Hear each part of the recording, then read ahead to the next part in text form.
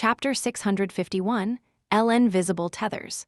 Some time later, Sunny was back in his luxurious cabin, sitting on the soft bed and staring at the wall with a distant look on his bestial face.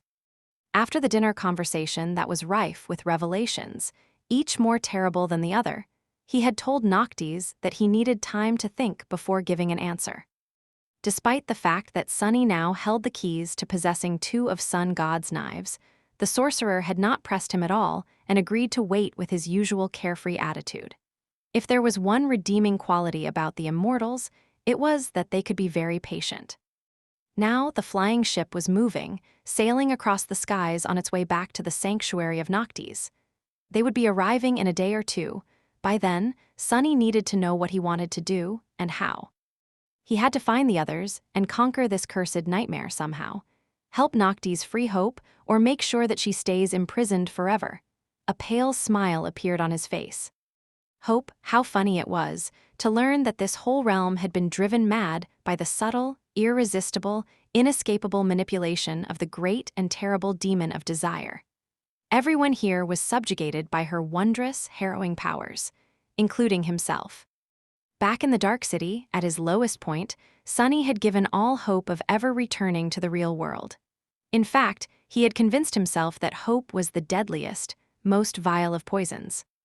It was only after he had clawed his way back from the brink of madness and out of the forgotten shore, returning alive to the waking world, that he understood the erroneous and destructive harmfulness of that misguided belief.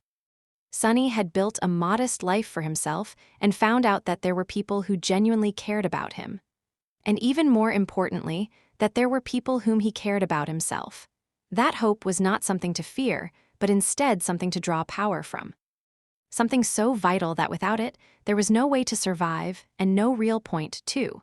So, learning that his mind was now literally being poisoned by hope was full of incredibly bitter irony. How fitting, he sighed, and then stared at his 4 calloused hands. The obsidian knife, the ivory knife, the glass knife, the wooden knife, and one more which he knew nothing about. Could they really collect them all? Noctis, Solvane, the Sun twins, the one in the north, could they really survive them all? Whether he liked it or not, there was only one inevitable way to find out. First things first, he was going to have to make his way to the Iron Hand Island to see if the others had left clues to their whereabouts. Luckily, it was not that far from the sanctuary. Noctis had said that Sunny's new heart needed a week or two to settle, whatever that meant, so he wouldn't be able to go right away. But the goal was already in sight. After the cohort was reunited, they would have to make a decision about which side to support. The others, Sunny wondered where they were and how they were doing. Were they even alive? Had their journey in the nightmare been as harrowing as his? Recalling his own struggles, he shivered. The nightmares, most of them had faded from his memory, their details dissipating until all that was left was one dark, chaotic mess of vague images, pressing weight and sharp emotions. But some were still clear and vivid in all their terrible splendor, especially the first ones he had lived through. He remembered it all, being a father who watched the flames consume his son-wife. An unborn child, an old man who dragged his weak body across scorching ash as his whole world burned around him. An immortal warrior being endlessly tortured by his own brother, and a cunning shadow who had grown too tired and indifferent to care about life. That last one was, perhaps, the most damning, not because it was especially torturous. On the contrary, the Shadow Lord had been content and at peace in his last moments, but because it showed Sunny the pain and sorrow of those whom the heartless immortal had left behind. That understanding was only made worse by witnessing how the Shadow's beloved steed had ended up, lonesome, broken, and consumed by madness, guarding the empty castle that his master would never return to until his last pitiful breath. But that was the nature of life. As one went through it, they collected strings and tethers that connected them to others. Everyone's fates were intertwined, and everyone was tied down and bound by those numerous connections, some of them fleeting, some deep and precious. Sunny, too, was not untethered anymore. Which meant that, should he die or be destroyed, his would not be the only fate that was broken and damaged. Everyone connected to him would suffer, too. And that in a way, made him responsible not only for himself, but also for those whose lives he had made different. The weight of that unfamiliar responsibility pressed heavily on his shoulders. Sunny sighed. Was there really such a thing as freedom? And if there was, would anyone really want to possess it? He closed his eyes for a moment, overwhelmed by all these daunting thoughts. Even though he had forgotten most of the nightmares, they still changed him. He felt older somehow and, hopefully, wiser. More mature and tempered, but also more fragile. He spent some time in silence, listening to the hull of the flying ship creaking gently around him and his two hearts beating steadily in his chest. Then, Sunny breathed out and opened his eyes. There was not much time to spend on pondering and self-reflection. A nightmare was a place for action, not philosophy. The corner of his mouth curved upward. Fine, let's get ready to act then. First, I should probably, finally, check on all those rewards I received, thanks to that damned horse. And there were plenty, chapter 652, plentiful gains. Sunny got comfortable on his criminally soft bed, picked up a few succulent grapes from the tray placed on an intricate table near it, threw one in his mouth, and finally summoned the runes. Let's see. The first thing he glanced at was the shadow fragments counter. He vaguely remembered receiving what felt like much more than 6 after slaying the black steed, who had been an awakened terror. So, Sunny was hopeful to see a pleasant number. However, when he did see it, he almost choked on the grape juice to death. What the spell? What? He even rubbed his eyes, thinking that he was seeing things, but no, the counter was the same. Shadow fragments, 2,823/3000. Sunny stared at it in disbelief. 600, I received almost 600 fragments for killing that damned horse. Absent-mindedly, he threw another grape into his mouth and proceeded to almost bite off one of his fingers from the sheer disorientation of it all. How is this even possible? He thought about it for a bit, stunned, and then tilted his head a little. Could it be? One of the advantages, but also inherent drawbacks of Sunny's aspect, was that it operated through shadow fragments instead of the usual soul ones. So, while Sunny didn't need to collect and absorb shards to grow stronger, he also could not use the shards of creatures that he had not personally slain for that purpose. The other detail was that, unlike all human awakened, he did not receive a portion of all the accumulated soul fragments after killing others of his own kind, and instead received just 1 or 2, depending on their rank. Was that perhaps because the spell, or rather, the world itself, did not consider him a human? He was a divine shadow, after all, and shadows recognized him as one of their own. So, would it be safe to say that in this context, his own kind were actually not humans, but shadows instead? The black steed had been a shadow created by one of the chain lords. An awakened terror possessing 6 cores, and with 1,000 years of battles and bloodshed behind his shoulders to fill them to the brim with shadow fragments. Did Sunny receive a portion of the fragments accumulated by the tenebrous courser throughout his long and grim life, as a normal awakened would after slaying another human? The math certainly supported that theory. Sunny's eyes ignited. That is it. Not only was he correct, he might have just stumbled on one of the most crucial secrets about his own aspect, power, and future. Even since finding out that his aspect allowed him to form and possess multiple cores, Sunny had been wary of the eventual toll hunting down enough nightmare creatures to create a new one would exert. As a sleeper, or even an awakened, he was too small and vulnerable. Any powerful abomination would have been able to snuff him out of existence with no more than a glance. The higher he climbed on the path of ascension, the less of such existences there would be, and thus, the higher his chances of survival were going to become. However, that also meant that there would be fewer creatures he would be able to hunt down to collect shadow fragments, since slaying those lower than him in rank did not give him any at all. But now that he knew how much he could gain from destroying true shadow creatures, perhaps there was still a way for him to grow stronger rapidly even after becoming a master. In any case, his progress was already staggering. First, the 1,000 fragments he had earned in the blood-soaked arena of the Red Colosseum, and now these hundreds he gained by slaying the nightmare steed. Neither of these feats had been easy. In fact, Both rewards had cost him an unimaginable amount of pain, torment, and damage, both mental and physical, but the result almost made it seem as if it had all been worth it. Almost. At the start of the nightmare, the idea of gaining enough fragments to create a fourth core had seemed so distant and unreachable.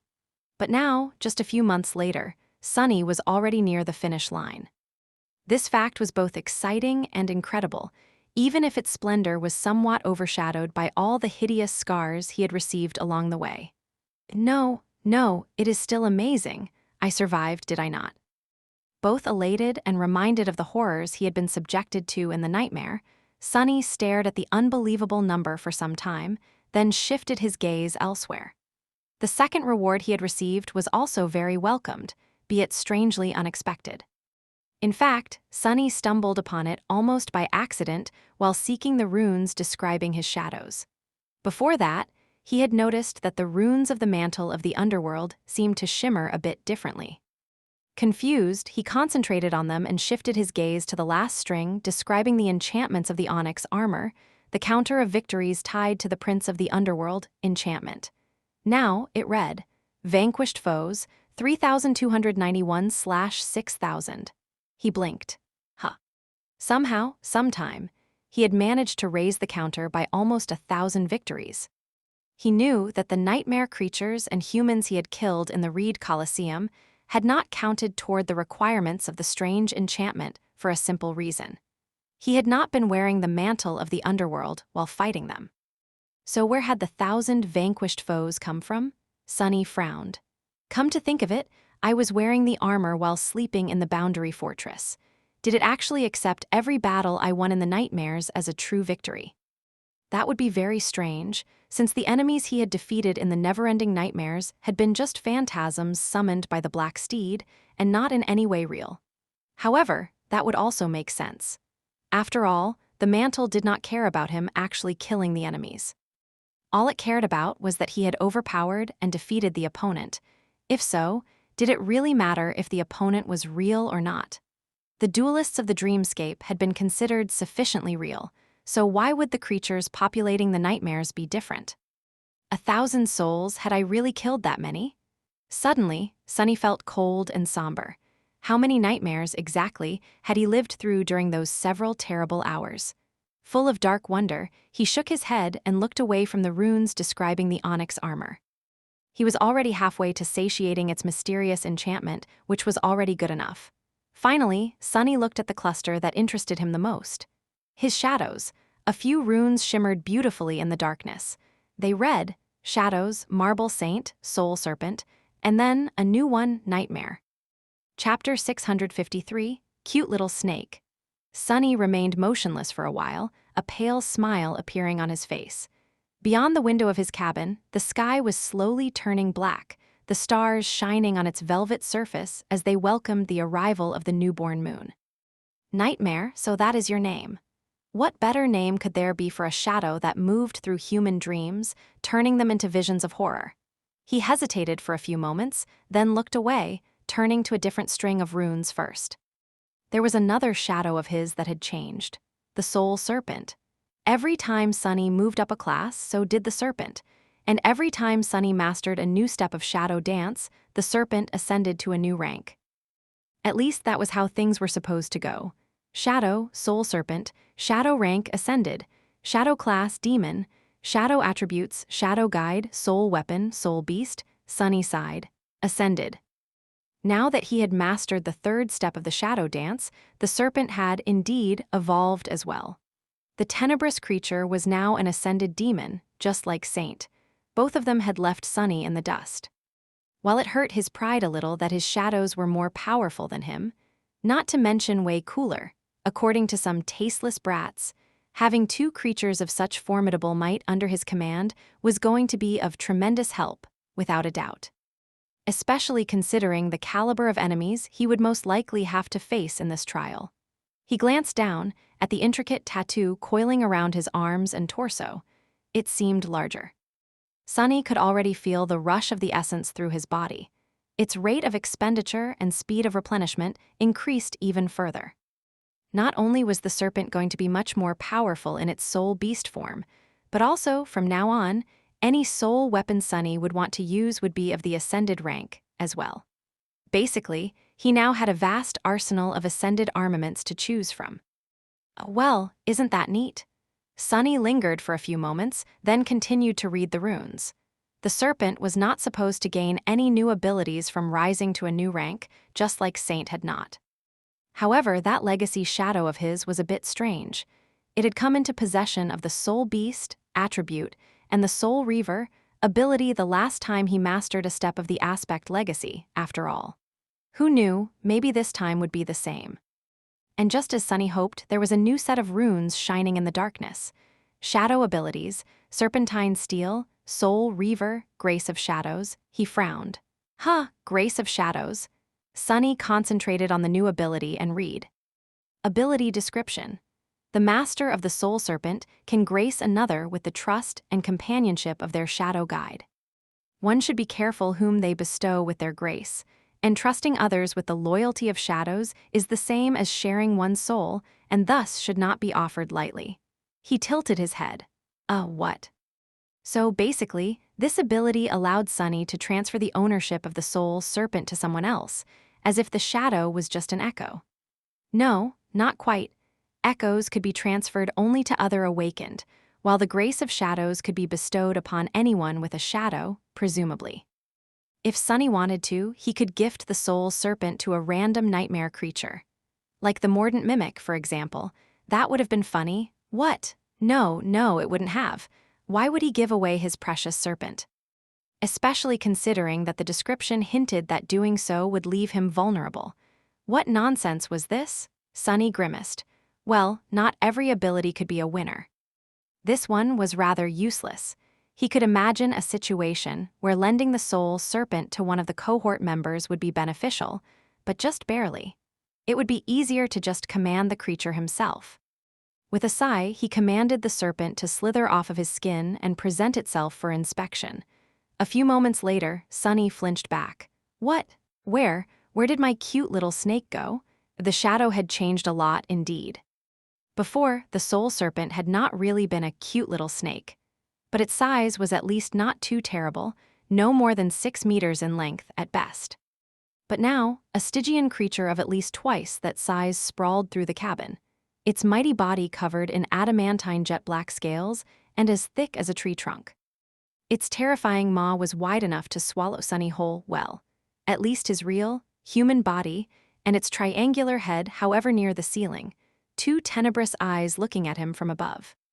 The Soul Serpent was so large that it barely fit into the confines of the cabin, suddenly making it look small and fragile.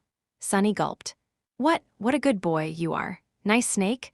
You can return now, buddy. The shadow stared at him for a few more seconds, then hissed deeply and moved, its scales rustling on the floorboards. Soon, it turned back into an intricate, beautiful tattoo. Sunny remained motionless for a few moments, shaken, and then slowly grinned. Good. Perfect. If even I am afraid of that thing, imagine how my enemies will feel. Some time later, Sunny commanded the serpent to turn itself into the black Odachi and sat quietly for a while, glancing at its somber steel. Every centimeter of this weapon was familiar to him, and yet it felt different. The great blade felt sharper, stronger, far more devastating. This was a weapon one could cut a mountain with. He willed the soul weapon to shift into a spear, then a tang dao, then a takai, and finally a battle axe. All of them felt the same, deadly and brimming with dark power. Only the axe seemed a little bit off. The serpent could take any form, but was limited by Sunny's knowledge. The better he knew a weapon, the better he could imagine it to the smallest of details, the greater the result would be. And so, while he could command it to assume any shape, those that he had experience with would produce the best result. He feasted his eyes on the somber steel for a bit, and then put the shadow aside. It was time to check on the rest of his rewards. Since Sunny's mind had been preoccupied with the soul serpent and his aspect legacy for the last few minutes, he decided to continue with that. Summoning the runes one more time, he looked to the bottom of the shimmering field of symbols and concentrated on a certain string. Aspect Legacy, Shadow Dance. Shadow Dance Mastery Level 3/7, First Relic claimed, Second relic, claimed. Third relic, claim. Sonny hesitated for a long time, his face turning grim. What the hell was he going to do if the third relic turned out to be another drop of ichor? Waste it again? Curses. Finally, he inhaled deeply and thought, claim. For a moment, nothing happened. And then the spell whispered into his ear, you have claimed an aspect legacy relic. You have received a memory. Sonny gritted his teeth and looked up at the list of his memories.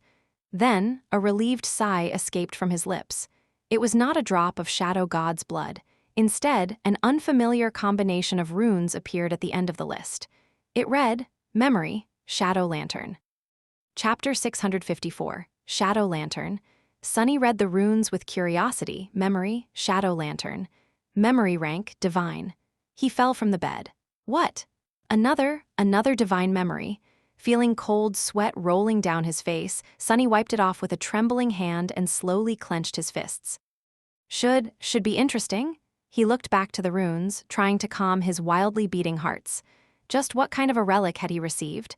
Sonny got a hold of himself and continued to read the description. Memory tier, memory type, tool. A tool makes sense. It is a lantern, after all. But what does it do? Lanterns are supposed to produce light and illuminate things. That's not exactly what shadows are known for, is it? With a concerned frown, he looked back at the runes. Memory description. Death is just the shadow of life, said the gods of life. And peace is just the failure of war. Have you ever been something that had not been stolen, made empty and vile? Have you ever done something that was not futile and hollow? Can you even exist without being cast by another? Look at how weak you are, how small you are. Am I supposed to be frightened of a small shadow? Made pale and feeble by the radiance of day, Shadow laughed and rose from the ground. As he did, his figure swallowed the land, devoured the heavens, and blotted out the light of the sun. Soon, there was nothing left around them but darkness. And from that darkness, a hiss came, making life tremble. Life is just the prelude to death, and war is just the key to open its gates. Everything you cherish, everything you nurture, everything that starts with you will one day be mine, be welcomed by me, swallowed by me, and find peace within me. This is the mercy of Shadow, hollow, futile. You might have come first, my sister, but when your cruelty ends, I will be all that remains, Sonny shivered. Damn, was Shadow God always that creepy? Due to his closeness and affinity to shadows, he had never thought about the god of shadows as terrifying. After all, even other gods had not held Shadow in high regard, at least from what Sonny knew.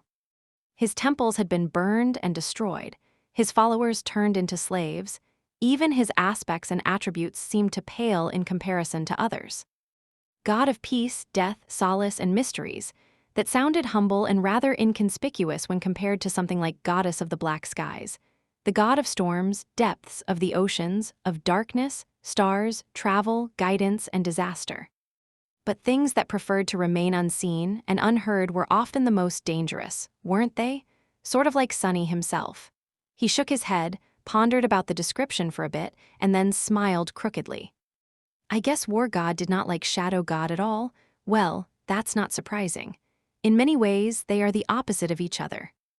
No wonder every time I meet someone from the war camp, I end up either having my heart torn out or, even worse, lured into a nightmare so cursed that all other nightmares ought to give it face. He sighed, then continued reading the runes. Memory enchantments, gates of shadow. Enchantment description. This lantern devours light and can contain, and then release, an infinite amount of shadows. Sonny blinked.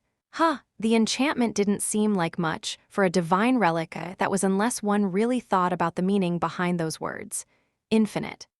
He suspected that in this case, the word was used to describe an actual infinity instead of a fake one, like with the endless spring. If that was the truth, yes, an object that could contain infinity was indeed worthy of being divine. It simply broke all the laws of reason. However, how did it help Sonny? He frowned, a little bit disappointed. Why couldn't it be a nasty, all-destroying sword instead? He summoned the memory and saw a small lantern weave itself from darkness in his hand. The thing was not too big, about the size of his palm, and made out of black something. It didn't feel or look like any material he had ever seen, resembling stone more than anything. The frame of the lantern was intricately engraved, making it seem and feel like the scales of a serpent, and its walls were made out of glossy black morion. There was a ring of dark metal on its top, with a short chain attached to it. It could be held in a hand or fastened to one's belt, if need be. As soon as the lantern appeared, the darkness of the night that surrounded Sunny instantly became deeper and colder, oppressive and impenetrable. Any hint of starlight was devoured, turning the interior of the cabin completely black. He, of course, could still see through that darkness, but anyone else would probably have a lot of trouble. Suddenly full of a pleasant feeling of comfort, Sunny turned the beautiful lantern around and noticed a small door on one of its walls. He hesitated, then commanded the door to open. It instantly slid forward, revealing a square of utter nothingness behind. A moment later, Sunny felt his hair stand on end and his heart stagger in his chest. He was suddenly cold, overwhelmed by unease and terrified. Like an animal facing something so much larger than itself that the difference in size could simply not be comprehended. He slowly exhaled, the breath escaping his mouth as chilling mist. I guess that is how infinity feels. The lantern was empty, so he couldn't command any shadows to escape it. So instead, he glanced at the happy shadow and raised an eyebrow. "Wanna come inside?" The shadow looked at him with fear, then energetically shook its head. Sunny rolled his eyes, then turned to the creepy one. "What about you?" The creepy guy stared at him for a bit, then shrugged indifferently and disappeared into the small door as if he had never been there. Sunny could still vaguely feel their connection, but not in the way that he was used to. He couldn't see, hear, or sense what the shadow was seeing, hearing, and sensing. All he knew was that it still existed, somewhere else in a terrible, vast, dark, and cold place. His face grew dim, and he commanded the creepy shadow to return. The weird guy flowed out of the lantern, shrugged again, and planted himself back on the floor. Then, when it thought that no one was watching, the shadow shuddered and hugged itself for a moment. What a strange memory. What was the use of it? Sunny summoned Saint and tried to repeat the experiment, but to no avail. The tenebrous night remained motionless when he told her to enter the beautiful black lantern, not showing any signs of knowing how to abide by the order. "I guess it doesn't work with shadows." He frowned, then lowered the lantern to the ground and brought it closer to wild shadows hiding in the corners of the cabin. Then, feeling extremely stupid, Sunny thought aloud. Do you want to come inside?" The shadows moved slightly, flowing toward the lantern, and then swiftly slid through the black door. A hint of a smile appeared on Sunny's bestial face. Now we're talking. That I can work with." Satisfied, he closed the door of the lantern and then dismissed it. Sunny was still a little bit sad that the relic had not turned out to be a destructive weapon, but his disappointment waned. While not as immediately useful, the lantern would allow him to carry friendly shadows, an infinite amount of them, no less, with him at all times. That would counteract the main weakness of his aspect, the fact that most of his abilities only worked within the veil of darkness, to a large degree. And without a doubt, as his powers grew and the number of his abilities increased, having a swarm of deep shadows at hand would only grow more useful.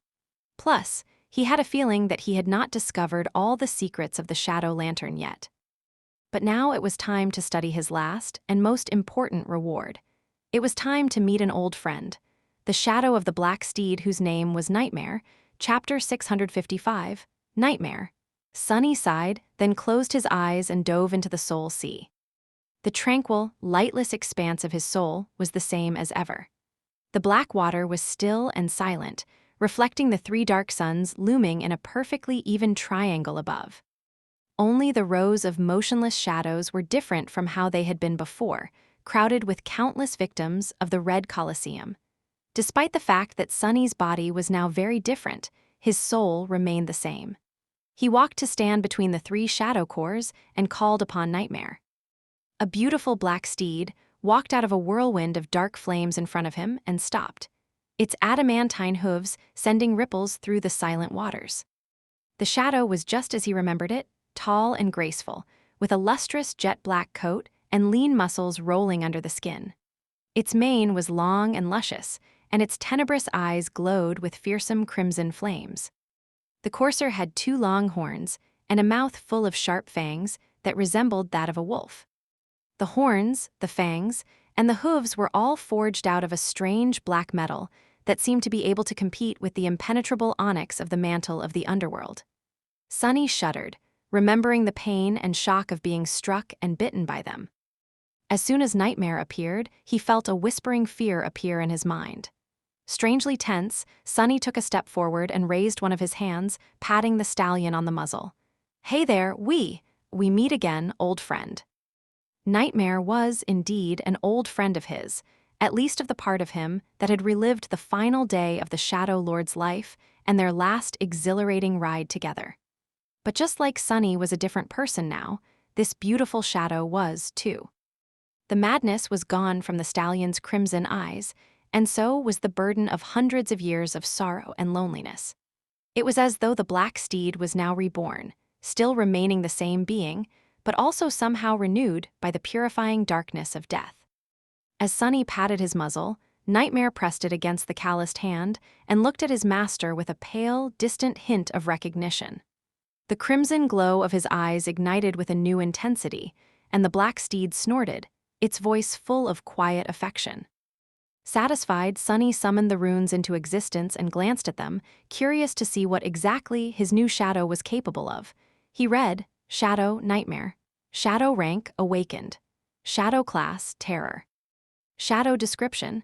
This beautiful steed was tamed by the treacherous lost from light in the depths of a harrowing dream. The two shadows battled across countless nightmares, shattering them all apart. Neither was willing to give up, so in the end, the nightmares did. Sunny sighed. Again with that treacherous nonsense. At least the spell did not openly mock me this time. He still remembered the biting description of shadow dance. Shaking his head dejectedly, Sunny rubbed the terrible scar on his neck and turned his attention back to the runes. Shadow attributes: Swift, Dark Destrier, Dreadlord, Dreamwalker. Swift attribute description. This shadow is especially swift and enduring. Dark Destrier attribute description. This dark horse was meant to be a shadow warrior steed and accompany its rider into battle. It is fierce, loyal, and knows no fear. Its speed, strength, and resilience grow when surrounded by darkness and shadows. Dreadlord attribute description. This shadows might grows the more he is feared. Dreamwalker attribute description. This shadow can travel through dreams. Sunny studied the black courser with a thoughtful expression. So Nightmare was incredibly swift and enduring.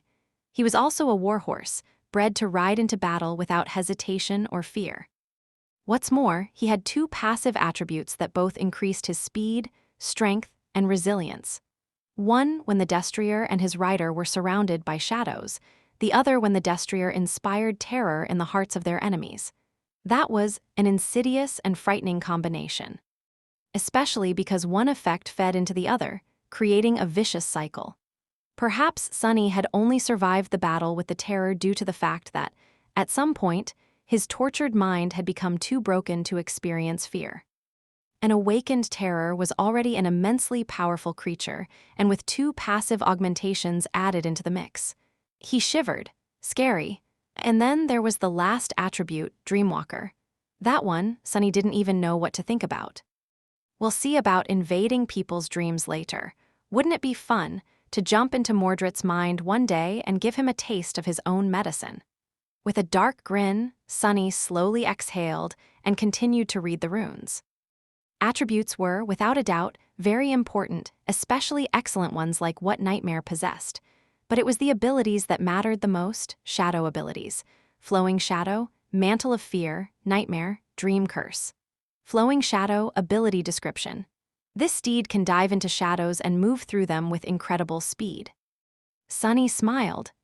So basically, it is like Shadow Step without the teleportation part. Still very useful and works perfectly with my own ability. He turned back to the runes, his mood elevated. Mantle of Fear ability description. This shadow is capable of delivering a continuous mind attack around it that infects its foes with crippling fear. Sunny couldn't help but whistle. That is just. Damn, the ability to radiate an aura of terror was already incredible enough. It could debilitate weaker enemies completely. And even if more powerful creatures were able to resist some of the effect, a seed of dread was still going to be planted into their minds. And that was directly tied to the dreadlord attribute of nightmare, which made him stronger the more he was feared. Scary, so scary. It was a good thing that Sunny had been wearing the mantle of underworld when he met the black steed. The onyx armor gifted him with a good amount of protection against mind attacks, after all. With his smile growing both wider and a bit pale, he moved to the next ability. Nightmare, ability description. This shadow can create and subjugate nightmares. The more nightmares serve it, the more powerful it grows, both inside and outside dreams. Dormant nightmares, 0. Sunny stared at the runes for a while, trying to make sense of them. So, Nightmare's tyrant ability, the one that allowed him to create minions, was meant to subjugate real nightmares, not any kind of beings made of flesh and bone, but actual dreams. And the more of them served him, the more powerful he grew. These nightmares, it seemed, possessed a rank of their own, which was currently dormant, one lower than the Black Steed's own. Additionally, there were currently 0 of them under his authority. But how could one create a nightmare, or subjugate it? Sunny had no idea. What he did understand, though, was why his own journey through the countless nightmares had ended when it did. It seemed that each of the harrowing dreams Sunny experienced had been either collected or made by the original nightmare throughout the centuries, and once all of them were destroyed, he broke free of the Black Steed's hold. Interesting. Sunny was going to have to figure out how to get his shadow some minions of its own. Something told him that the process was going to be neither straightforward nor easy. With a sigh, he glanced at the last ability that Nightmare possessed. This one was called Dream Curse, but looked different from all the rest. The runes constituting the string were dull and lifeless, as though the ability was not accessible. And indeed, when he tried to concentrate on it, a few new runes appeared. Nightmares required, 0/1000. Sunny grimaced. Damnation. I guess being a true terror is not that simple. Still, his new shadow was a fearsome one. Not only was it a swift and mighty steed, it was also a force on the battlefield in its own right, one that could instill fear in the hearts of his enemies, and then feed on it to grow stronger. More than that, it was a true shadow creature, which meant that its attributes and abilities went perfectly with his own. Sunny had experienced the terrifying fury of the Black Courser himself, so he felt giddy knowing that this fearsome creature was going to be fighting on his side from now on. Gods knew he was going to need as many powerful allies as he could find. His smile dimmed a little. There was one very obvious flaw about Nightmare. It wasn't the Black Steed's fault, of course, but saddened Sunny nevertheless. He let out a deep sigh. Yeah, if only you came with a saddle. How was he supposed to ride this scary horse without a saddle?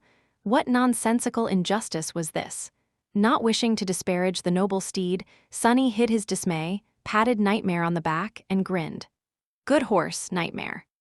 Don't you worry, you and I are going to terrorize so many humans, nightmare creatures, and vile immortals that you'll collect some nasty dreams in no time.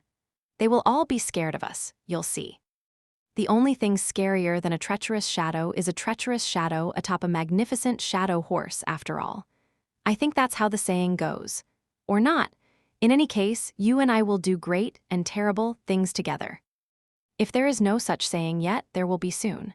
With a satisfied grin, Sunny dismissed the Black Courser, then left the Soul Sea and lay down on his bed, enjoying its immaculate softness.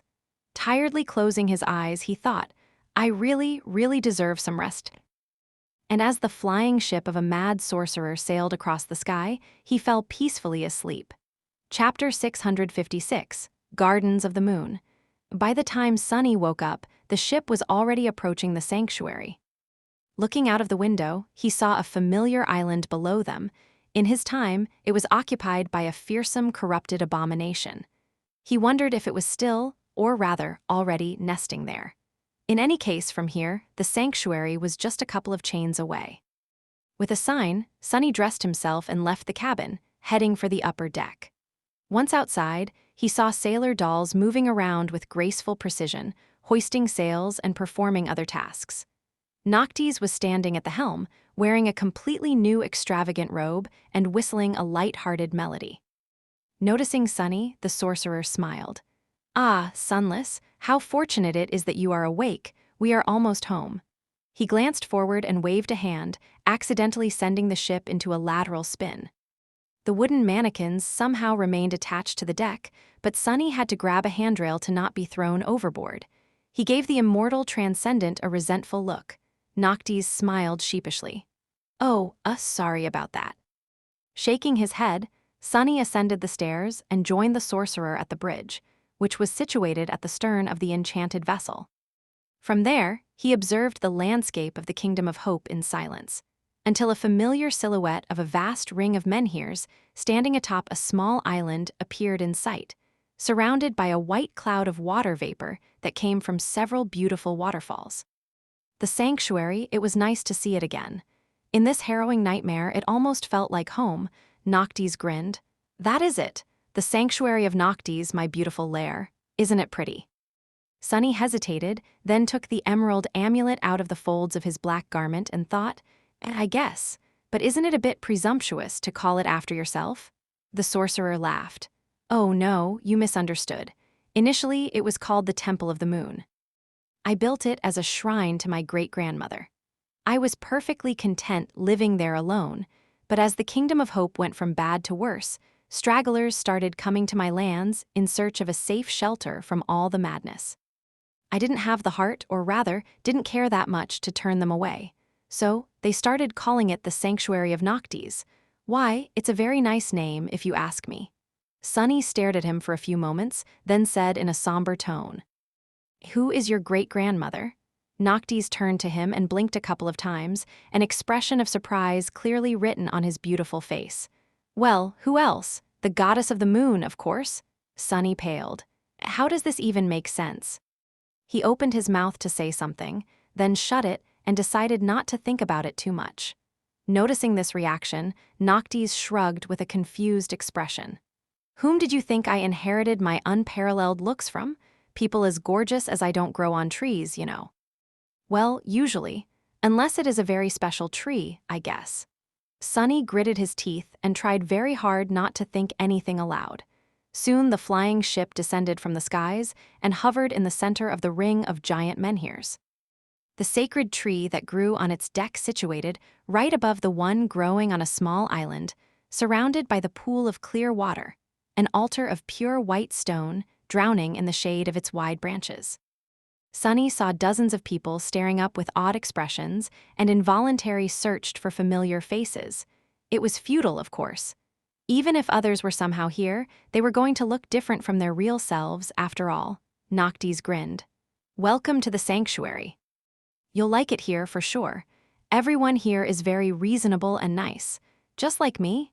Hearing that statement, Sunny shivered. Together, they left the flying vessel and walked through the garden, heading to the sorcerer's private quarters. Coincidentally, the residence was situated in the same place where the White Feather clan had established their stronghold in the future. Noctis built his home inside the Ring of Menhirs itself, however, instead of on top of it.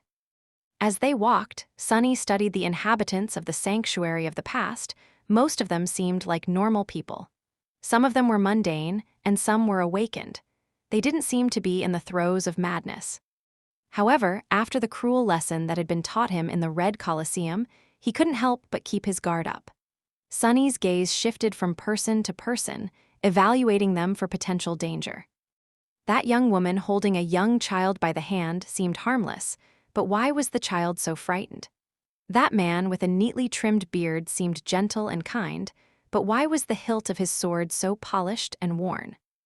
That beggar who sat lonesomely by himself, his body and face disfigured and wrapped in bandages like that of a leper, seemed too weak to pose a threat.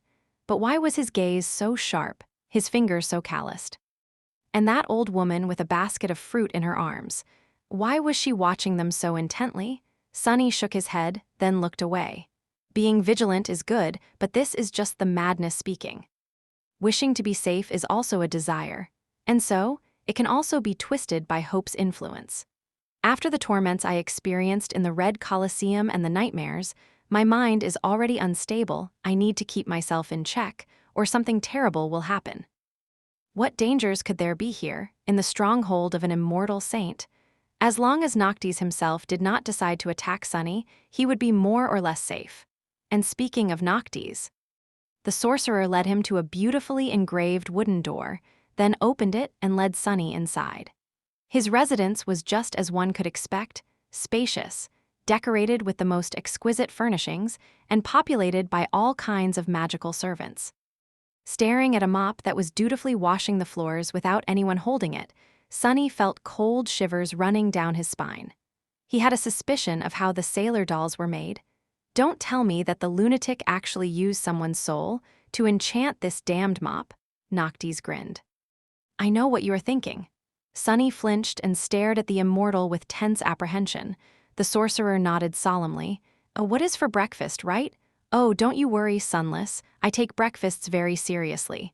Let us eat, then drink, then talk. He sighed.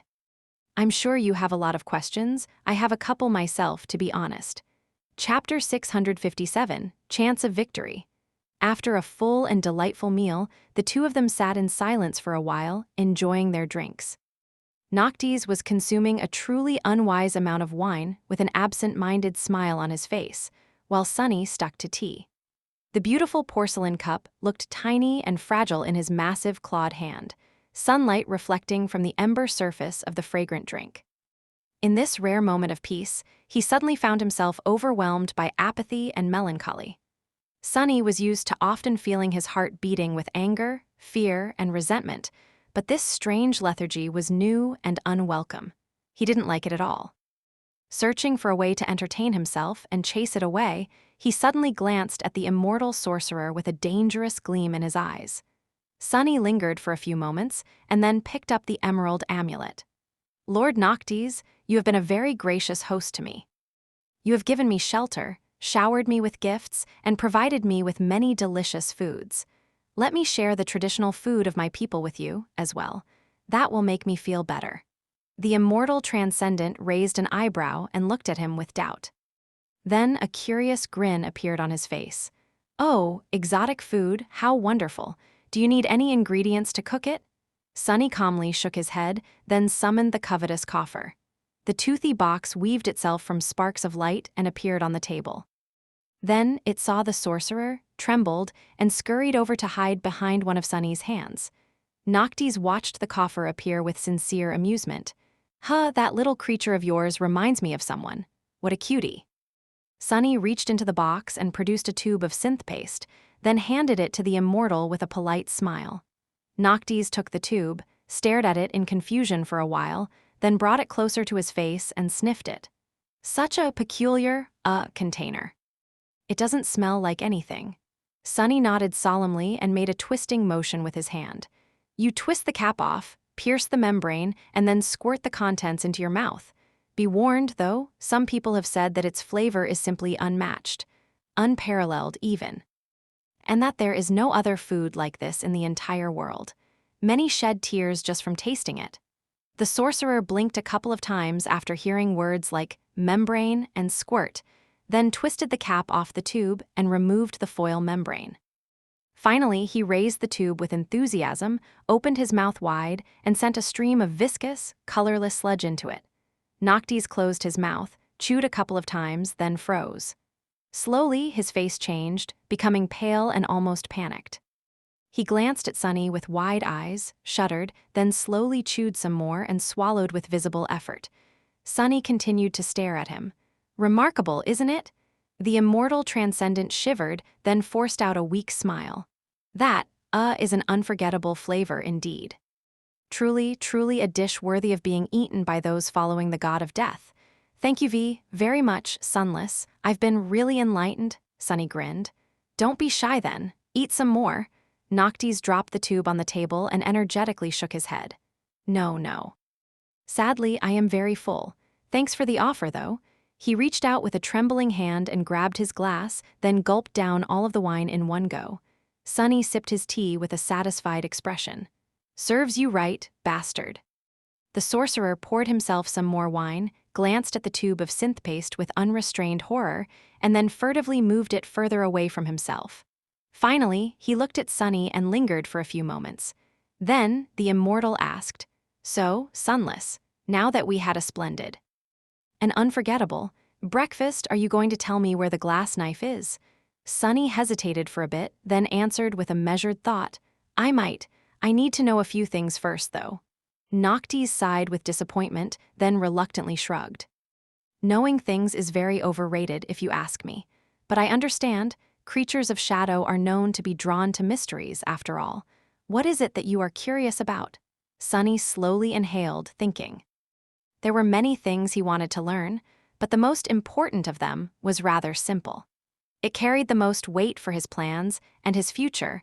Was Noctis really capable of defeating the other immortals and breaking Hope's chains? It certainly didn't seem so. As far as chain lords went, the sorcerer was not the most fearsome and terrifying.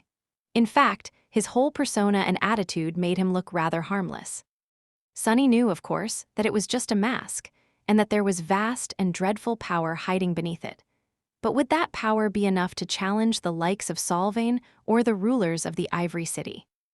Both factions had armies, countless awakened, and enough resources to wage a war for centuries, while Noctis only had himself and a few sailor dolls. So was his desire to unleash hell upon the Shattered Kingdom just madness?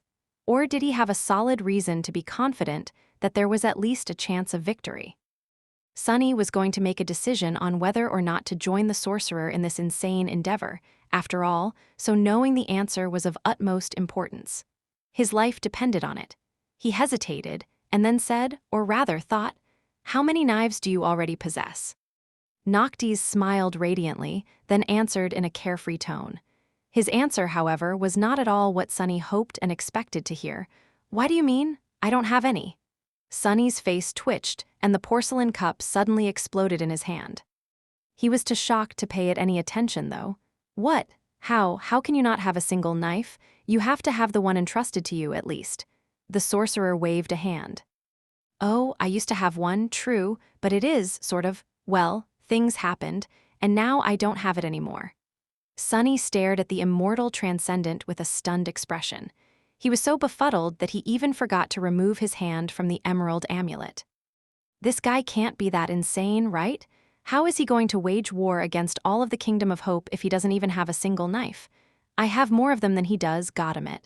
Noctis laughed. So fierce, so straightforward. Ah, but don't worry about it, Sunless. He remained silent for a few moments, drinking his wine, and then sighed. You see, in the beginning, there were 7 knives, entrusted to the 7 of us to hold the fate of another in their hands. The iron knife, the wooden knife, the ember knife, the glass knife, the ivory knife, the obsidian knife, and the ruby knife. The sorcerer stared into the distance, as if remembering the past. A dark expression appeared on his face. The iron knife was used and destroyed, and so was the ember knife. So only 5 remain. However, through coincidence or maybe fate, none of the chain lords now possess one, except for Solvane, who wields her own fate and not that of the other. He smiled. You see, the shadow hid the glass knife before his death. No one knows where it is. The obsidian knife had been entrusted to the one in the north, but she lost it to me in a game of wit, Sunny growled. Wait, didn't you lose that one too? How the hell did you manage to lose 2 of the damned knives? Noctis giggled. Oh, actually, I lost 3. I had the ivory knife too, at some point. Sunny groaned, then grabbed his head. What is wrong with you? Why is all of this so confusing? The sorcerer remained silent, smiling politely. Finally, he sighed. Oh, you are right. It is very convoluted, I guess, for someone who hasn't been living it all for centuries. So, let me start at the beginning and explain to you the fate of each of the knives. Then, you will understand why I dare to challenge all the other chain lords and how I hope to defeat them. Sunny grimaced, then nodded dejectedly. Noctis poured himself more wine, remained silent for a few moments, and then spoke. The glass knife is the most simple to trace. Chapter 658, 7 Knives. Sitting on a plush cushion with a glass of fine wine in his hand, Noctis recounted the fates of the 7 divine knives. The iron knife was destroyed when Lady Ader was murdered, and the ember knife was stolen and destroyed when the shadow took his own life. Of the remaining 5 knives, the glass knife is the most simple to trace. It belonged to the shadow, and now it is where the shadow had hidden it. He paused and then continued, The ruby knife. That one was entrusted to me. Some time ago, well, I was a bit concerned about my state of mind. Hope's madness is very insidious, sunless, and not even someone like me is immune to it. So, frightened of what I might do, I gave it to a dear friend of sorts for safekeeping. Which means that you and I know the location of two knives already. The sorcerer sipped his wine and frowned. Then there is the obsidian knife, which I won from the one in the north in a game of wit. The others weren't happy at all that I possessed two knives, so I placed it on the altar in my sanctuary and proclaimed that everyone who manages to gather enough of my coins can take it. A heavy sigh escaped from Sunny's lips. You did what? What was wrong with that guy? It was a relic created by Sun God they were talking about, the key to an immortal's death. Why would he just put it where everyone could see it and even put a price tag on it? What madness was this? Noctis shrugged with a guilty look. Listen, those coins are very precious, I'll let you know. Who could have thought that someone would actually be crazy enough to collect them all? But someone did. A very determined and reckless young man, in fact. That daredevil took the knife and disappeared. He was probably killed for it, but where and how, no one knows. The obsidian knife was lost, but as I said, these knives never remain lost for long. And here you are, sunless, wielding it. So. The sorcerer raised a hand and showed Sunny 3 elegant fingers. That is 3. The next one is the most curious, the ivory knife.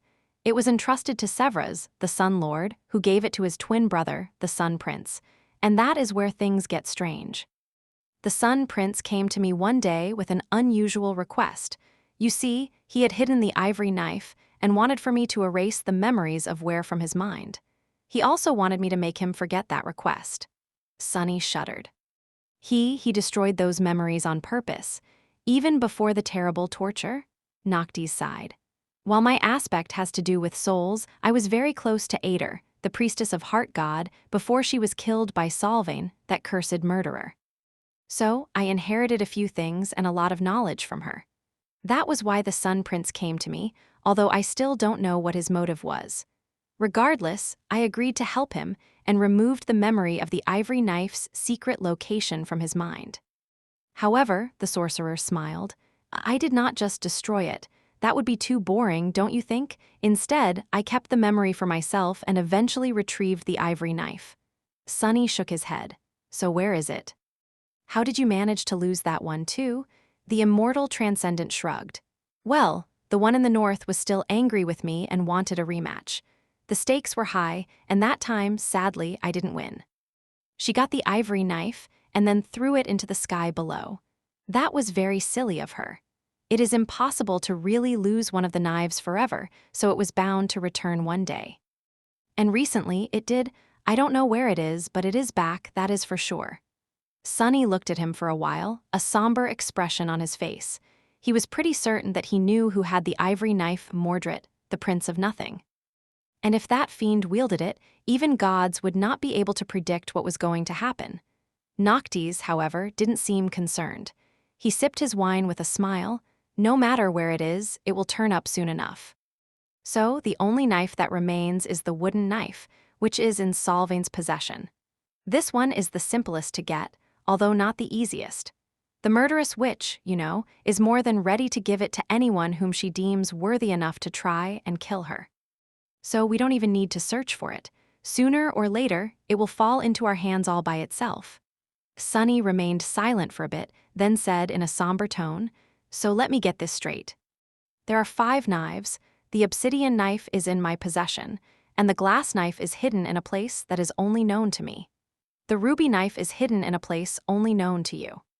The wooden knife will be given to us by Solvain if we defeat her, and the ivory knife is somewhere out there, being pulled toward all this mess by fate. The sorcerer nodded with a smile. Indeed. So, you see, while I do not possess any of the knives yet, getting 3 out of the 5 would not be too difficult, and the 4th one will naturally appear on my path. 4 out of 5, it doesn't look that crazy anymore, don't you think? Sunny hesitated. Yes, it only looked very crazy instead of utterly crazy now. But all he needed was to know that there was a chance of victory, and now it seemed that there was. Noctis, eccentric and unreliable as he seemed, had not made the decision based on nothing. The sorcerer glanced at him and raised an eyebrow. "So, Sunless, are you going to share the location of the glass knife with me and help me free Hope? Shall we break her chains and free this land and ourselves of a fate worse than death? What do you think?" Sunny sighed. That was a very troublesome question, and completely inescapable at that. However, he could not answer it yet. Looking at the immortal sorcerer, he said, "I can't make that decision alone. I need to discuss it with my friends first." Noctis blinked. "Oh, well, why not? It is always good to have loyal friends. Where are they?" Sunny shifted slightly. I don't know." The sorcerer scratched the back of his head with a perplexed expression. "I guess we'll have to find them first then." "Tell me, what are their names?" Sunny looked away, then cleared his throat awkwardly. I don't know that either." Who knew what names the members of the cohort received in the nightmare? Noctis stared at him for a few moments, then asked in an even tone. "You don't know the names of your friends. How? Interesting. Well, how do they look then?" Sunny smiled sheepishly, or rather, he tried. With his bestial face and sharp fangs, the result was far from being as innocent and apologetic as he would have wanted it to be. "Actually, I don't know how they look either." The immortal transcendent slowly took a sip of wine, remained silent for a bit, then spoke. "So, if I understood correctly, you won't tell me about the glass knife until you have consulted with your friends, but you don't know where they are, what their names are, and how they look. Did I get it all?" Sunny shifted awkwardly, then shrugged. "Yes. But they were supposed to leave me clues of their whereabouts on the Iron Hand Island. That's something, right?" Noctis emptied his glass and looked at him with a strange smile. "Sunless, how do I say this? There is no island by that name in the Kingdom of Hope." "Oh, right. The Iron Giant might have been still alive and in possession of both of his arms, so there would not be an Iron Hand Island indeed." Sunny shook his head. You just know it by another name. It does exist, don't worry. Actually, it is right here, near the sanctuary, so I will have to go there first before giving you an answer." Noctis looked at him, blinked a couple of times, and then sighed. "All right, then. In that case, wait for a week or two before your new heart settles. Traveling before that would be very unwise, but after that, do go and find your friends. Invite them here, actually. I doubt that there's a friend of yours who is better, smarter, and more beautiful than I, but I'm sure that they are all nice people, or demons, or whatever they are." He smiled, and then winked at Sunny with a slightly mischievous look. "I can't wait to meet them." Chapter 659, Arrest Before the War. Sunny did not fully understand what the sorcerer meant by saying that the new heart needed time to settle. Physically, he felt fine, great, even. Both of his hearts were beating steadily in his chest, powerful and dependable like relentless machines. However, he had not put them under any strain since the battle with Nightmare, so there was no way of telling how they would behave in a crisis. Remembering the frightening pain of having his heart give out, Sunny decided to take the immortal's word for it and allow himself to rest. He needed rest anyway. While his body had healed, the mind was not that resilient. Sunny felt that his mental state was not in the best of shapes, however. Strangely, it was not as bad as he would have expected. After the hellish 2 months he had spent in the Red Colosseum with Elias, their subsequent escape, and the young man's death, Sunny had been numb and apathetic for a long time. He had gone through the motions of pursuing a simple goal without much emotion, hiding in the darkness as he traveled across the Kingdom of Hope, too hurt and defeated to feel anything. Already in a damaged and vulnerable state, he had been then thrust into the harrowing succession of nightmares and forced to experience one hideous torment after another. At this point, Sunny could have broken, but instead, unexpectedly, he had found himself full of rapacious determination. That determination had banished the suffocating lethargy and allowed him to endure countless nightmares and continue to fight, until there were none left. It was as though the two ghastly experiences clashed and counteracted each other, leaving him in a semblance of a healthy state. Or maybe it was just the matter of suffering a bitter defeat by Solvain's hand, but then refusing to give up and clawing his way to victory in the battle against Nightmare. That victory, costly as it had been, ignited his tortured spirit despite all the suffering it brought, the same way that the previous defeat had extinguished it. Well, healthy was a strong word. Perhaps functioning was more suitable. He could still feel barely closed wounds in his mind, which sometimes made their existence known. And added to that was the invisible, insidious poison of hope. Yes, a week or two of rest did not sound too bad. Sunny had a feeling that later, there would not be such an opportunity again. After their breakfast conversation, Noctis offered to host him in the luxurious residence. However, Sunny felt that sharing a living space with the eccentric sorcerer would have been very conducive to peaceful restoration, so he politely refused. In the end, he settled in spacious quarters on the opposite side of the ring of menhirs, close to where his small room had been in the future. His new one was larger and much better furnished. It was comfortable, beautiful, and safe. However, Sunny didn't like to stay inside the room for too long. Being surrounded by its stone walls reminded him of the dungeon of the Red Colosseum too much, so he spent most of his days in the inner garden of the sanctuary. The people living in the former Temple of the Moon did not seem as perturbed by seeing a horned demon walk among them as the humans of the waking world would have been, especially since they knew that Sunny had arrived with Noctis himself. However, they were still tense and apprehensive around him. In the end, Sunny found himself being avoided at all costs, which suited him fine. Not wishing to disturb anyone unnecessarily, he tended to remain in a corner of the garden where very few people ever appeared. Coincidentally, it was the same place where he used to sell soul shards in the future. His favorite stone, sadly, was usually taken by the leper whose body and disfigured face were covered with dirty bandages. Oh, well, life couldn't always be perfect. The first time Sunny sat down on the grass a few meters away from the leper, he spared the four-armed monster a short glance, lingered for a few moments, and then said in an ugly, grating, hoarse voice, "What kind of a creature are you?" Sunny looked at the leper, not really wishing to engage in a conversation, then reluctantly produced the emerald amulet and answered, "A demon. What kind of a creature are you?" The leper smiled, causing a bit of yellow pus to sip from beneath the bandages covering his face. A cripple, Sunny studied the man, then made a grimace and asked in a sullen tone, "I won't catch whatever it is that you have, will I?" The leper let out a creaky chuckle. "No, I'm not diseased, just burned." Sunny tilted his head a little, then shrugged and turned away. So, the leper was not a leper. His body was just severely burned, and judging by the fact that the rags covering the bandages seemed to have been pristine white once, he had probably come to the sanctuary from the Ivory City.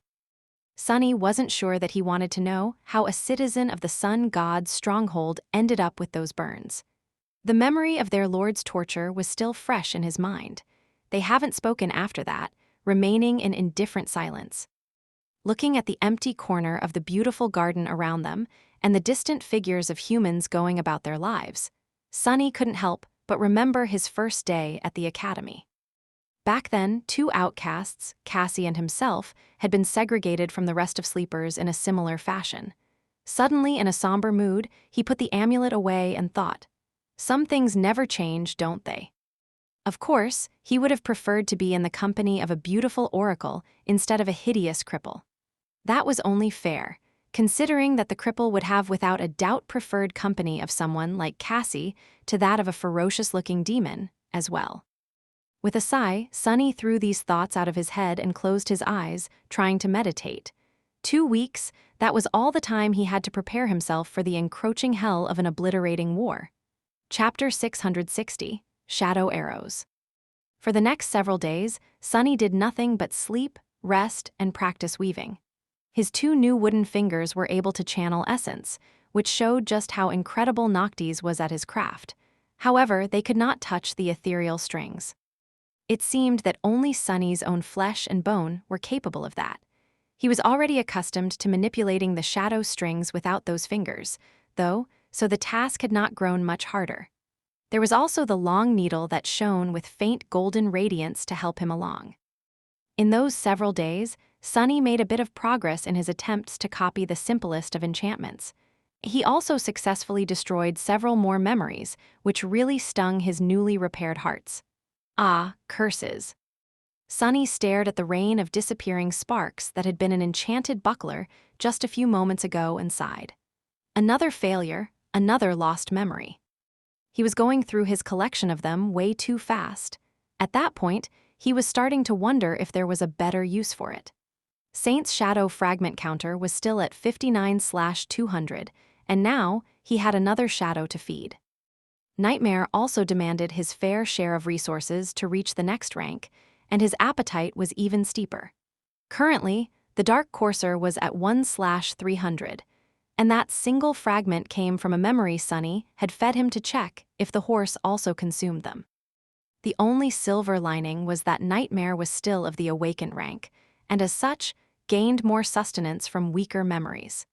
Getting him to 300 was going to require about the same amount as what Saint needed to get to 2.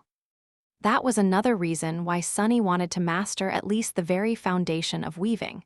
If he could create even the simplest memories himself, he would effectively gain the ability to convert soul shards into shadow fragments, as far as Saint and Nightmare were concerned. Probably. He already knew enough to try, actually, and only lacked a few shards to experiment. However, the ability to copy and modify enchantments seemed even more alluring. Just imagining the utility of such a skill made him tremble with excitement, but enough was enough. He could not endure the heartbreaking sorrow of losing another memory today. With each of them he destroyed, Sunny could practically see potential credits disappearing from his theoretical bank account.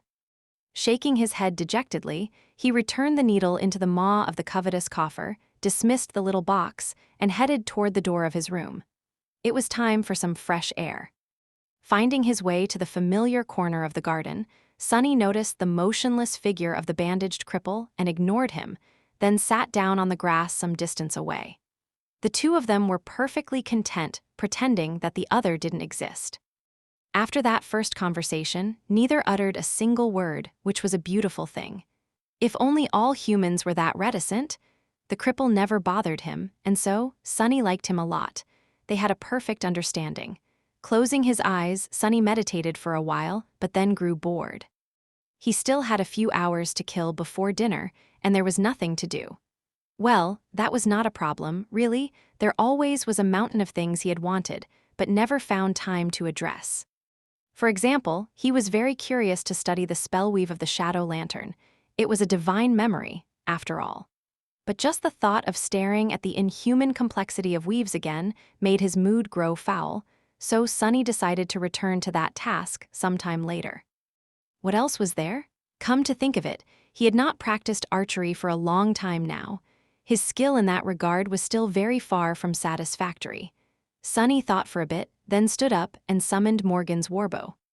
The beautiful black bow weaved itself from scarlet sparks, which were the same color as its grip and string, as well as the small brand in the shape of a straight sword piercing straight through an avel that was burned into its surface. He turned slightly and glanced at the gray stone of one of the giant menhirs that loomed some distance away. Surely the ancient stone pillar that had withstood 1,000 years in perfect condition and was going to withstand thousands more would not be damaged if he used it for target practice. Not that Sunny cared too much. Noctis would just have to produce a new menhir if he destroyed one or several. The bastard owed him this much, at least. With a short sigh, he raised the bow, placed his fingers on the string, and strained his muscles to pull it back. Due to the unbending enchantment of the fearsome warbow, Sunny needed all of his might as well as the help of the shadows. Just to draw the string, no mundane human would have ever been able to do that, and even among the awakened. Only those with aspects providing exceptional physical enhancement could hope to succeed. But thanks to that, every arrow sent flying by the black bow went especially far and hit with devastating strength. And speaking of arrows, as Sunny was drawing the string, a shadow appeared on it, then grew heavy and solid, turning from a ghostly shade into a sharp arrow. The other enchantment of Morgan's warbow, soul arrows, allowed it to attune to the soul of the wielder and create arrows that shared its affinity. The arrow Sunny just created was utterly black, with dark fletching and a narrow head that seemed to be made out of a sharp piece of obsidian. This was a shadow arrow, which flew swiftly and didn't produce any sound at all. It was also perfect for finding cracks in the enemy's armor. Actually, he could create a different kind of arrow, too, due to his high divine affinity. Those arrows were lustrous and seemed to be forged out of pale gold, their broadheads perfect for slicing flesh and causing terrible wounds. There was probably another quality to them, but Sunny had yet to figure it out. In any case, that didn't matter right now. Bringing the string to his ear with some effort, Sunny struggled to hold it in place, then closed one eye, took aim, and jerked his fingers away from the arrow. The string hit the inner side of Sunny's forearm, and the black arrow shot forward with incredible speed. Attracted by the sound, the cripple turned his head and stared at Sunny from beneath his dirty bandages. A moment later, the arrow hit the giant menhir, completely off the mark. He had aimed at a tiny crack on the surface of the ancient stone, but had not managed to strike anywhere near it. Looking down at his forearm, which now had a deep cut, Sunny clicked his tongue and let out a dissatisfied growl.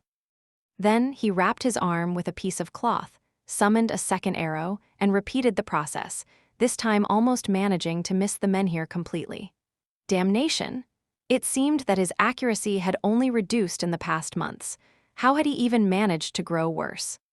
"You're doing it all wrong." Sunny remained motionless for a few moments, then turned around and stared at the cripple without any amusement in his frightening black eyes.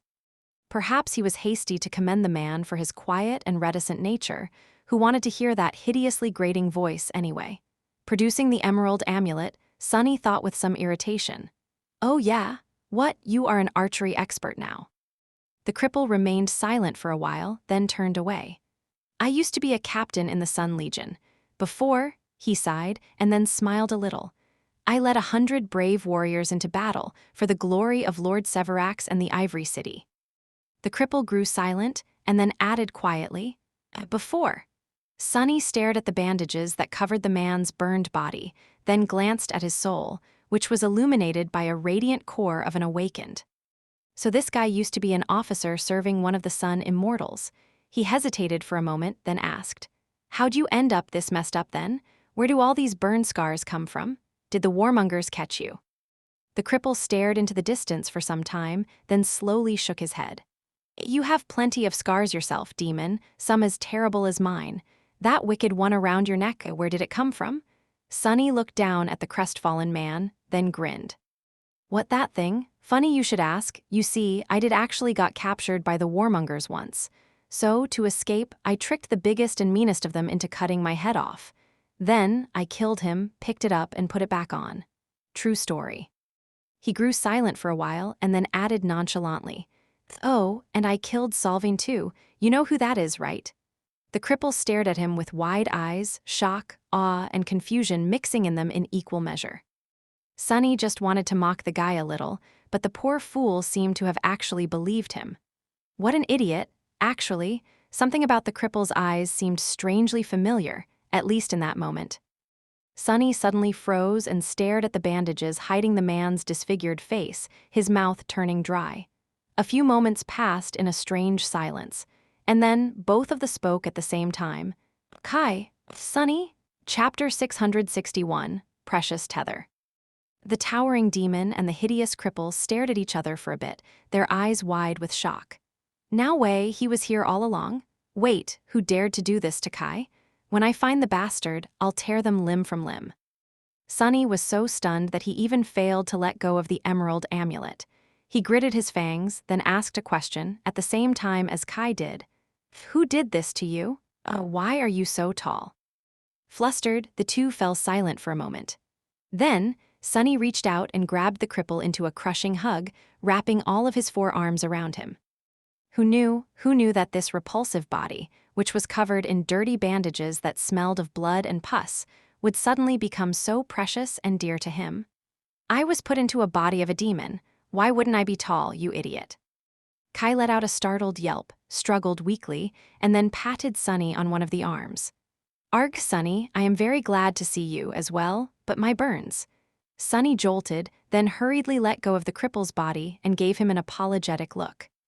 Beneath that simple emotion, though, a dark ocean of fury smoldered with dangerous flames. "Sorry, I didn't." "Kai, you're alive, damn, I am so happy to see you. I was starting to wonder, Wonder if any of you guys have made it alive." Kai looked at him, then smiled. Through the gaps in the bandages, his disfigured face looked ghastly and hideous, but the sparks glinting in his eyes were the same. He sighed. "Yeah, I was fearing the same." The young man hesitated and then added, his voice suddenly ringing hollow. "After the Iron Hand Island, I almost gave up hope. I didn't think that I'll see any of you ever again." Sunny frowned, confused by Kai's words. He dismissed his bow and then thought tensely, "Why? What is on the Iron Hand Island?" The cripple looked at him with surprise. "You haven't been there?" Sunny shook his head. "No, I was going to travel there in a week after my new heart settles. I made a deal with a sorcerer, you see, to replace a heart I lost." Kai stared at him for a bit, then looked down and let out a heavy sigh. "I see. Well, there's not much to tell." He remained silent for a few moments, and then said quietly, his hoarse voice growing even more creaky and grating. "There was no sign that you or Cassie had ever managed to reach the rendezvous point, even though months had already passed. But Effie left a message there, carved into a stone pillar." "So Effie is alive, too?" Sunny clenched his fists, excited. Of course she was alive.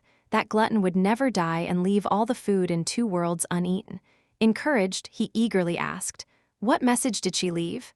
Kai looked away, as if reluctant to answer. After a while, he finally opened his mouth and said quietly, It was just one sentence."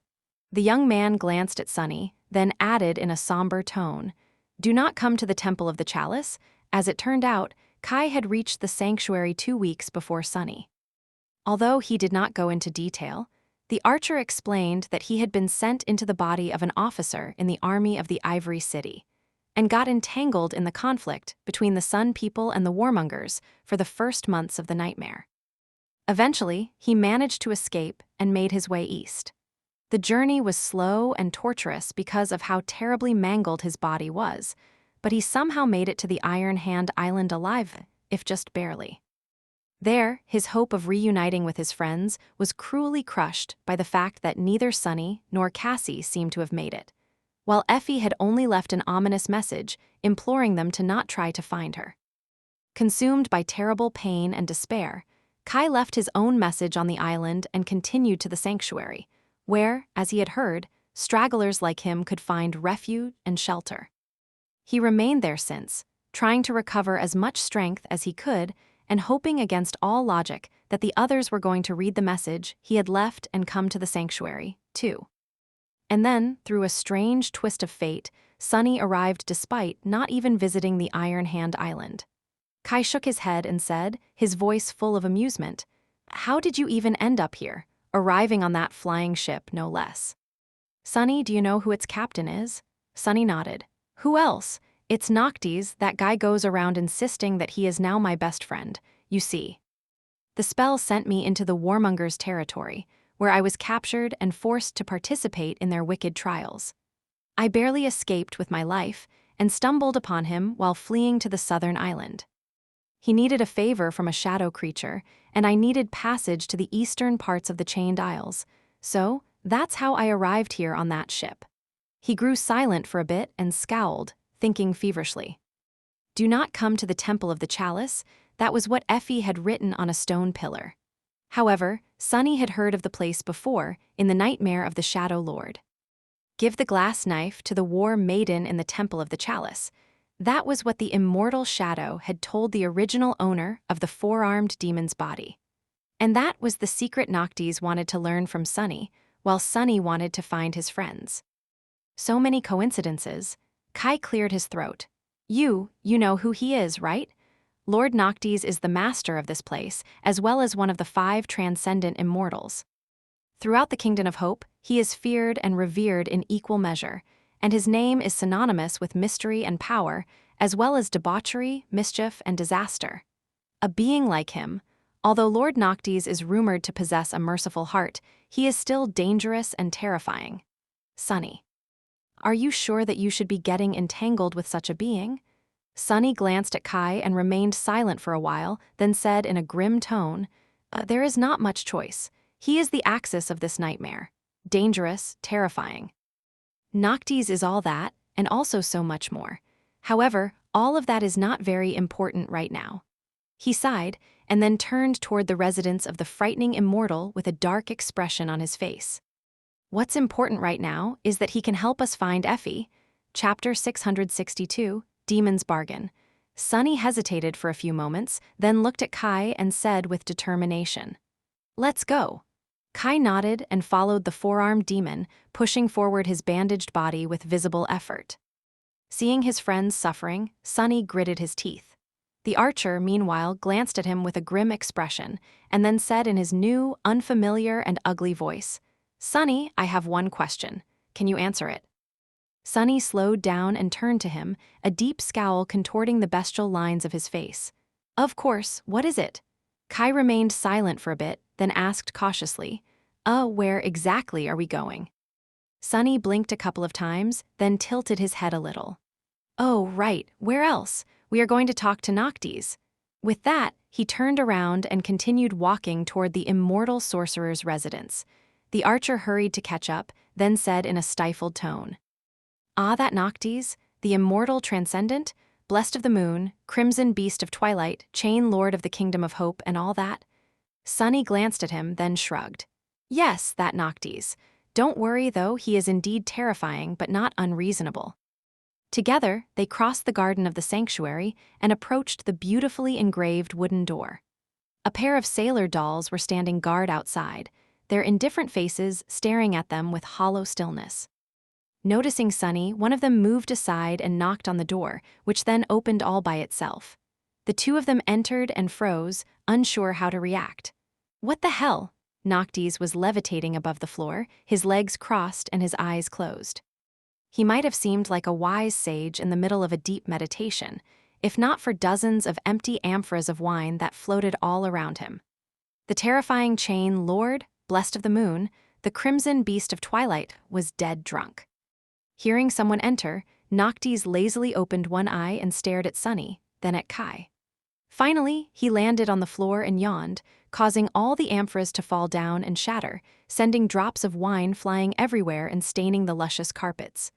"Ah, Sunless. What a nice surprise to see you so soon. And, you brought someone with you? What a hideous creature. Wait, did I say that out loud?" "No, surely not. I am too wise and courteous to make a rude remark like that. Of course. Nice to meet you, whoever you are. Welcome, to my quarters." He gave them a radiant smile, then waved a hand, causing the whole residence to shudder and the shards of the amphoras to disappear without a trace. Then, Noctis walked over to a small table, picked up a fresh apple, and glanced at his guests with a curious expression. "To what do you owe the honor? To what do we owe— Wait, wasn't it supposed to be the other way around?" Sunny frowned, then glanced at Kai, who was staring at the immortal sorcerer with an inexorable expression on his burned, disfigured face. Finally, he cleared his throat and turned to Noctis. "Actually, I am here to deliver some good news. Do you remember the friends I told you about? Well, this is one of them. And yes, you did say it out loud." The sorcerer stared at Kai, blinked a couple of times, then took a bite out of the apple. "Oh, so this is one of the friends that you were supposed to find after visiting an island that doesn't exist, despite not knowing how they look, where they are, and what they are called. He just happened to be here in my sanctuary? How fortunate." Sunny smiled. "Indeed. This is Nightingale, my dear friend, a man with a voice of an angel and a face to go along with it." Kai spared him a sidelong glance, then bowed slightly and forced out a grating, creaky greeting. "It is nice to meet you, Lord Noctis." The sorcerer shuddered and looked right and left, then shook his head. "Gods, Sunless, do not ever mention those creatures again, even in jest. Angels are not something to be called upon, whether by name or in passing." Then he briefly touched the symbol of the moon on his forehead and sighed. "Anyway, I am glad that you have found one of your friends. Have the two of you discussed my proposal?" Sunny hesitated for a bit, then answered somberly, "No, we have not. We still need to find two more friends for that. However," he sighed, knowing that the luxury of having a choice was looking more and more distant by the day.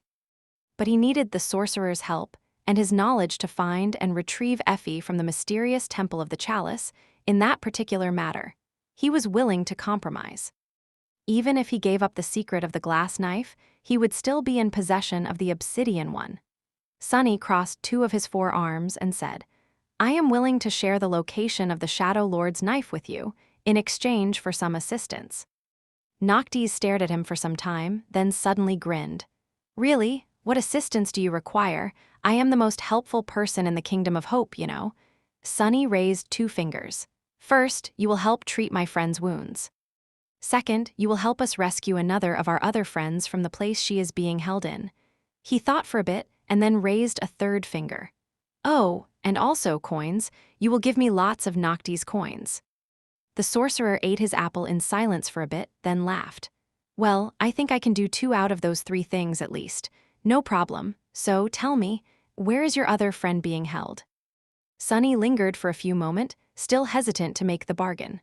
Finally, he sighed and said, Temple of the Chalice. Noctis suddenly choked on the apple, coughed violently a few times, then grabbed a glass of wine and nervously emptied it. Then, with a flushed face, he glanced at Sunny and forced out a strange smile.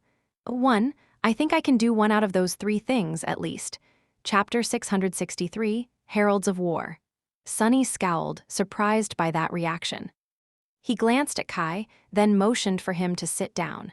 From the looks of it, this conversation was going to be a long one. The archer cautiously lowered himself onto a nearby chair and let out a quiet groan of pain, then looked around, a hint of curiosity appearing in his cloudy eyes. His gaze lingered on various pieces of furniture and exquisite decorations, then finally settled on the flustered sorcerer. Noctis seemed to have regained his composure somewhat. He stared at his half-eaten apple with a somber expression, then threw it away and sat down himself. A heavy sigh escaped from his lips. The 3 things you asked for are not that easy to accomplish. The immortal glanced at Kai, then raised one elegant finger. I can help your friend, Nightingale, recover from his wounds, somewhat. Those burns were not delivered by mundane flames, and so, even I would not be able to restore that which was destroyed completely. With my help, he will be able to regain most of his strength and vitality. I can also repair the damage done to his soul. But the flames, their mark will remain. Unless you want me to build him a completely new vessel, of course. Noctis smiled, and then glanced at one of the wooden mannequins, which was in the process of disposing of the carelessly discarded apple. Something like that, but much better. Kai shivered. Will I be able to draw a bow and control soul essence after you treat my body? The sorcerer nodded. Of course, you might even grow stronger than you were before. But your face, I am sorry to say this, Nightingale, but it will remain as hideous as it is now. The pain that consumes you will subside, but never go away completely. If you agree to transfer your soul into a doll, on the other hand, your strength will diminish slightly, but you won't have to endure that suffering anymore. I can also promise to make a truly beautiful vessel for you, one worthy of carrying even the most radiant of souls. The archer remained silent for a while, then smiled. No need. This face suits me fine. As long as I can draw a bow and help my friends, I will be content. Noctis looked at him silently, an expression of confusion written clearly on his face. But don't you want to become beautiful? Kai chuckled, his voice hoarse and grating. Then he shook his head and said simply, I already am. Both Noctis and Sunny stared at the archer with dubious expressions, thinking that he had lost his mind. Well, more than anyone else in the Kingdom of Hope had already lost theirs. His disfigured face was ugly, grotesque, and unsightly. What was he even trying to say? However, it did not seem that Kai felt compelled to expand on that strange statement. He just remained silent, calmly looking at the sorcerer. After a few moments, Noctis turned away and shrugged. Well, as you wish. The treatment will be long and painful, but it can be done. Then he raised a second finger and glanced at Sunny. The other thing you asked for, lots of my coins, was it? To be honest, how do I say this? No? Sunny blinked, surprised. What? Why? The sorcerer yawned, then made a helpless gesture with his hands. What can I say? Making those coins takes time. Do you know how long it took me to create a few thousand before? Each coin contains a piece of a corrupted soul, after all. That is the reason why they are so valuable, precious, and coveted by everyone in the Kingdom of Hope. He thought for a few moments and added absent-mindedly, Oh, now that you reminded me, only most of the souls were corrupted. I think there were a few humans I fed to the mimic, as well. Regardless, all those coins were consumed when that poor fool claimed the obsidian knife from the altar. So, if you really want me to make new ones, I guess I can quickly kill everyone here in the sanctuary and cook up 100 or two. Sunny shivered, then hurriedly raised his hands. No, no, no need. Let's not kill anyone yet, Noctis smiled. Are you sure? Well, all right. So then, he raised the third finger. Lastly, the Temple of the Chalice, I am sorry to say this, but there is absolutely no chance of me ever going anywhere near that place again. Not that I could, even if I wanted to. And I don't, ever. Sunny stared at the sorcerer with a deep scowl, then gritted his teeth. Why, what is so terrible about that place? Noctis shivered, then sighed and nervously sipped his wine.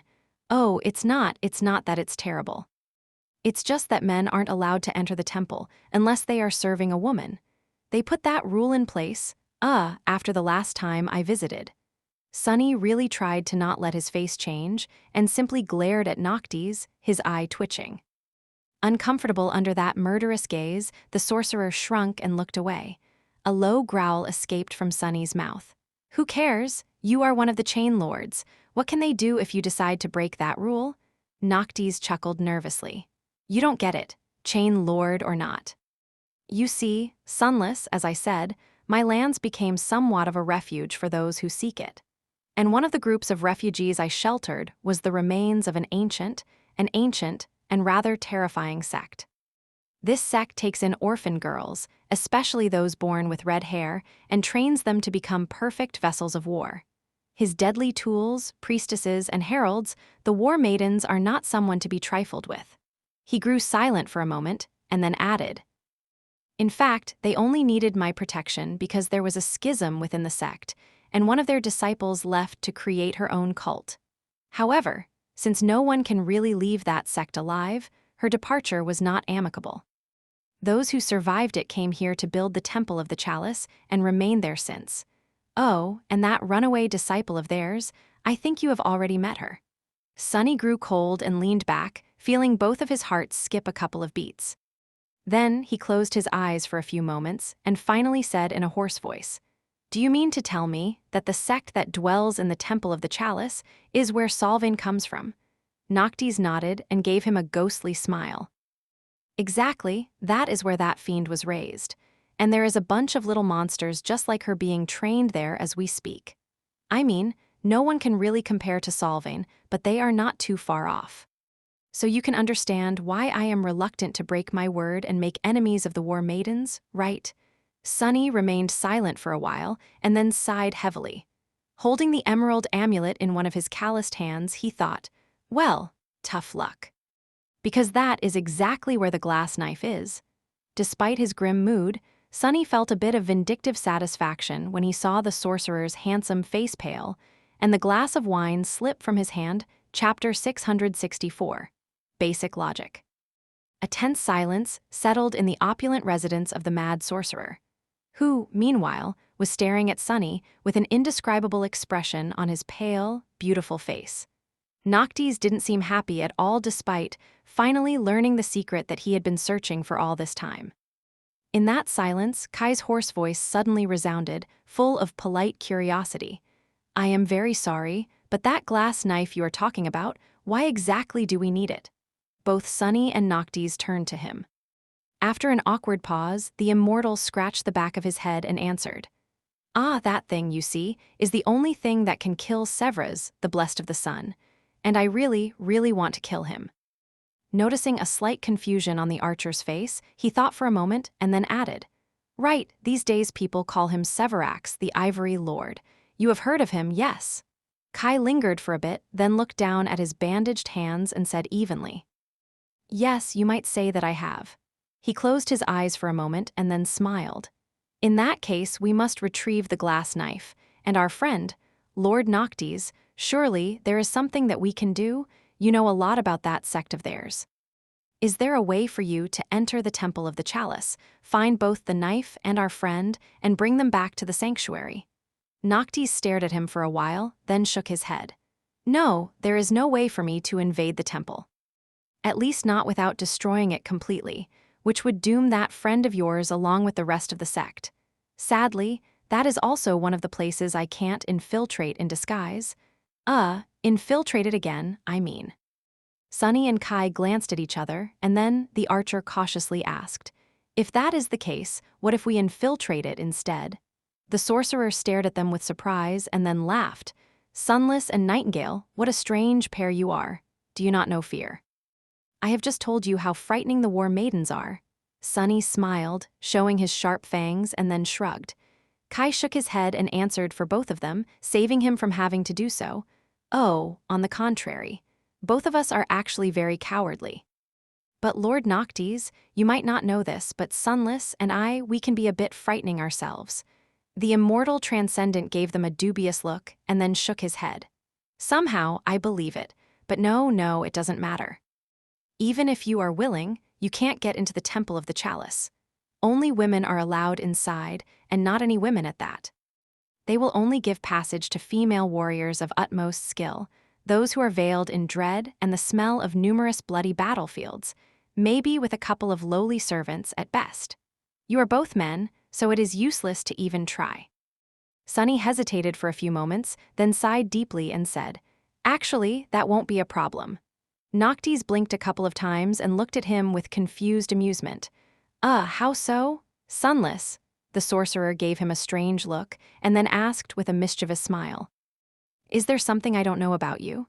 Sunny glanced at him darkly, scowled, and answered in a sharp tone, "There's plenty, but that was not what I meant. I just have a female warrior of dreadful skill at hand." With that, he summoned Saint. 2 ruby flames ignited in the depths of his shadow, and then the taciturn demon stepped out of it, wreathed in darkness. Her graceful figure appeared in the middle of the sorcerer's residence, and then the shadow turned her head slightly, staring at the master of the place with cold indifference. Noctis looked back at her, his eyes widening. His lips trembled. That. The sorcerer leaned forward, his expression frozen, and then suddenly clenched his fists with excitement. "That armor, the design, the fit. Oh, gods, who forged that masterpiece? Sunless, please tell me." Saint tilted her head a little, while Sunny and Kai stared at the immortal transcendent with inexorable expressions. After a few moments of dead silence, Sunny cleared his throat. Actually, I am not sure. Prince of the Underworld, I think. Wait, haven't you seen me wearing a similar armor?" Noctis glanced at him with confusion, then waved a hand dismissively. If I did, you must have not done it justice. This beauty, however, so it was Hope's little brother, huh? Who knew he had such impeccable taste? Finally, the sorcerer became aware of his surroundings and moved his gaze up, staring right into Saint's ruby eyes. His smile widened, but then grew rather strange. He glanced at Sunny with confusion. "Sunless, this is one of your shadows, yes. How come she is more powerful than you?" "Oh, did you inherit this sublime creature from the Shadow Lord? That rogue, he had been hiding such a treasure from me all that time." Sunny did not like the way Noctis was looking at Saint one bit. In fact, he suddenly felt a very strong impulse to wipe the lecherous smile off the immortal's face, which would not have been very wise. Considering who that immortal actually was, he gritted his teeth. "No, if you must know, I've created her myself. And also, she can hear you.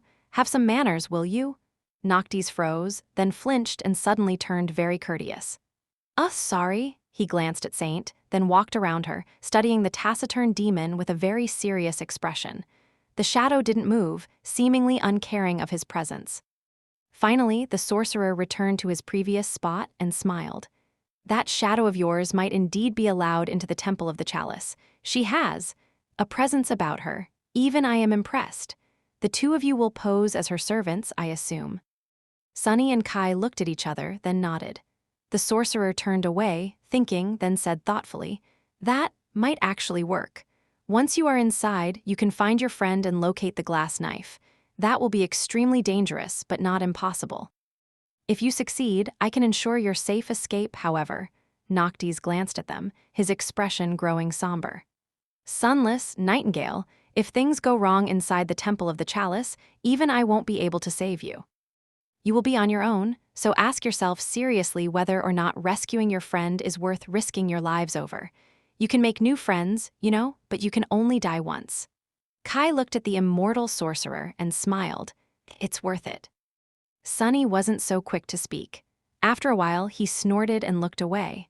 I don't make friends easily, so the ones I do have are extremely valuable. One has to protect their valuables, you know? That's just basic logic. He glanced at Noctis with a dark expression and added, besides, who says that you can only die once?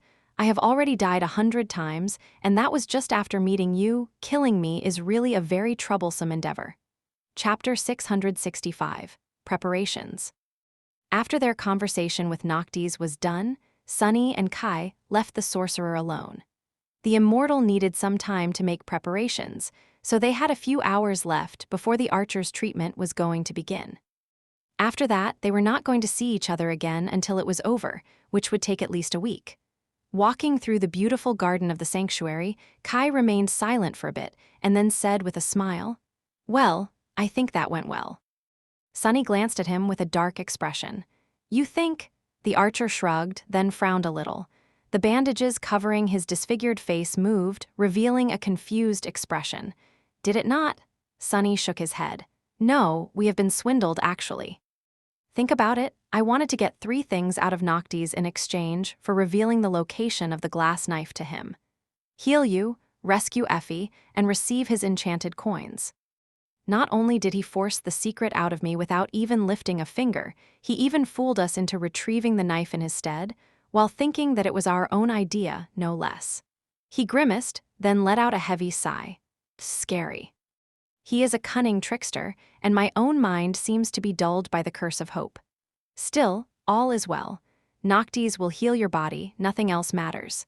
Kai frowned when Sunny mentioned Hope's influence, but didn't ask anything, revealing that he had made the discovery himself. After a while, he said, "When you put it like that, I do feel a bit foolish. But Sunny, if you knew that we are being swindled, why didn't you try to drive a harder bargain?" Sunny shrugged. "There was no point to. I did not expect him to honor all 3 of my requests. Anyway, 2 of them were just for show. While those coins of his are useful, I can do without them. As for rescuing Effie, that is our own task. I would not have entrusted it to an outsider, especially an ancient transcendent with mysterious motives." He remained silent for a few moments, and then added, "We will have to ally ourselves with at least one of the chain lords in order to conquer this nightmare, but becoming dependent on someone else's strength is a slippery slope. In the end, we can only put trust in our own efforts." Kai tilted his head a little. "So, those 2 requests were just bait, and your real intention had only been to get Noctis to heal me?" Lost in thought, Sunny simply nodded. The archer smiled, then mumbled under his nose, "I wonder who swindled whom then." They reached their corner of the garden in silence and sat down on the grass. There was so much Sunny wanted to tell Kai, and so much he wanted to ask. He was sure that Kai felt the same. But without even having to say anything, both of them decided to remain silent. They had already shared some things about their experiences in the nightmare, and as for details, that was going to have to wait until the cohort was back together.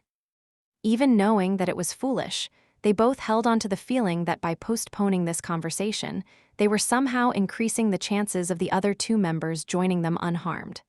After a while, Kai asked, Do you think that she is all right, Effie?" From what Noctis said, that sect is incredibly ancient, formidable, and cruel. If Effie was sent into the body of a disciple, with her temper, I hate to admit it, but I am afraid for her. Plus, none of the maidens is allowed to leave that temple alive. How are we going to take her away?" Sunny remained silent for a few moments, then shook his head. "Effie is more resilient than any of us. Don't forget, she survived in the Dark City far longer than you or I completely alone.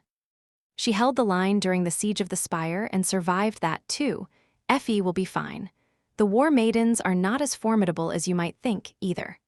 After all, the Temple of the Chalice is destroyed in the future, and all of them are dead. I've seen the bones myself."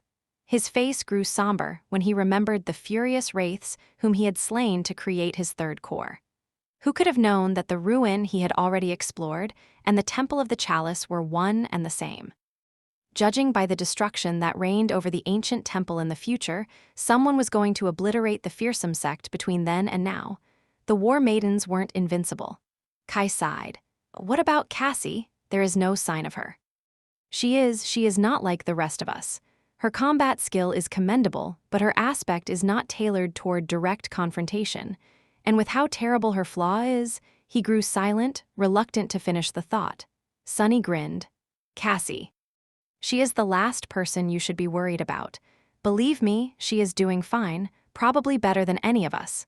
At least, that was what Sunny wanted to believe. His flaw did not prevent him from saying those words aloud, so he must have been convinced that the statement was true to some degree, at least. However, that didn't stop his hearts from growing cold and heavy. He sighed, and then added in a grim tone. Who you should really be worried about is our fifth friend. Kai frowned and looked at him with a dark expression. It has to be that person, right? The Prince of Valor? Sunny hesitated, then nodded. That is what I believe as well. The archer gritted his teeth and turned away. It doesn't matter. Here in the nightmare, all of us are allies, are we not? Sunny looked down, his black eyes growing even darker. After a while, he said, We are meant to be. However, that doesn't mean that we have to be. He sighed and then looked at the people going about their lives in the distance. Mordred is unpredictable and dangerous. I don't know what his goals are, but in this nightmare, his power would have grown considerably. Don't forget that he was the one who discovered this seed in the first place, and that wasn't by accident. He was searching for it on purpose. He is after something? Sunny grew silent for a few moments, and then added, his voice turning grim. Plus, there was already something wrong with Mordred in the waking world. Who knows what effect hope had on him? If he had truly gone insane, he shuddered. Then the immortal saints might end up not being our biggest problem. With that, Sunny stood up and summoned the vambrace of the puppeteer's shroud, then glanced at Kai with a strange glint in his eyes. Anyway, since we have a few hours left before Noctis straps you to a table and does spell knows what to your body. How about you show me how to properly use a bow, while you still can? While there's a chance, I mean. Chapter 666, Dark Rider. The sun was slowly drowning in the darkness of the void, and as it did, a veil of shadows was devouring the world. The western horizon was still aflame with the scarlet pyre of the sunset, but the somber night was already approaching from the east. On a desolate island covered by tall pillars of jagged rock, a numinous temple stood, its beautiful stone walls painted red by the light of the drowning sun.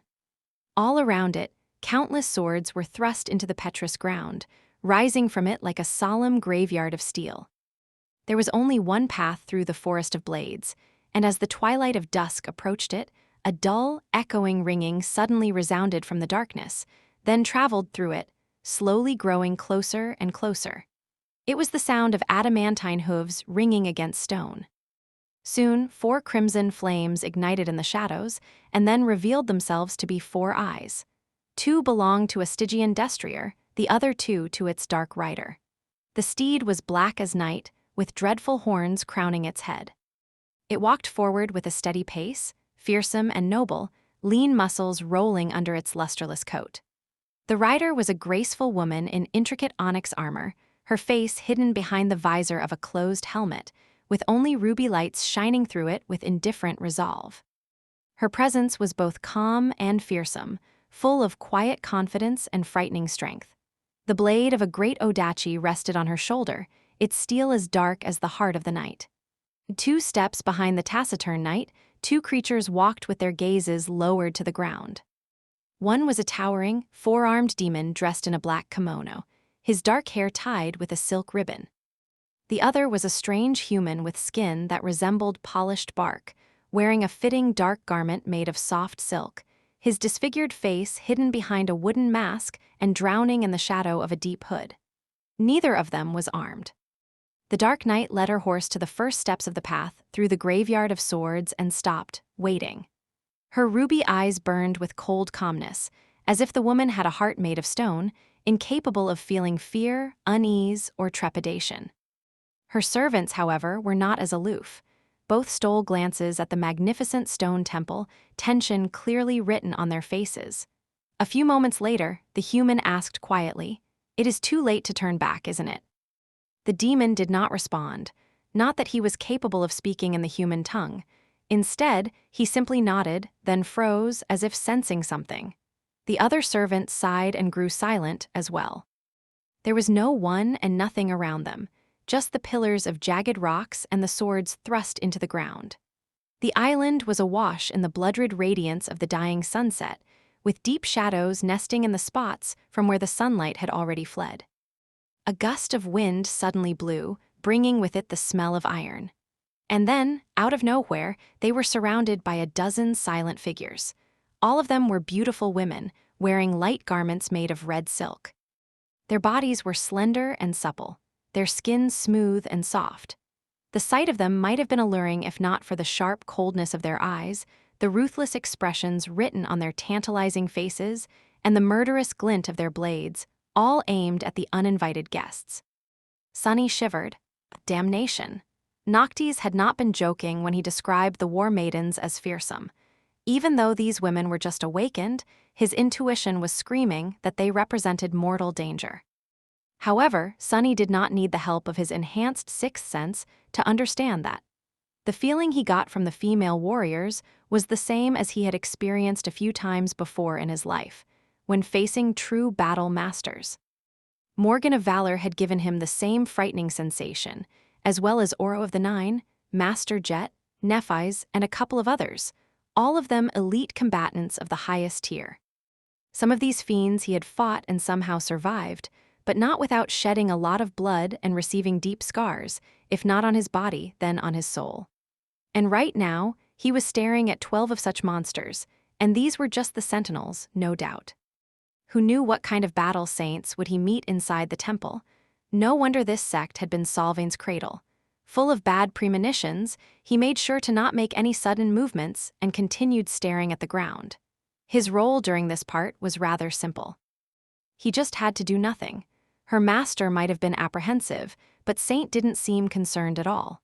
She turned her head slightly and looked down at the war maidens, her gaze as calm and indifferent as always. Noticing her calmness, a few of the female warriors gripped their weapons tighter. One of them, a tall woman with red hair and eyes the color of steel, frowned a little and then asked in a raspy voice, "What brings you to the Temple of the Chalice, Demoness?" Saint, of course, remained silent. Instead, Kai took a step forward and bowed, then spoke, his ugly voice sounding like grating scritching of rusty metal. "Greetings, warriors. My lady?" The war maiden looked at him with distaste and interrupted. "Who allowed you to speak, man?" Kai remained bowed for a few moments, then straightened and looked at the woman from beneath his hood. "My lady's voice is not for you to hear. She only speaks to those who bested her in combat, and thus she has not spoken ever since taking this solemn vow." The war maiden remained silent for a few moments, studying Saint's graceful and fearsome figure. Then she smiled darkly. "She must not have fought anyone worth fighting, then. You are her servant." Kai nodded. "Indeed. I am her voice, and that creature over there is her shadow. We serve the lady." The woman lingered for a moment, then glanced at him and raised an eyebrow. "What is a human like you doing in the company of two shadows?" The archer remained silent for a few seconds, and then responded. "A long time ago, evil people captured me and locked me in a deep, dark well. I was going to die in there of thirst and hunger, but my lady lifted the heavy grate and helped me escape, while that demon slaughtered the evildoers. I owe them a debt of gratitude that can never be repaid." The war maiden stared at him silently, then nodded. "You speak with sincerity, surprising for a man. Tell me, then, why has your lady come to our temple?" Kai glanced at Saint and hesitated for a bit. Sunny felt his heart start to beat faster as well. This was the most dangerous part of their plan. In fact, he was still not entirely sure that it was going to be a wise move. However, both of them had decided that while not very wise, this was something that would give them the best chance to succeed. Full of tense anticipation, he silently gritted his teeth. Finally, the archer looked at the war maiden and said, his voice calm and steady, "She has come to take back that which belongs to the shadows. To retrieve the death of the ivory lord from your hands, whether you are willing to return it or not." Chapter 667, Temple of the Chalice. The glass knife contained the string of fate that belonged to Severax, the chain lord of the Ivory City. It was his death, which the War Maidens had received from the Saint of Shadows hundreds of years ago. Now, 2 shadows came back to retrieve it. Sunny suspected that none of the sect members that had been alive all those centuries ago lived still, including the particular maiden to whom Shadow Lord had sent the glass knife before taking his own life. As such, none would remember the 4-armed demon who had delivered it, most likely. And yet, the current disciples of the cult had to know what was being kept in their temple and how it got there. So, there was a chance that they will just hand it over to the original owners, no matter how slim. If not, they would allow Saint and her entourage inside, at least. That was Sunny's hope, and judging by the fact that the maidens did not immediately attack after hearing Kai's provocative statement, his calculations were not wrong. The tall woman who had spoken to them grew still as soon as the glass knife was mentioned, a somber expression appearing on her face. She studied Saint's motionless figure, then said coldly, her raspy voice growing slightly hoarse, "So the day has come. How fortunate we are to witness it. Someone finally dares to challenge the Red Sect for the ownership of the ancient relic. Who knew that I would witness this children's story come true?" She smiled darkly, then tilted her head, no humor in her sharp, gray eyes. "However, you are wrong, Shadow. The glass blade does not belong to you or any of your kin. It had been entrusted to our foremother, who passed on the duty of protecting it to her wards and through them to us." The woman lingered, then sighed. "However, it is not my place to put you in yours. Come, demoness, let me welcome you to the Temple of the Chalice." With that, the War Maidens slowly lowered their weapons, and then followed their leader as she turned to walk on the path through the graveyard of swords. Surrounded by them, Saint, Sunny, and Kai had no choice but to walk forward. After a few moments, the taciturn demon gracefully jumped down from Nightmare's back, who then dissipated into shadows and returned to Sunny's soul. Despite the fact that the beautiful female warriors had sheathed their swords, their hostility remained aimed at the 3 strangers, and their gazes were still as sharp and dangerous as steel blades. What an unfriendly bunch. Sunny sighed inwardly and then looked around through his shadows, paying attention to the countless swords thrust into the ground all around them. Somehow, he felt that each of these weapons had a history, a violent story of battle and bloodshed that ended in death. Perhaps some of these blades had once belonged to the War Maidens of the past, but most must have been wielded by those warriors slain by the members of the sect. There were really many swords thrust into the ground around the stone temple. Soon, they approached the gates of the magnificent structure and were led inside. Sunny was somewhat familiar with the interior of the ancient shrine, but it was hard to bring together 2 pictures that lived in his mind. One of a desolate ruin, the other of the austere, but formidable and perfectly maintained, temple fortress. They were ushered into a spacious entrance hall, where Saint followed his command and stopped, as though unwilling to go further. The tall maiden with gray eyes glanced at her and smiled coldly. "Wait here, demoness. I will inform the elders of your arrival, and you challenge."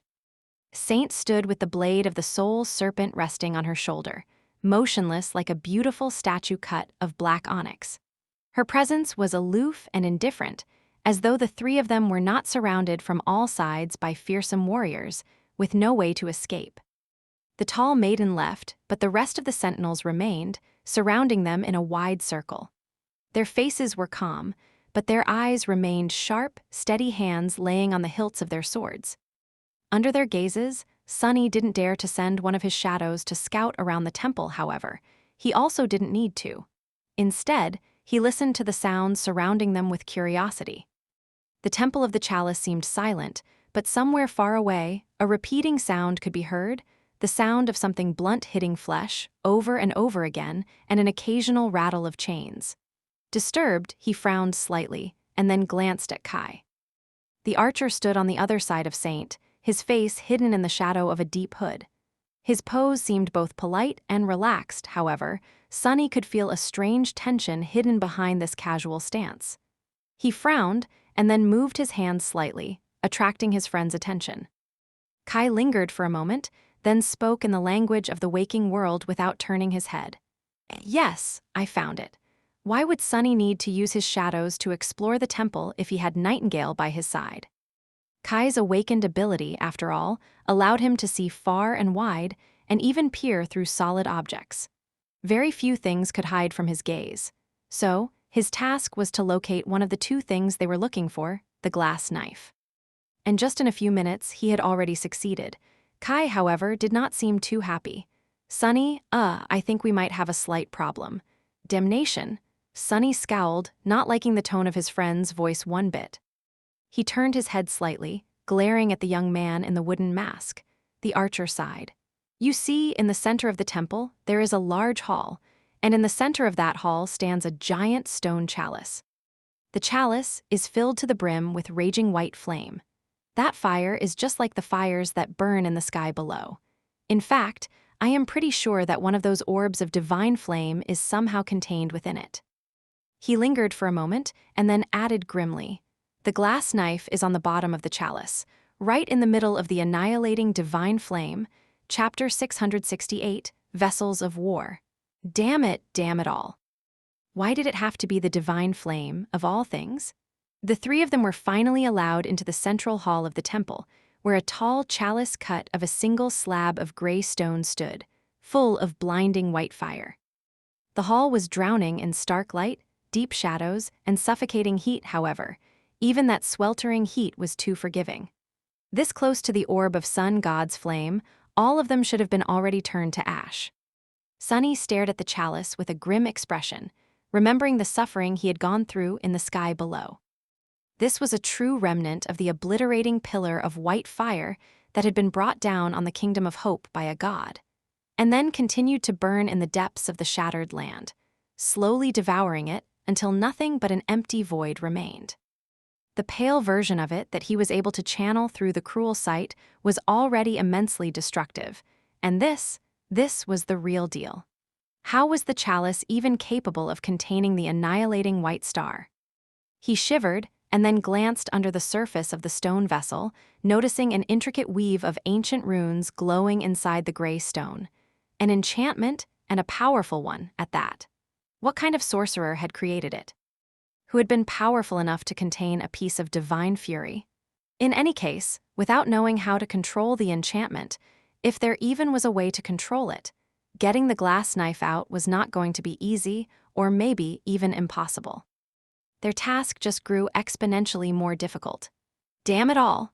Absorbed by the dire sight of the stone chalice, Sonny didn't even notice the three women standing in front of it for a moment or two. When he did, however, his mood dropped even further.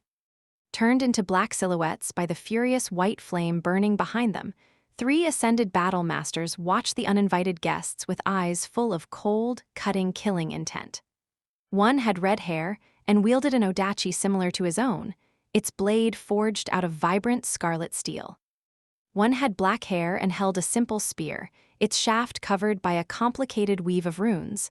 One had white hair and was unarmed. That last one scared him the most.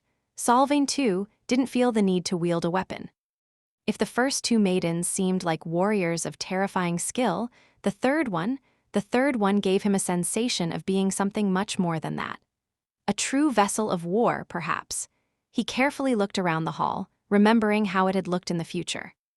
The stone slabs covering the floor had been cracked and misshapen, the mighty pillars broken and toppled over, the roof had collapsed.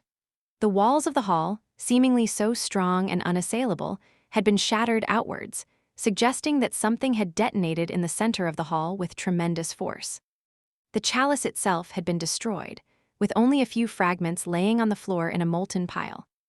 And there had been human bones littering the hall, some still covered by the remains of red silk garments, with vengeful wraiths carrying murderous fury even thousands of years after the tragedy. Sonny glanced tensely at the dancing white flame, then shivered. Someone had come to the temple of the chalice and destroyed it, slaughtering all the fearsome maidens in the process. Had they been looking for the glass knife as well? Was he going to meet that terrifying being, or had he, perhaps, met them already? Two faces suddenly appeared in his mind, that of Solvain and that of Noctis. His thoughts were interrupted by one of the ascended maidens.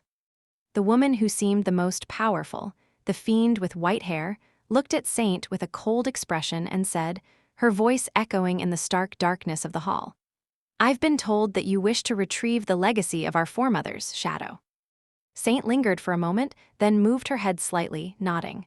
The maiden smiled, sending chills running down Sunny's spine. Then your task is very simple. All you have to do is prove yourself before the chalice. Kill me, and then my two sisters. If you do, the glass blade will be yours. Saint tilted her head a little, expressing an indifferent agreement. Sunny let out a furtive sigh of relief. So, there was a ritual to release that glass knife into someone's hands. After all, a trial that those seeking it had to pass. A simple duel, or rather 3 consecutive ones, against the senior warriors of the ancient sect. These ascended were truly formidable, but fighting them was better than having to face against the entire sect. His worst expectations had not come true. As for whether or not Saint would be able to kill the 3 ascended priestesses, he wasn't sure. However, there was at least a chance. And after the leaders of the sect were dead, finding and rescuing Effie would be much easier. As the war maiden with white hair grew silent, another one, the woman wielding the scarlet odachi, spoke. However, first, you will have to prove that you have the right to challenge us. You will fight and kill a disciple of each of us. As soon as she stopped speaking, the third one said, or you will die. Sunny hid a triumphant smile. 3 awakened warriors were not going to pose any threat to Saint, who was an ascended demon and formidable well beyond her rank and class. However, something felt off. He couldn't tell what at the moment, but his intuition was filling his hearts with unease. Sunny glanced at Kai and noticed a similar apprehensive expression in the archer's eyes. He nodded slightly, prompting the young man to step forward and bow. My lady accepts. However, it is unbecoming of her to slaughter your disciples, fearsome as they may be. Such a fight would not be a struggle for her, and as such, would not please the goddess of life, offending her in this sacred temple. If these disciples wish to challenge my lady, they will have to defeat her shadow first. The war maiden with white hair laughed, then took a step forward. So, she can only fight us after defeating our disciples, but our disciples can only fight her after defeating her pet demon? Fine, let it be so. No shadow can defeat a vessel of war. He was going to die after you lady's body is torn apart anyway. Let the creature be destroyed first. With that, she turned to one of the younger war maidens and smiled darkly. Let us not disappoint our guests. Go, bring the feral child I have the misfortune of calling my successor here. She will atone for her transgressions today by killing these 2 shadows. Sunny was pushed forward and offered a choice of weapons. After hesitating for a few moments, he raised a fearsome greatsword with his upper hands and took a buckler and a long dagger with the lower. Then, he walked into the center of the hall and froze, watching the divine flames burn in the darkness. All things considered, things had turned out well. The ascended war maidens had been cunning, offering the lives of their disciples as sacrifices, no doubt in order to glean the secrets of Saint's skill before facing her. Knowing the enemy was half the victory. After all, by remaining a mystery, while observing how their opponent fights, the 3 battle masters would have received an advantage that Sunny couldn't allow himself to give them. Now, however, he was going to fight and kill 3 of the awakened maidens, thus keeping Saint as mysterious as these battle masters were. Facing such fearsome opponents was not going to be easy, but he was sure of his ability to outsmart, overpower, and slaughter them. Fighting such skilled warriors was only going to enrich his mastery of shadow dance. More importantly, they were not going to have to fight against the whole sect. The chalice containing the divine flame was not going to be shattered, and the temple was not going to be turned into a ruin. Whatever it had been that had happened here in the real world would not befall Sunny and Kai, leaving them unscathed. All he had to do was to kill 3 young women, one after another. They would be fearsome combatants, no doubt, especially due to the madness of hope coursing through their veins. But he had faced far worse. Sunny felt confident in his ability. A few moments later, however, his black eyes narrowed. Staring at his first opponent, Sunny couldn't help but shudder and let out a low growl. Damnation? Chapter 669, Feral Child. When Sunny heard the white-haired war maiden refer to her disciple as a feral child, he assumed that she was speaking about an especially ferocious female warrior being trained in the ancient sect of war. What he had not expected, however, was that his enemy would turn out to be a literal child. Damnation. As Sunny watched with a grim expression, two of the awakened maidens dragged a girl of about 11, maybe 12 years of age, into the hall, then threw her on the stone floor in front of him. The girl had a scrawny, juvenile body that did not seem to have touched on the path to maturity yet. Her short, wild hair was of a vibrant red color, almost the same as the torn silk garments she wore. Her skin was pale and white, or at least it was supposed to be. Instead, it was blue and black, almost the same color as Sunny's own, which had been made to resemble obsidian by the embrace of his shadows. The girl had obviously been often and cruelly beaten, to the point that it was hard to notice a spot free of bruises on her once tender body. The whites of her eyes were hidden by the cloudy red layer of blood that had burst from ruptured vessels, making the child look like an actual beast. Hitting the floor, the girl remained motionless for a few moments, then let out a long sigh and slowly stood up, lean muscles rolling under her bruised and lacerated skin. Even though she seemed tall for her age, she was still too small to reach up to Sunny's chest. Curse these mad witches.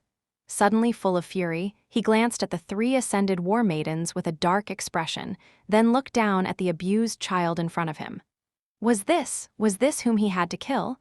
Just a few moments ago, the task seemed so easy. The girl, meanwhile, finished picking herself from the floor and faced the war maidens with an insolent, contemptuous expression on her bruised face. With wild flames burning in her eyes, she spat a bit of blood on the floor and then bared her teeth in a feral grin. What now, you old hags? More training? Ah, and here I was just starting to enjoy my daily punishment.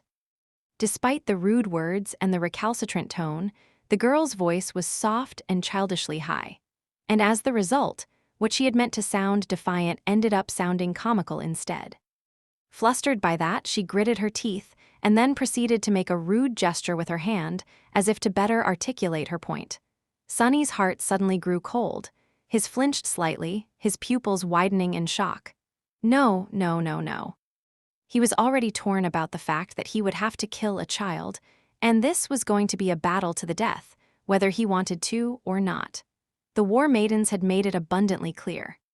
Showing mercy would be the same as admitting defeat, thus surrendering both his own life and that of Kai to their slaughter. But when the girl spoke, things took a turn from bad to worse. Because even if he had not recognized that tone, which he instantly did, Sunny was pretty sure that the inhabitants of the Kingdom of Hope were not in the habit of expressing their meaning with their middle fingers. That was a thing humans in the waking world did.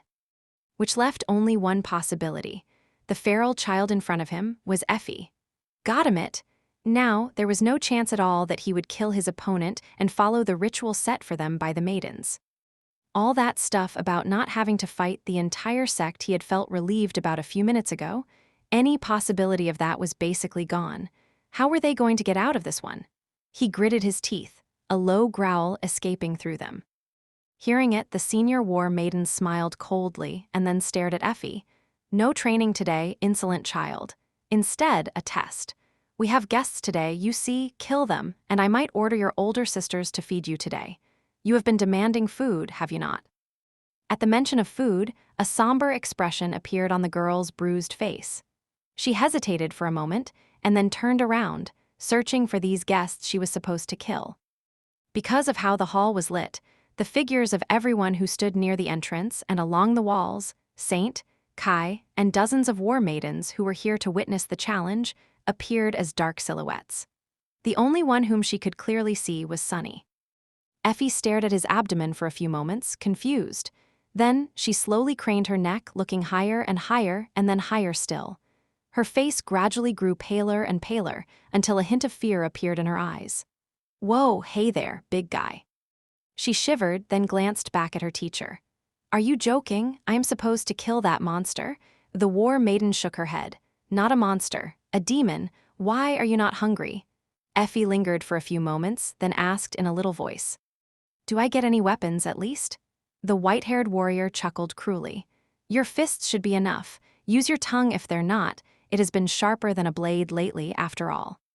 The scrawny girl grimaced, then sighed and clenched her fist, turning to Sunny with hunger and resentment mixing in the bright eyes. Her soft voice resounded in the hall, full of reluctant determination. "All right then, let's kill a demon. Ah, the things a girl must do to earn a dinner." Sunny lowered his sword, staring at her with furious intent.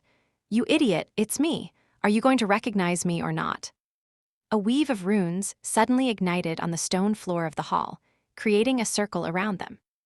There was some sort of a barrier preventing either from escaping now, and outsiders from offering them help.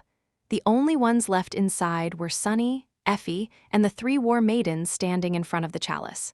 Sunny hissed, trying to get the child to look at him. "Crap, the emerald amulet. I better get it right now." He released the hilt of the greatsword with one hand, intending to use it to fish out the amulet from the folds of his kimono. "If Effie doesn't recognize me, I'll have to really fight her until I come up with a plan. Luckily, she is just an awakened. With my 3 cores and shadow augmentation, it should not be 2. Before he could finish the thought, however, the scrawny girl suddenly lunged forward with shocking speed and struck him in the abdomen with her tiny fist. The towering 4-armed demon folded like a piece of paper, spat a torrent of blood, and was thrown a dozen meters back like a weightless doll. Crashing into a stone pillar, he sent a net of cracks running through its gray surface and then rolled down to the floor. Stunned by the tremendous, ridiculous force of that single blow, Sunny tried to push air into his 4 empty lungs and stared at the little girl with dread. "Right, that is Effie, all right. Curses." Chapter 670, with kid gloves. Because of Effie's easygoing personality and affable attitude, it was easy to forget just how fearsome of a warrior she was. Out of all the members of the cohort, she had survived on the Forgotten Shore the longest. She had done so while hunting down nightmare creatures on the cursed streets of the Dark City all alone, as well. Mostly because anyone willing to help her would have been disposed of by the ruler of the Bright Castle, who had been scorned by her rejection. The fact that the young huntress had never bowed to his demands, despite the black mark placed on her, only went to show how unyielding her will really was. Her aspect made Effie a perfect instrument of war. While not as drastic as the dire, but narrow speed augmentation caster had possessed, it was still great and wondrous. More importantly, it was an all-around enhancement. Speed, strength, agility, endurance, resilience, every facet of her physicality was elevated to an inhuman level. Sunny knew of her abilities better than most, since Effie had taught him how to wield a spear. However, due to the fact that their lessons had taken place in the real world, where the huntress was bound to a wheelchair, he never experienced her full strength in a fight himself. Until now. Crap, that really hurt. Before, Sunny had hoped that their strength would be more or less equal, considering that he was augmented by 3 shadows. However, it was not even close. That one blow almost shattered his body into pieces. That was only made more bizarre by the fact that it had been delivered by a scrawny child. Maybe if he had an additional shadow, or 2. Sunny had become much more powerful, but Effie had grown much stronger after the Forgotten Shore, as well. Her core was now fully saturated. More than that, while Sunny had been surviving in the Red Colosseum, she had survived a hell of her own, it seemed. Being tortured, taught, and tempered by the cult that had created Solvane, of all people. Sunny spat some blood, gritted his teeth, and slowly stood up. "This is not good." The little girl glanced at him with surprise and tilted her head a little. "Huh, still alive? Damn tough bastard." He thought of taking out the emerald amulet once again, but Effie gave him no time. A split second later, she was already upon him, her leg flying through the air toward his ribcage. Sunny had no time to think about anything. He didn't want to hurt his friend, but he also didn't want to die. And getting hit by this bruised, wild, monstrous girl was going to kill him soon enough, no doubt. I need to slow her down.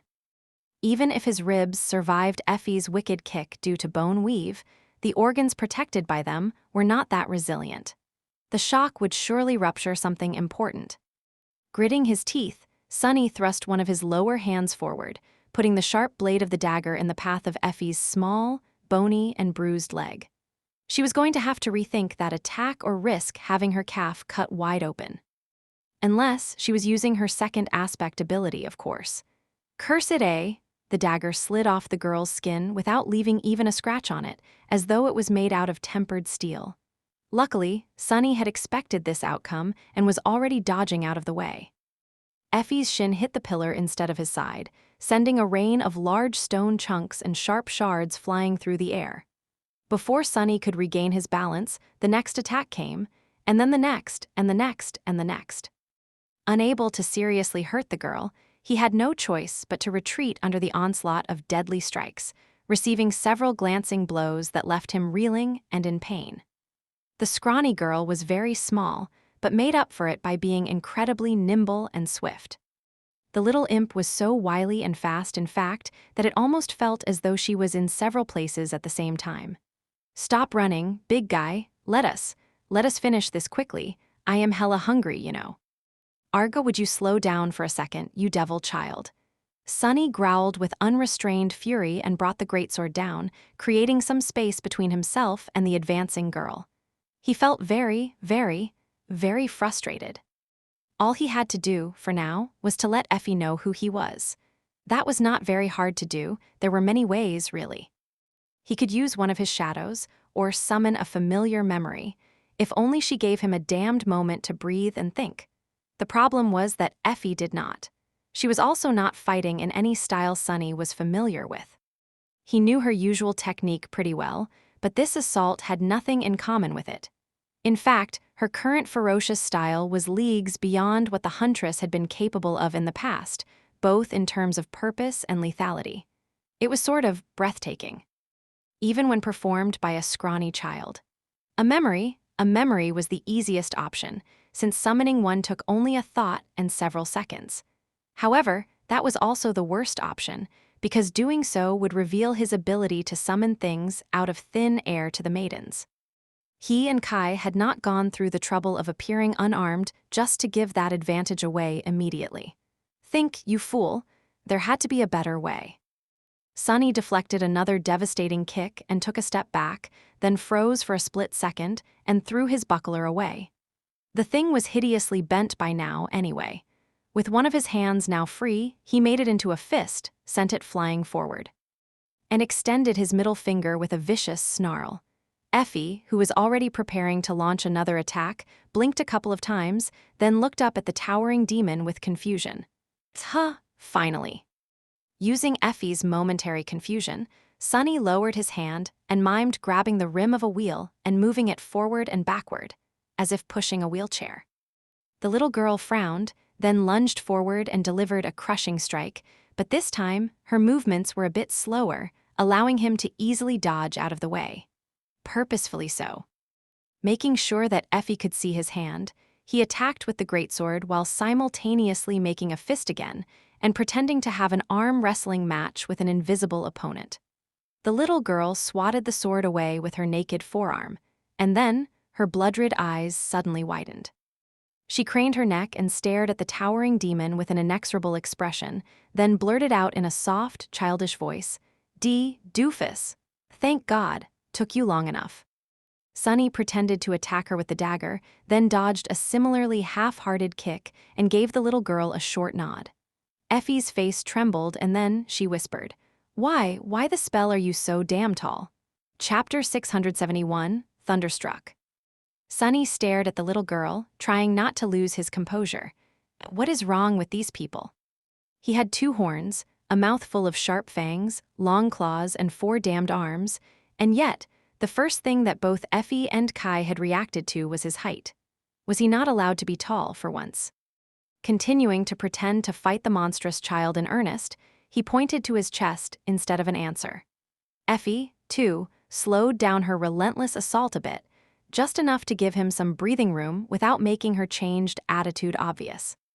A few moments later, when they were close to each other, she hissed quietly, "Let me guess, you saw the message I left that said to not come to the Temple of Chalice, and naturally decided to do the exact opposite." Sunny spun, avoiding her fist, and raised 2 fingers. The girl frowned.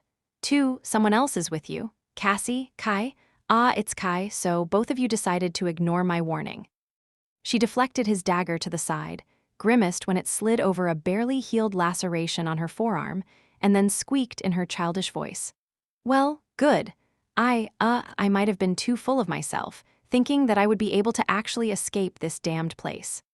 So, I am really, really glad that you came. Sunny thrust his greatsword forward, narrowly missing the girl's head, and then let out a low growl. Effie gritted her teeth. But, Sunny, we have two problems. One is that these lunatics never let their disciples leave the sect alive. The second is that if one of us doesn't kill the other in this duel, my teachers are going to kill us both, so. She caught his sword with one hand, then brought her fist on its blade, shattering it and making Sunny stumble. So I hope that you have a plan. No, I know you do, don't you? Despite how beaten and bruised the girl was, her soft voice sounded optimistic and cheerful. Knowing that Effie was confident in his ability to get them both out of this dire situation alive, somehow, Sunny felt very validated. The problem was that he did not have a plan. In fact, he didn't have the slightest idea about how to survive this mess. Yet, so he simply shook his head, making Effie pale and grow silent. As they continued to fight, Sunny thought feverishly. He didn't see any chance of escaping the Temple of the Chalice without a bloody battle against the War Maidens, as well as any way for the three of them to come up on top in that battle. Effie was strong and fearsome, but she was not solving. She would not have been able to fight her way out of the sect as that fiend had. With Kai and Sunny added into the equation, however, things still didn't look too good. Out of the three, Sunny was the powerhouse. Even though his physical might was lesser than that of the Huntress, overall, he was a much, much deadlier creature. Added to that were his three shadows, two of which were ascended demons, while the third was an awakened terror. Sunny alone was most likely enough to contain 2 out of the 3 senior war maidens, at least. Effie would have to handle the third one, which would leave Kai alone against dozens of awakened warriors gathered in the hall. That wouldn't work. No matter how Sunny moved the elements of the theoretical battle, nothing gave them a good chance of escaping alive. However, there had to be a way. The war maidens had been defeated in the future, after all, so they were not invincible. Thinking of the future, he hesitated for a moment, and then glanced at the massive stone chalice towering in the center of the hall, full of furious white flame. Unlike in the future, it was still whole and imposing, the complex enchantment that permeated the ancient stone holding the mass of divine fire contained inside. His face grew dim. I don't like this idea, no, I don't like it at all. Indeed, he was not happy with the seed of a plan that suddenly appeared in his mind. Not only because it would be extremely dangerous and hard to pull off, but also because going through with it had broader, far-reaching implications he didn't want to think about. But no matter how hard Sunny thought, he couldn't come up with anything else to do. If moving the elements did not work, the only way to achieve his goal was to change them. With a deep sigh, he concentrated for a few moments, and then gestured Effie to keep close. At the same time, several things happened. Outside of the circle of runes, Saint lowered the soul serpent and then outstretched one hand, which suddenly became shrouded in a swarm of white sparks. She took a small step to the side to shield Kai with her body. Both actions caused the war maidens surrounding them to grow tense, their hands gripping the hilts of their weapons. Within the circle, Sunny had become surrounded by countless onyx threads that ensnared his body. One of his 4 hands was enveloped by a swarm of scarlet sparks, one in a black fog, and the other 2 in a swirling mass of dancing sparks of white light. The 3 senior maidens overseeing the fight frowned when they saw the 4-armed demon undergo a strange transmutation. Although just a little, their stances shifted, revealing their readiness to intervene should a need arise. But they didn't move yet, reluctant to intrude upon the duel without an undeniable reason. A few seconds later, a kite shield forged out of dull steel appeared on Saint's arm, while the odachi she held silently slid into the shadows. Sunny was suddenly clad in intricate onyx armor, holding a somber spear in one of his lower hands and an austere takai in another. Finally, a black bow with a scarlet string and a strange arrow that seemed to be made out of a bolt of lightning appear in his upper hands. Patented Avenger, Cruel Sight, Midnight Shard, Morgan's Warbow, Strike of Thunder. And Mantle of the Underworld, augmented by Memory of Fire. He had summoned all these memories at the same time, knowing that he might not have a chance to do so later. And there was one last memory that he had called upon. As the light around him suddenly dimmed, the shape of a small black lantern started to manifest itself in the air. Spinning around before the senior war maidens reacted, Sunny knocked the strike of thunder on the string of his bow. Then he poured a massive flood of essence into the bow and drew it, activating the Death Dealer enchantment. Unbending enchantment's description. This adamantine bow demands a giant's might to be bent.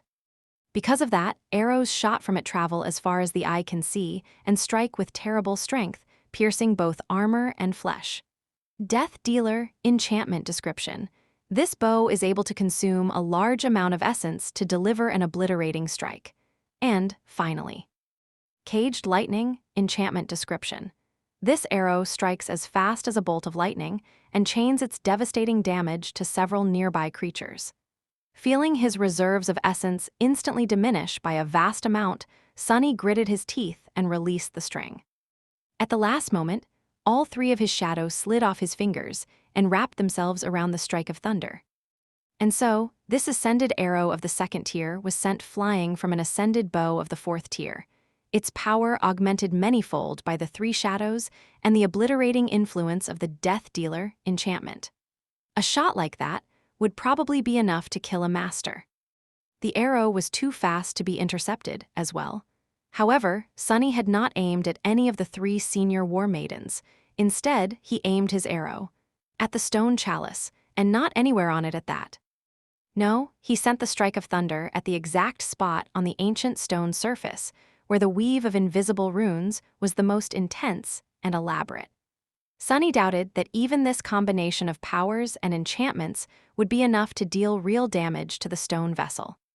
However, if he could destroy a small but important part of its enchantment, the divine flame contained within would do the rest. As the bolt of lightning streaked through the air toward the chalice, he grabbed the little girl and dashed behind one of the columns, then knelt and hugged her with all four arms, covering her little body with his. At the same time, Saint pushed Kai back and raised her shield, covering them both. Before anyone could react, the furious lightning struck the side of the giant stone chalice, and then everything became white. Chapter 672, Shadow Cohort. The bolt of darkness-wreathed lightning shot between two of the senior war maidens and struck the side of the stone chalice. A flash of light drowned the hall for a split second, and almost instantly, three arcs of electricity tore through the air, traveling back to strike the sect leaders. Since there was no one else near them, the lightning did not chain further, spending all its might while coursing through the bodies of the ascended warriors. Sunny did not see any of that, however, because he was already dashing toward a wide stone pillar with Effie's scrawny figure held in his arms. Behind him, a single narrow crack appeared on the surface of the chalice. And through it, a furious white light suddenly shone. A moment later, countless fractures appeared on the ancient stone, and then everything became white. Arg! Sunny was on his knees behind the column, his back to the center of the hall, hugging Effie with all his four arms. His vision was gone, replaced by an endless field of flawless white, and so was his hearing. He felt a shockwave go through his body, and the pillar behind him shatter, turning into a rain of broken, melting stone. Then, a flash of agony pierced his soul. Everything was enveloped by terrifying, suffocating heat. He felt it wash over him like a wave and prayed that they would survive its immolating embrace. He had a reason to believe that they would. In the future, there had been bones littering the floor of the hall, after all. That meant that when the real chalice exploded, not everyone around it had been turned to ash. Sunny also had the stalwart enchantment of the mantle of the underworld, providing him with high resistance to elemental attacks, as well as underworld armament, enchantment, channeling and enhancing the protective effect of the memory of fire through the onyx armor. That was not going to be enough to withstand divine flame itself, but could save him and Effie, whom he was shielding with his towering body, from the heat produced by the flame. A few moments later, the white field veiling his sight suddenly dimmed and gave way to beautiful darkness. The shadow lantern was devouring the light surrounding its master, uncaring for what had produced it. After a couple more seconds, Sunny was finally able to discern the shape of his surroundings. The sight of the Great Hall was all too familiar. The stone chalice lay in a molten pile on the stone floor, which was cracked and shattered. Most of the pillars supporting the roof had toppled, and so did a section of the roof itself, revealing a piece of the night sky, with stars shining on its black canvas. The walls of the hall were fractured and had collapsed outward, just like they would be in the future. All over the devastated chamber, small pieces of the divine flame burned.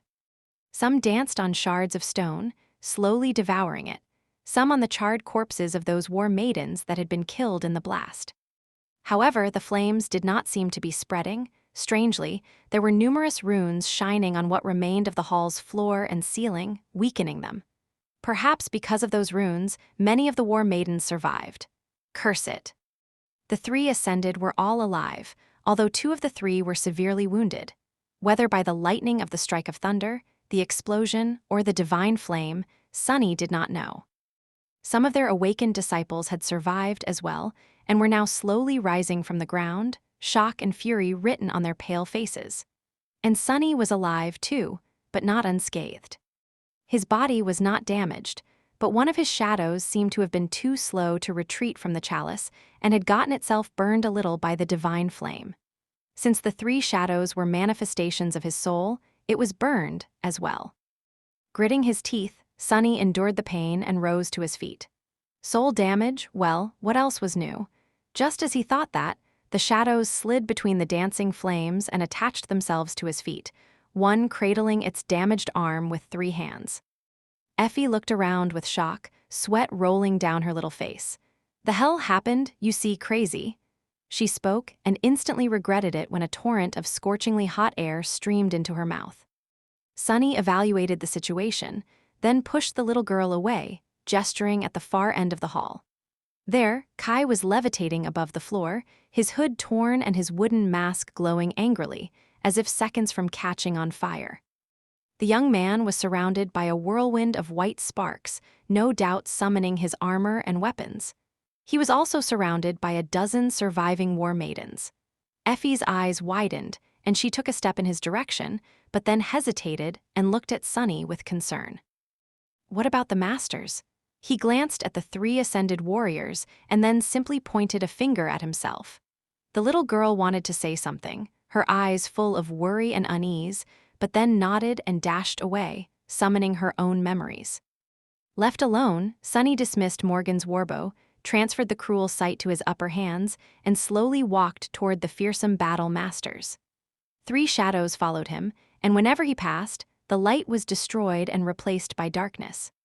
The 4-armed demon in onyx armor stopped a dozen or so meters away from the leaders of the Red Sect and tilted his head a little, staring at them with his black eyes. The white-haired ascended, the only one who remained unscathed after the explosion, looked at him with cold hatred, then smiled wildly and spat. "Foul shadow, you dare challenge the 3 of us alone." The maiden with red hair gritted her teeth and moved her badly burned arm, raising the scarlet odachi into a battle-ready position. The one with black hair leaned heavily on her spear, then whispered something, causing the runes on the weapon to ignite with an angry red glow. Sunny remained motionless for a second, then shook his head, and grinned, revealing his sharp fangs. A moment later, 3 terrifying creatures burst from his shadows, fury burning in their eyes. One was a giant serpent with obsidian scales, one was a dreadful black steed with adamantine horns and fangs like those of a wolf, and the third one was a graceful knight in onyx armor, wielding a charred kite shield and a stone sword. Together, the 4 shadows lunged forward. Chapter 673, War Masters. An awakened had no business fighting one ascended. Let alone 3, each radiating an aura of an aberrant battle master. But then again, as far as awakened went, Sunny was more than a little abnormal himself. He had already killed 2 masters before, Pierce, one of the wardens of the Night Temple, and the fearsome Red Priest, the slave overseer of the Colosseum. Both victories had been won by the skin of his teeth and cost him dearly. Sunny had even lost his head in one of those battles. The war maidens seemed far more daunting than both of those men, and there were 3 of them. The previous clashes with the ascended he had were nothing compared to the dire challenge of this one. However, during both of those fights, Sunny hadn't had the opportunity to go full out. The first time, Saint and Serpent had been preoccupied with the human echoes. The second time, he had been cut off from the spell, and thus from his arsenal of memories.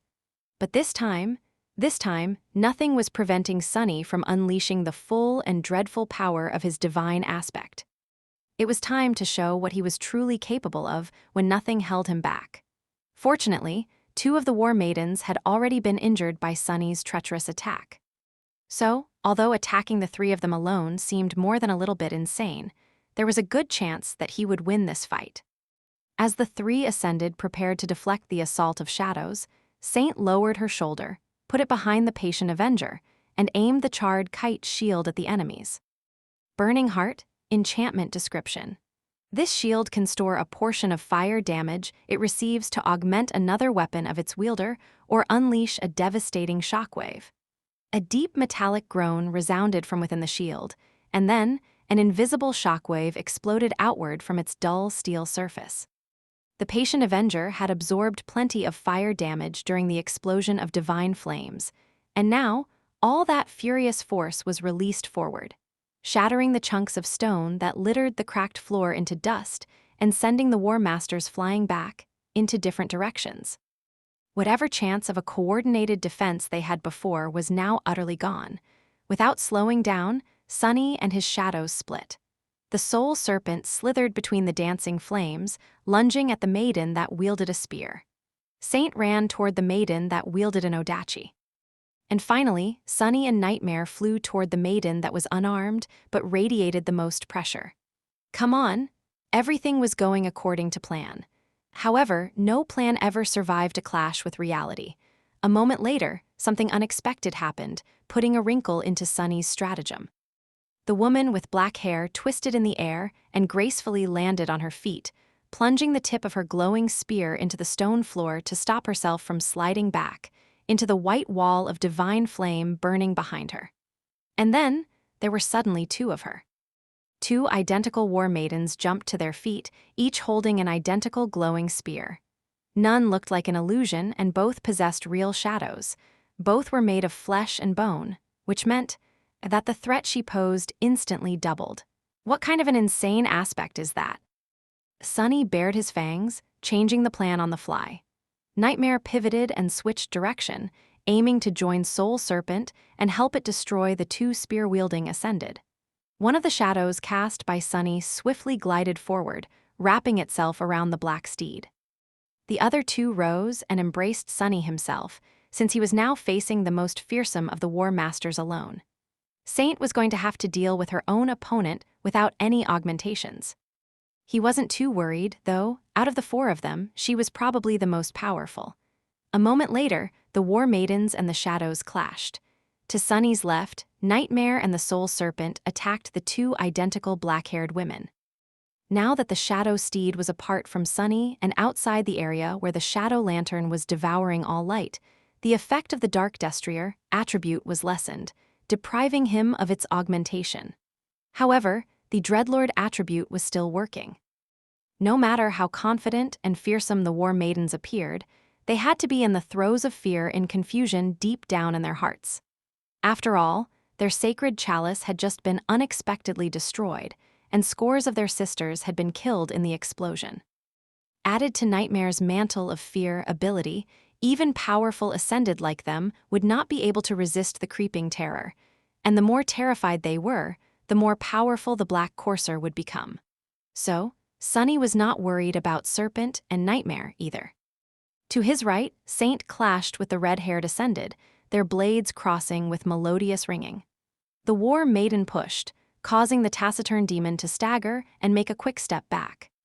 Considering how much the living statue weighed, this must have taken tremendous strength, so this one possessed some sort of a physical augmentation aspect. Her terrible burns seemed to be healing with incredible speed, too, which meant that the aspect gifted her with a miraculous regeneration rate as well. And lastly, there was a deep nick left on the blade of Saint's stone sword. Either the enchantments of the Scarlet Odachi were especially powerful, or the woman possessed an ability capable of reinforcing her weapons, too. Still, Sunny was confident that his silent shadow would be able to win. The only member of their team he was somewhat worried about was himself. Raising the cruel sight above his left shoulder and lowering the midnight shard to his right thigh, Sunny lunged at the white-haired war maiden, who was still calm, entirely unscathed and unarmed. "Let's see what kind of a fiend you are, then." Looking at the attacking demon with cold hatred, the woman simply outstretched her empty hands, and in the next moment, the stone shards and the dancing flames around them suddenly moved. Chapter 674, Mercy of Shadow. What the? The shards of stone and the dancing flames moved, flying through the air toward the tall woman. Instead of crushing and burning her, however, they somehow assembled around her slender body, the pieces of stone levitating around it to form a strange armor, the fire shrouding her hands like incandescent gloves. Sunny suddenly felt a deep, dangerous sense of unease. "How dare you, vile shad!" The voice of the war maiden thundered in the darkness that the shadow lantern had created, and then two furious white eyes ignited in its depths, piercing Sunny with a murderous gaze. "How dare you challenge war?" A split second later, the maiden disappeared from where she stood, the stone slab beneath her feet exploding into a rain of shards. Almost instantly, she was already upon him, a flame-wreathed palm shooting forward to pierce his chest. Damnation, what is it with women of war always going straight for my heart? This is already the third time this happens. Sunny awkwardly blocked the devastating blow and felt himself being thrown back by the terrifying force of the impact. Luckily, the mantle of the underworld had withstood the touch of the divine flames that shrouded his enemy's hands, if just barely, the enhanced enchantment of memory of fire still coursing through its polished onyx. Arg! Something wasn't right here. Even for a master, the speed and strength of this woman were way too terrifying. With 3 cores nearing full saturation and augmented with 2 shadows, he was supposed to be near the realm of the ascended, at least, if not more or less on par with some of them. And yet, her might was far greater than his. That could have been explained by possessing an aspect that augmented one's physicality, but as Sunny had just seen, the white-haired war maiden seemed to be some sort of an elemental sorceress. "Ah, I see how it is." Crashing onto the floor in a roll, he instantly threw the cruel sight forward to prevent his enemy from chaining the next attack after the first, and then slashed at her with the midnight shard. The blade of the austere takai scraped fruitlessly across the carapace of levitating stone shards surrounding the war maiden's body. It seemed that the effect of her aspect was broader than just elemental control. Not only was the fearsome leader of the Red Sect capable of manipulating the elements, she also drew power from them. The stone probably enhanced her strength and endurance. The fire, her speed, attack power. Whatever it was, it seemed to also allow the white-haired maiden to perceive her surroundings despite the veil of shadows his lantern was creating around them. With a ruthless scowl on her beautiful face, the woman easily swatted both the cruel sight and the midnight shard to the sides. However, she failed to defend against the sharp blade of the ghostly stiletto that suddenly appeared in one of Sunny's hands and slid between the chunks of stone protecting her body. The moonlight shard bit into the maiden's body, failing to sink deep but still drawing blood. Sunny grinned. There was a benefit to having 4 arms, after all. "Not so high and mighty now, are you?" The maiden seemed more infuriated than hurt, though. The stone carapace swirled around her, sending the moonlight shard flying away from his hand, and then 2 incandescent fists descended upon him. A spark of flame traveled through the whirlwind of stone shards and licked her body, perfectly cauterizing the wound. "Bad!" The white-haired warrior and Sunny clashed, their speed and ferocity causing more destruction to befall the devastated hall of the temple. Since they were shrouded by a rolling cloud of darkness, no one would have been able to see what was happening under the veil of shadows, noticing only flashes of white radiance that tore through it from time to time. All they would be able to perceive were the furious sounds of a frightening, inhuman battle. The war maiden was faster and stronger than Sunny. Her aspect was fearsome, and her skill was unlike anything he had ever seen. It was different from how humans of the waking world fought, but in no way inferior. In fact, her murderous technique was utterly sublime in its deadly power, stark perfection, and lethal precision. She was also able to control the flow of essence through her body, with such an intricate and ingenious measure of control that it made Sunny realize how crude and clumsy his own, which he had been proud of before, really was. His essence was running low, too, because of how much he had spent on delivering the obliterating shot from Morgan's warbow. However, he was not defenseless in that fight. While the War Maiden possessed a sublime technique, Sunny possessed a myriad of them.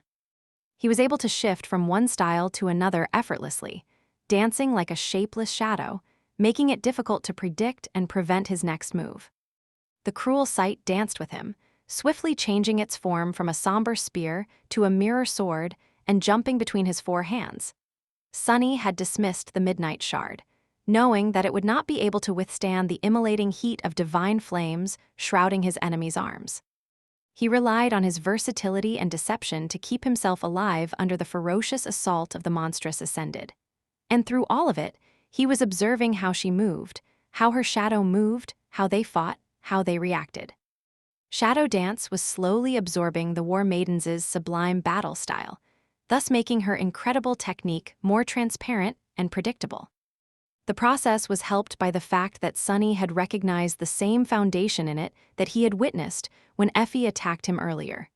The two were a master and a pupil, after all. For now, Sunny was locked into a desperate defense, with no hope of launching an effective attack of his own. It seemed as though his death was only a matter of time, but in reality, he was just biding his time, waiting for the right moment to deliver a single but singularly inescapable strike. And soon enough, that moment came. Sunny was battered and beaten, the onyx surface of the mantle of the underworld cracked and glowing orange in several places, as if on the verge of melting. His reserves of essence were almost empty, and his breathing was labored and arduous. One of his horns was broken, or rather cut cleanly, the edges turned glossy and black by the indescribable heart of the War Maiden's fiery palm. But then, he suddenly saw it. An opportunity. There was probably not going to be another one of those in this dire fight. As the white-haired warrior raised her hand to deliver another terrible strike, he suddenly turned the blade of the cruel sight slightly, so that it faced the enemy with the flat side. And then, Sunny activated the Light Eater enchantment of the somber spear, turning its blade into a source of bright, radiant sunlight. The War Maiden had used her aspect to adjust her eyes to the darkness.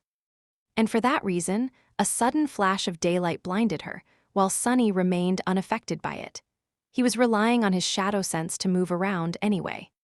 His enemy was only blinded for a second, but in the battle at their level, 1 second might as well have been an eternity. Simply losing her sight would not have made the War Maiden defenseless, of course. A warrior like her would have been taught how to fight with her eyes closed. And indeed, she instantly shifted her body and moved her hands, preparing to deflect the most probable attacks. Unfortunately for her, Sunny had already gained enough insight into her style to know exactly what these movements would be, and so he knew how to slip through them. One of his hands suddenly shot forward, the clawed gauntlet shattering a piece of stone, protecting the woman's neck. The other followed, passing through the momentary gap in the magical carapace and ripping her throat apart. A strange sound escaped from the War Maiden's lips. Her eyes widened, the white radiance burning in them growing dimmer. For some reason, Sunny felt himself be disturbed by that sight. The whirlwind of stone shards surrounding the maiden's powerful body rained to the ground. See, can't be a shadow. With that, the fearsome leader of the Red Sect fell to her knees, life draining through the terrible wound on her neck. All it took to kill her was one calculated, treacherous strike. Before the spell spoke, Sunny hesitated for a moment, then leaned down and whispered, "Find peace within me. This is the mercy of shadow." Chapter 675, Devastation. A few moments later after Sunny spoke, the spell whispered into his ear, "You have slain an ascended human, War Maiden Hilda. Your shadow grows stronger." He took a step back and grunted, pain and exhaustion permeating his battered body. "Why don't I feel happy?" Sunny did not mean to say those words aloud. With a frown, he pulled his gaze away from the corpse of the valiant maiden, briefly glanced at the emerald amulet grasped in one of his hands, and hid it back under the cracked breastplate of the mantle of the underworld. It was not every day that he achieved a victory in a battle against an Ascended. He should have been celebrating, but really, Sunny was not too fond of killing humans. At least those whom he did not hate.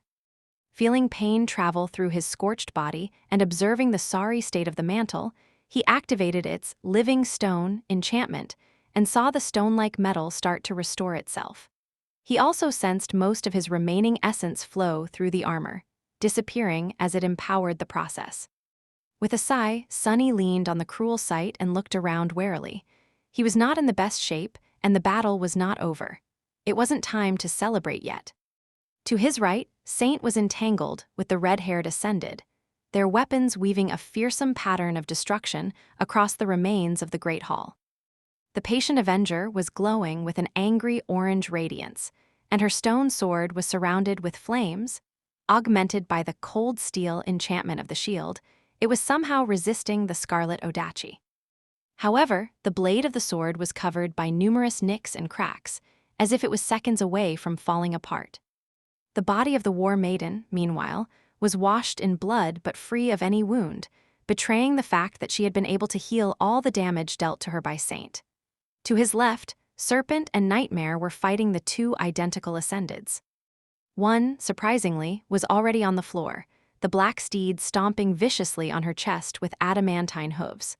The sight of it was both disturbing and frightening, even though Sunny knew that the dreadful horse was on his side. The second maiden was entangled in a furious battle with Soul Serpent, her enchanted spear flashing through the air and leaving deep gashes on the Stygian scales of the giant snake. Despite Serpent's advantage in size and might, the woman was too swift, cunning, and skilled to allow herself to be caught by its coils. What's worse, her weapons seemed to be able to follow the enemy into the shadows, striking at Serpent even when it dove into them to ensnare her. The black-haired warrior was truly terrifying, to be able to resist both an ascended demon and an awakened terror at the same time.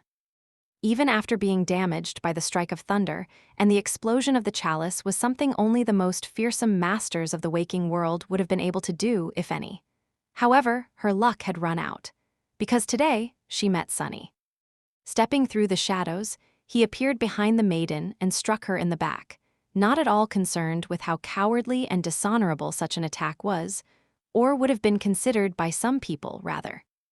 Honor was for fools, and while Sunny knew himself to behave like a fool on occasion, he was at least immune to this particular kind of foolishness.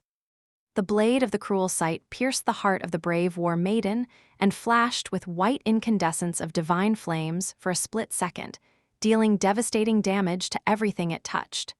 The woman died instantly, without even realizing who had killed her. At the same time, her second copy finally succumbed to Nightmare's hooves and stopped moving, her body a terrifying mess of torn flesh and broken bones. A moment later, it shimmered with a dark red glow and disappeared. The spell spoke. "You have slain an ascended human, War Maiden Jivenraver. Your shadow grows stronger." One more left, regretting his decision to not let the serpent finish off the ascended, thus replenishing his now empty reserves of essence. Sunny gritted his teeth and turned his head to glance at Saint. However, at that moment, the voice of the spell suddenly resounded once again. "You have slain an ascended human, War Maiden Kara. Your shadow grows stronger." What he saw was the War Maiden's decapitated body toppling to the floor, the taciturn knight standing above it with a shattered sword in her hand. The length of its stone blade, what remained of it, at least, was painted crimson, heavy drops falling down from it. Saint remained motionless for a few moments, then glanced at her broken sword with regret. Her shoulders moved slightly, as if the shadow sighed. Dropping the shattered blade, she then bent down and nonchalantly picked up the scarlet Odachi that slipped from the Ascended's fingers. Finally, the taciturn demon brandished the Odachi and turned around to look in the direction of the entrance to the Great Hall. "What is she looking at?" Sunny frowned, then suddenly shivered. "Oh, right, Effie and Kai." He spun, remembering that his friends were currently facing off against a dozen of powerful awakened warriors. However, he didn't have to worry. The War Maidens, almost all of them were already dead. Kai was just about to finish off the last one. The young man was clad in beautiful armor forged out of white steel and gold, wielding a swift saber. His battle skill seemed to have improved tremendously since their time on the Forgotten Shore. Those months in the army of the Ivory City must have taught him a lot. Effie was done with her share of enemies as well. The little girl was now wearing a familiar bronze armor, the white chiton beneath it replaced by the red silken tunic of the War Maidens. The dusk shard was also there, on her hand. However, now the heavy round shield was almost the size of her entire body.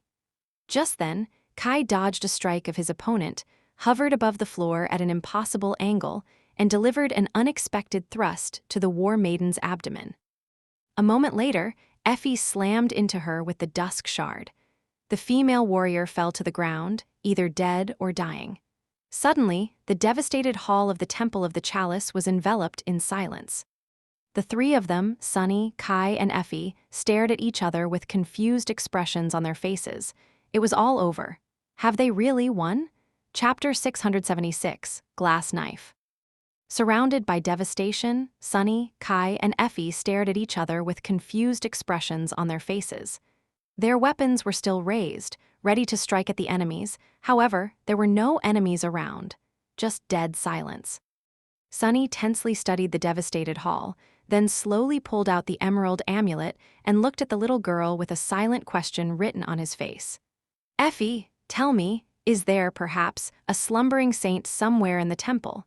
She frowned, then shook her head. Sunny was genuinely perplexed.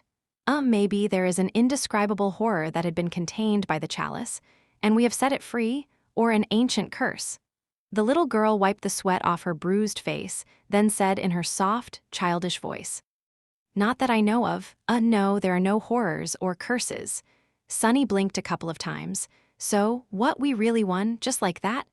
Effie stared at him for a bit and then yelped in outrage. What the hell do you mean by just like that? We just wiped out 100 vicious awakened battle zealots, and you yourself killed 3 ascended champions. Not to mention destroying the chalice, which was supposed to be indestructible. By the way, was that not hard enough for you, you crazy demon? He tilted his head a little and thought about it. Well, when you put it like that, I guess it was a bit hard. The 3 of them, especially Sunny, had indeed achieved something remarkable just now, but it still felt weird. He didn't even lose a single limb, body part, or heart. Well, he did lose half of a horn. That had to count for something, probably. Sunny scowled. That victory had not been easy. In fact, it had been the opposite of that. However, it had not been as costly as he would have expected it to be. 3 ascended were no joke, let alone as fearsome as the War Maidens had been. Granted, they had faced him after being mangled by the strike of thunder and the consequent explosion of the chalice. And he had only been able to damage the chalice, thus allowing the divine flame contained within to destroy it, because of his insight into how true sorcery worked. So, in a sense, this victory was the result of those months Sunny had spent barely surviving in the Red Colosseum, as well as his trials in the countless nightmares that gifted him his third shadow. And more than a bit of luck. He sighed, then asked dubiously, "So, what? We can just go?" Effie looked around, her gaze lingering on the corpse of the white-haired maiden for a few seconds. Her little face turned somber, and then she simply shrugged. "Unless you want to get roasted even more by the divine flames, I suggest we do." Kai, who had been silent this whole time, looked around as well. His gaze, however, seemed to be aimed at something beyond the walls of the devastated hall. Then he lowered his head, his eyes turning dark. The young man lingered for a few moments and then said in a low, hoarse voice, Are there other children that were being trained in the sect?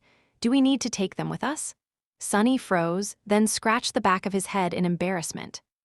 "Oh yes, I did not think about that. The War Maidens were known to take in orphaned girls, right? Where are they?" He wasn't too happy about the prospect of taking care of a bunch of kids, especially since he had just slaughtered their previous caretakers. But the idea of leaving them here did not sit right with Sunny, whether or not they were just phantasms of the nightmare. Noctis would end up having to deal with settling the children in the sanctuary anyway. Effie's childish face slowly turned still, and she briefly glanced down, in the direction where Kai had been looking a few moments ago. She turned away and said in a strangely even tone, "There were a few other girls with me before, indeed." But they didn't make it. She dismissed the dusk shard, then bent down to pick up one of the swords laying on the stones. The war maidens were not bad people, you see, at least not at the start of it all. But somewhere along the way, the sect changed. By the time the girl whose body I took over ended up with them, it was as though everyone here had gone insane. She walked to the next corpse, stared at it with strange darkness in her eyes, and then picked up another weapon. They were obsessed with the idea of creating a warrior capable of slaying someone called Solvain. So their training, what they called training anyway, had grown vicious, cruel, and inhumanly hard. Of all the girls subjected to it, only a handful survived. In this batch, I was the only one. Effie sighed, then stopped, staring once again at the body of the white-haired war maiden with a complicated expression. Strange, isn't it? It was not like they hated us. On the contrary, they seemed to care about their wards a great deal. Didn't stop them from killing us, though. She remained silent for a bit, and then added, and despite the fact those girls were being tormented and killed, it didn't stop them from loving their killers. Humans are very weird that way, huh? The little girl was silent for a few moments, then suddenly smiled.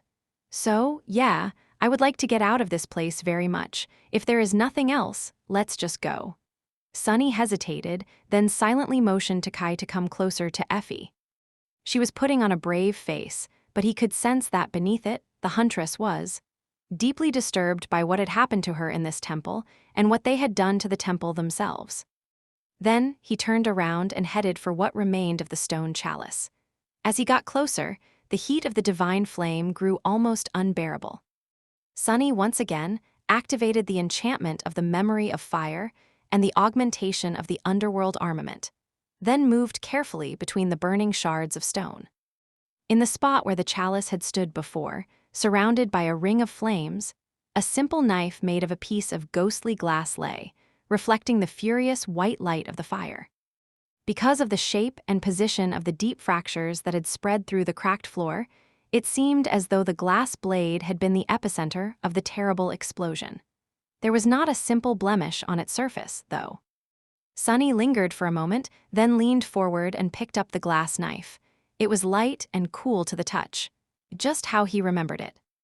Just to make sure, Sunny glanced beneath the surface of the glass blade and froze for a moment, transfixed by the sight of a single string of fate encased within it, looping endlessly on itself.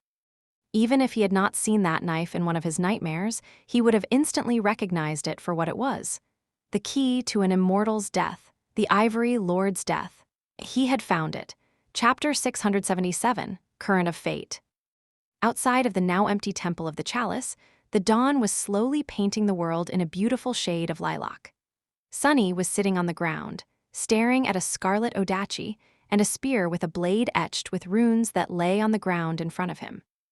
Kai had dismissed his armor and was standing nearby, his wooden mask charred and blackened by the heat of the divine flames. His gaze was distant. Effie was also close.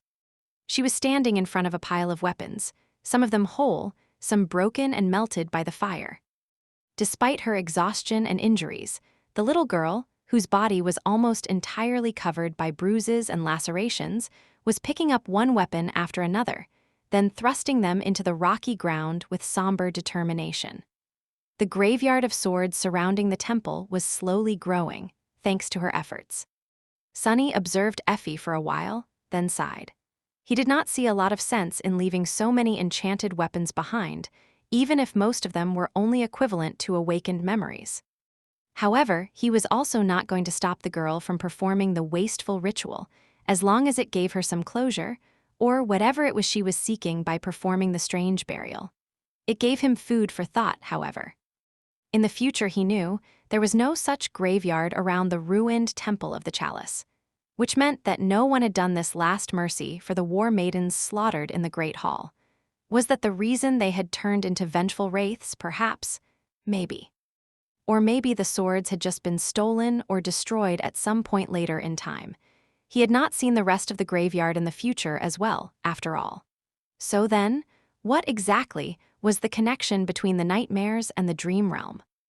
Before, Sunny had been sure that nightmares were simply recreations of the past. Now, however, he was not so certain.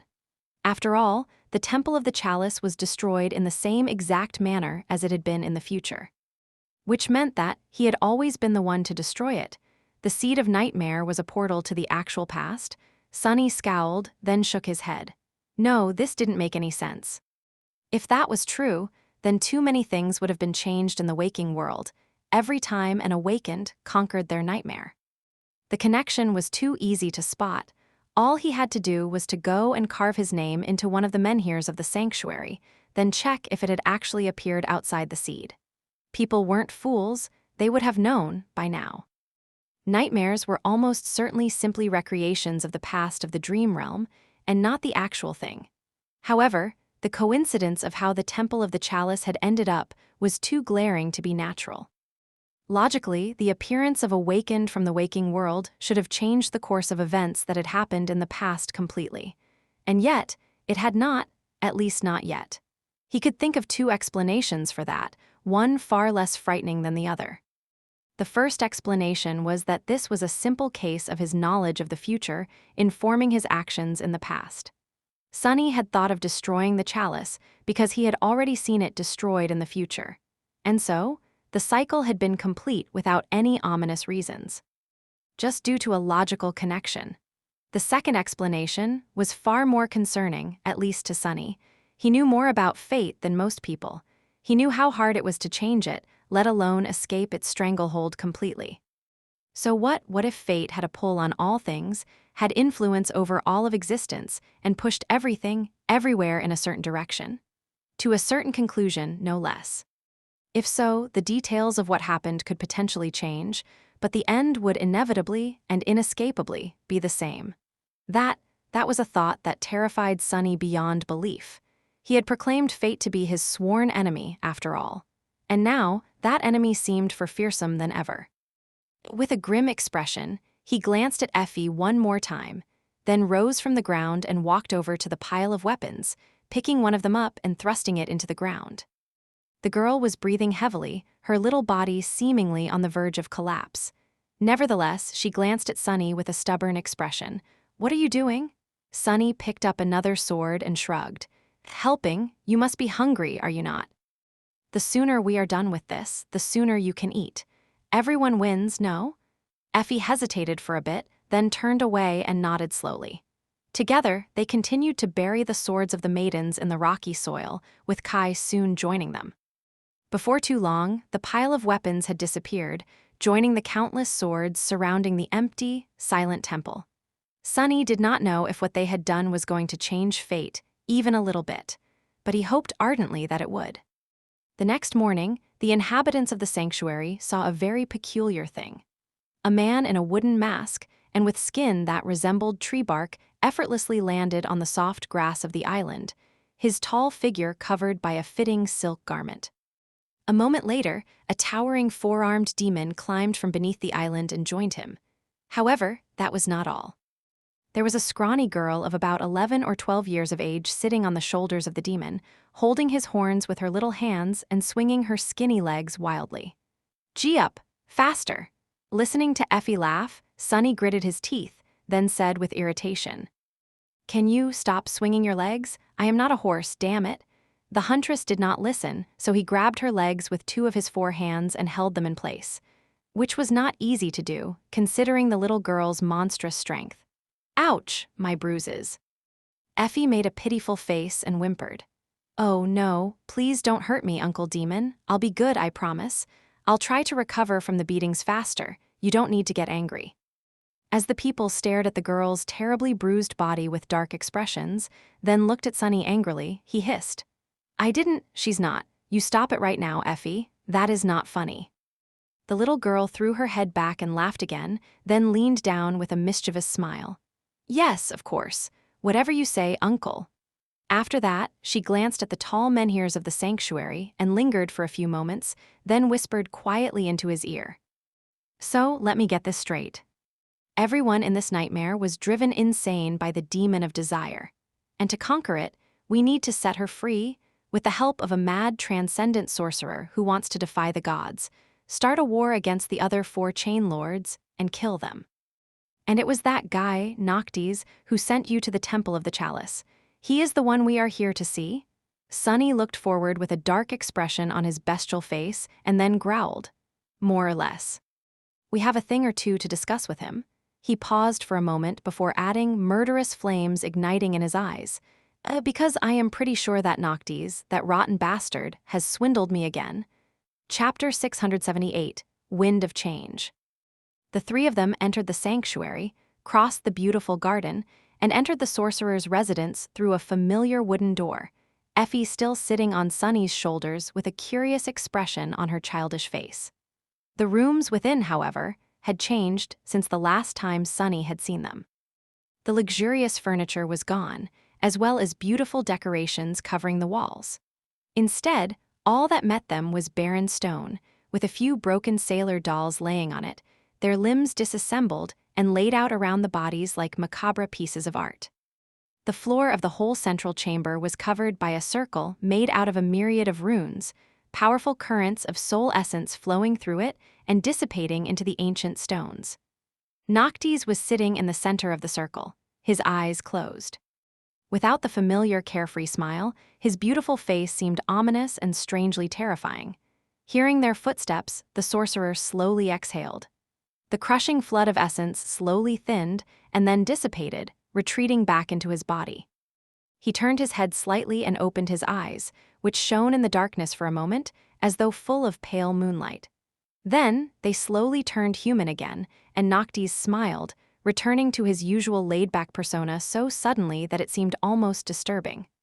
"Ah, Sunless, my friend. You are back. Sit down, have a drink, a welcome." He stood up and outstretched a hand, as if trying to gesture at a set of comfortable seats. Then, a surprised expression appeared on the Transcendent's face, and he looked around the empty hall with a bit of confusion.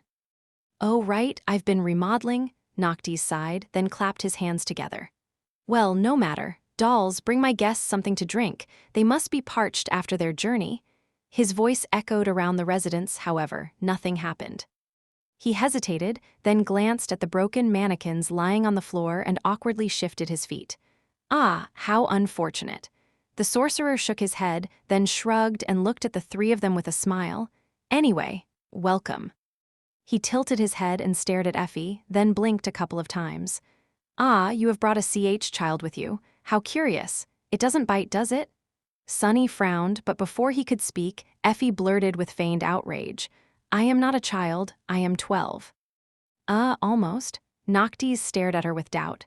"It speaks, how bizarre." Sunny slowly inhaled, then said evenly, "This child is called Effie. She is the friend I have told you about." The sorcerer's polite smile remained glued to his face. He stared at Effie some more, then furtively glanced at Kai. "So, one of your friends is a cripple you randomly stumbled upon in my sanctuary, and the other one is a small child." Sunny nodded grimly. Noctis rubbed his chin, and then cautiously said, "Sunless, are you utterly sure that you did not just invent having friends? To make me value our own beautiful friendship more, perhaps? If so, let me assure you, I value it a great deal already. There's no need for you to feel insecure just because you are not as beautiful, wealthy, wise, generous, and delightful to be around as me." Sunny gritted his teeth and then hissed furiously, I am sure, that I did not invent them." "Are you sure that you really want to know the truth about me and my friends?" Noctis raised his eyebrows with a sincere look on his face. "Well, of course." Sunny stared at him for a few moments and then said, "In that case, my friends and I are not actually a demon, a cripple, and a small child. We are humans from a distant future whose souls were sent here by a nearly almighty entity known as the Nightmare Spell, after the gods had died and this whole world had been destroyed. Oh, and this place? It is not real. You are not real, too. All of it is just a complicated illusion created by the spell to test us 3, no, us 5, actually. That's the honest truth."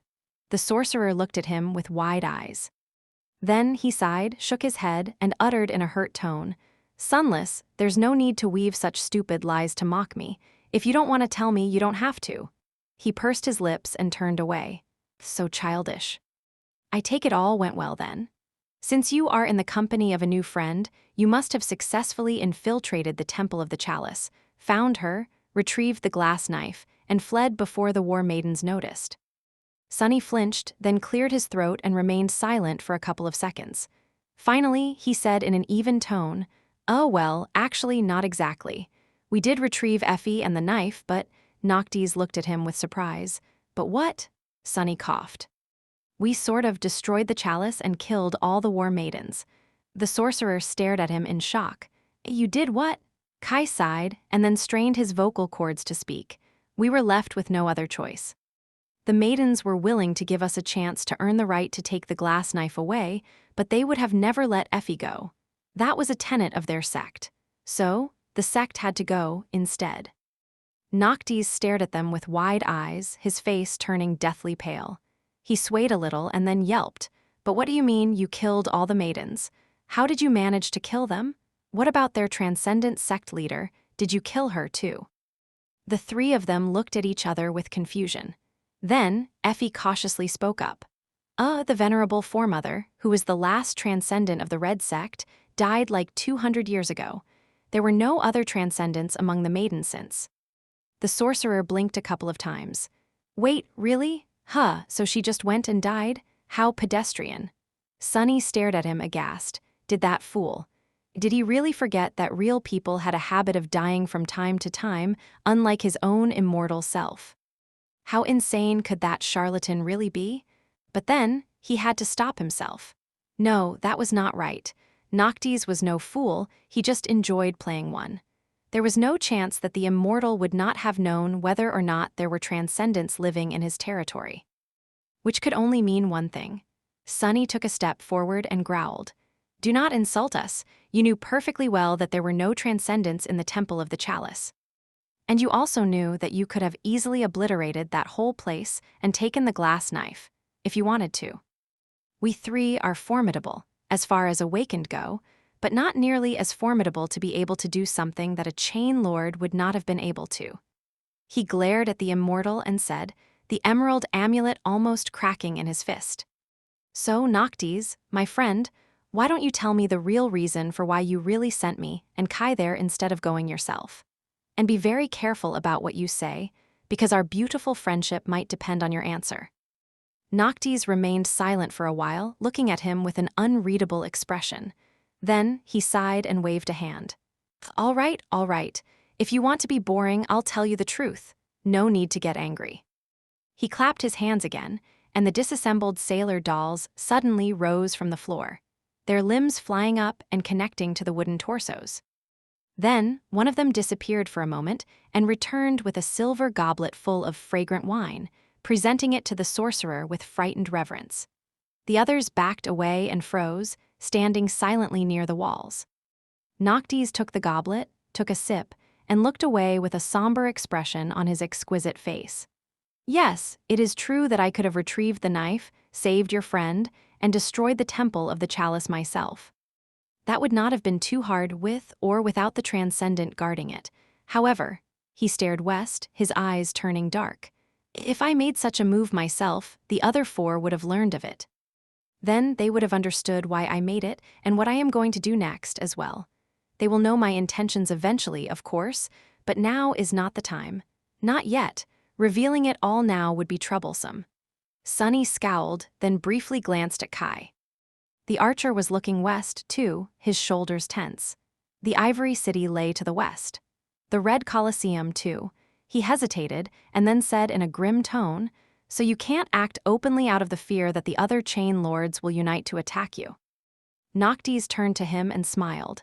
"Fear? No, nothing that whimsical. It is simply a matter of convenience. You see, until—" Suddenly, the sorcerer grew silent. His face turned grave and his eyes shined with a glint of distant moonlight. This time, it was not a performance. Sunny could feel that something had really gone wrong because the whole room inexplicably changed, becoming much darker, colder, and full of dire tension.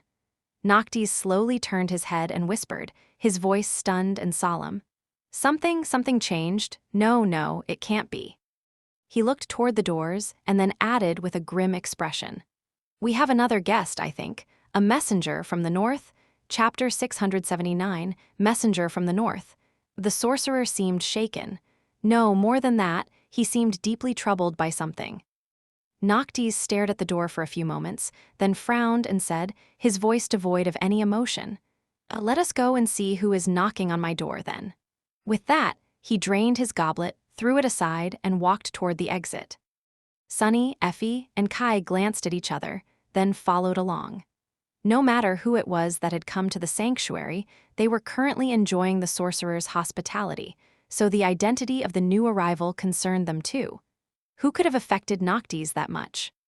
Or was the change he had spoken about the real reason for this strange behavior, while the appearance of a guest just happened to coincidence with it? They were going to find out soon. Together, the four of them, 3 awakened and an immortal saint, crossed the garden of the sanctuary and walked between the ancient menhirs to the field of grass beyond. There, an elegant figure waited for them, dressed in an austere black garment. It was a young woman none of them recognized. The young woman was tall and slender, with pale skin and lustrous raven-black hair that moved gently in the wind. Her face possessed an almost otherworldly beauty to it, its lines full of solemn grace and splendor. However, that lovely face was blemished by a stark flaw. Her eyes were covered by a simple strip of black cloth, the same color as the dress she wore. The contrast between the austere black dress and the flawless white skin, between the softness of her captivating face and the severity of the crude blindfold, created a tantalizing, ominous, and slightly disturbing sight. However, Sunny was not paying attention to the young woman's sublime beauty or to her dress. Instead, his eyes were glued to a single detail. There was a leather belt tied around the beautiful stranger's slender waist, and on it hung a black scabbard. He recognized the hilt of the blade encompassed within in an instant. Quiet. Quiet dancer, Cassie. For a moment, Sunny was overwhelmed by a feeling of profound, boundless relief. She was alive. Cassie was alive. All of them were. And now, despite all the dire trials of this harrowing nightmare, the 4 of them were finally reunited. It was as though a terrible weight that had been crushing his heart all this time, without him knowing, was suddenly lifted. Sunny felt Effie's grip on his horns grow tighter, and glanced at Kai to see that the young man's eyes were shining behind the wooden mask. The 2 of them had recognized Cassie, too, and were sharing in his glee. However, a moment later, Sunny's elation was gone. He remembered how and why they appeared in this field of grass to meet Cassie and looked at Noctis with concern. The sorcerer still had an ashen face, and unlike them, he did not have any warm feelings toward the blind girl. The situation was still strange and dangerous. As if sensing his gaze, Noctis frowned, then looked at the beautiful woman with a dark expression and asked coldly, "An eyeless of the Night Temple, isn't it terribly far for a blind priestess like you to travel south all alone? Speak, girl, what do you want?" Cassie lingered for a moment, then bowed slightly. When she spoke, her unfamiliar voice sounded deep and pleasant. She said, "Greetings, Lord Noctis. I bring a message from my mistress, the one in the north." The sorcerer grimaced. "Oh yeah, what does that dreadful woman want from me?" The blind girl remained silent for a few moments, then lowered her head slightly. "She doesn't want anything, Lord Noctis. My mistress, Lady of the North, blessed of the black skies, is dead." Noctis swayed slightly, as if struck. He stared at Cassie with a pale face, then raised a trembling hand and silently grasped his neck. After a few moments, he spoke again. "What are you talking?" "What is the message she sent, exactly?" The blind girl was still looking down. Without raising her head, she answered evenly, "Just these 3 words, I am dead." The sorcerer scoffed. "It takes weeks to get from the Night Temple to the sanctuary on foot, if one can even make it alive. Was she dead when she sent you?" "Huh." Cassie silently shook her head. "No, she was alive." Noctis gritted his teeth in outrage. That woman, so insufferable. If she knew she was going to die, she could have said more than 3 words at least. After everything we shared, she just had to be frustrating till the very end." Despite the sorcerer's irritated tone, Sunny could tell that Noctis was deeply aggrieved by the stunning news Cassie had brought, as if he had not been planning to kill the one in the north himself all along. The immortals were very strange people, indeed, but Sunny was stunned himself. One of the chain lords was already dead. Just like that. After 1,000 years of solemn duty, someone had managed to kill the undying transcendent without alerting the other 4. Suddenly, A feeling of unease grasped his heart. If not one of the chain lords, then who could have killed the ruler of the Night Temple? Who else possessed one of the 7 knives? He knew of only one person. As if reading his thoughts, Noctis stared at Cassie and asked, his voice trembling with anger. So, who was it? Who killed her? Solvain or the Ivory Lord? The blind girl slowly shook her head. Neither. It was of a creature that came from the fog. The sorcerer chuckled. I see. So the ivory knife fell into the hands of one of those. Ah, she could have saved herself if she had only wanted. But she grew indifferent to things like that a long time ago, didn't she? That was her madness. Noctis remained silent for a while, and then suddenly asked, his eyes glinting with his own madness. So then, the North is in disarray, the Night Temple is without a leader, and its army needs a new commander. Thousands of soldiers, hundreds of awakened warriors, all hoping to find someone to serve and protect their families? Right. Cassie lingered for a moment, then shook her head again. No, Noctis raised an eyebrow. What? Why not? She straightened, then answered simply. They are also dead. The sorcerer blinked a couple of times. Huh, who is dead? The young woman remained still as she said, her voice calm and even. Everyone. The soldiers, the priestesses, the awakened, the families. Everyone is dead, and the northern reach stands empty. The creature took them all. Chapter 680, Lost and Found. Everyone seemed stunned into a grave silence by these words. Even Noctis, who must have heard and seen a lot during his long life. Frozen, Sunny stared at Cassie, his lightless pupils narrowing into 2 vertical slits. Everyone was dead. Everyone had Mordred. Slaughtered an entire region, thousands of people or even tens of thousands. Mundane humans awakened, ascended, even the transcendent Lady of the North herself. Suddenly, a cold shiver ran down his spine.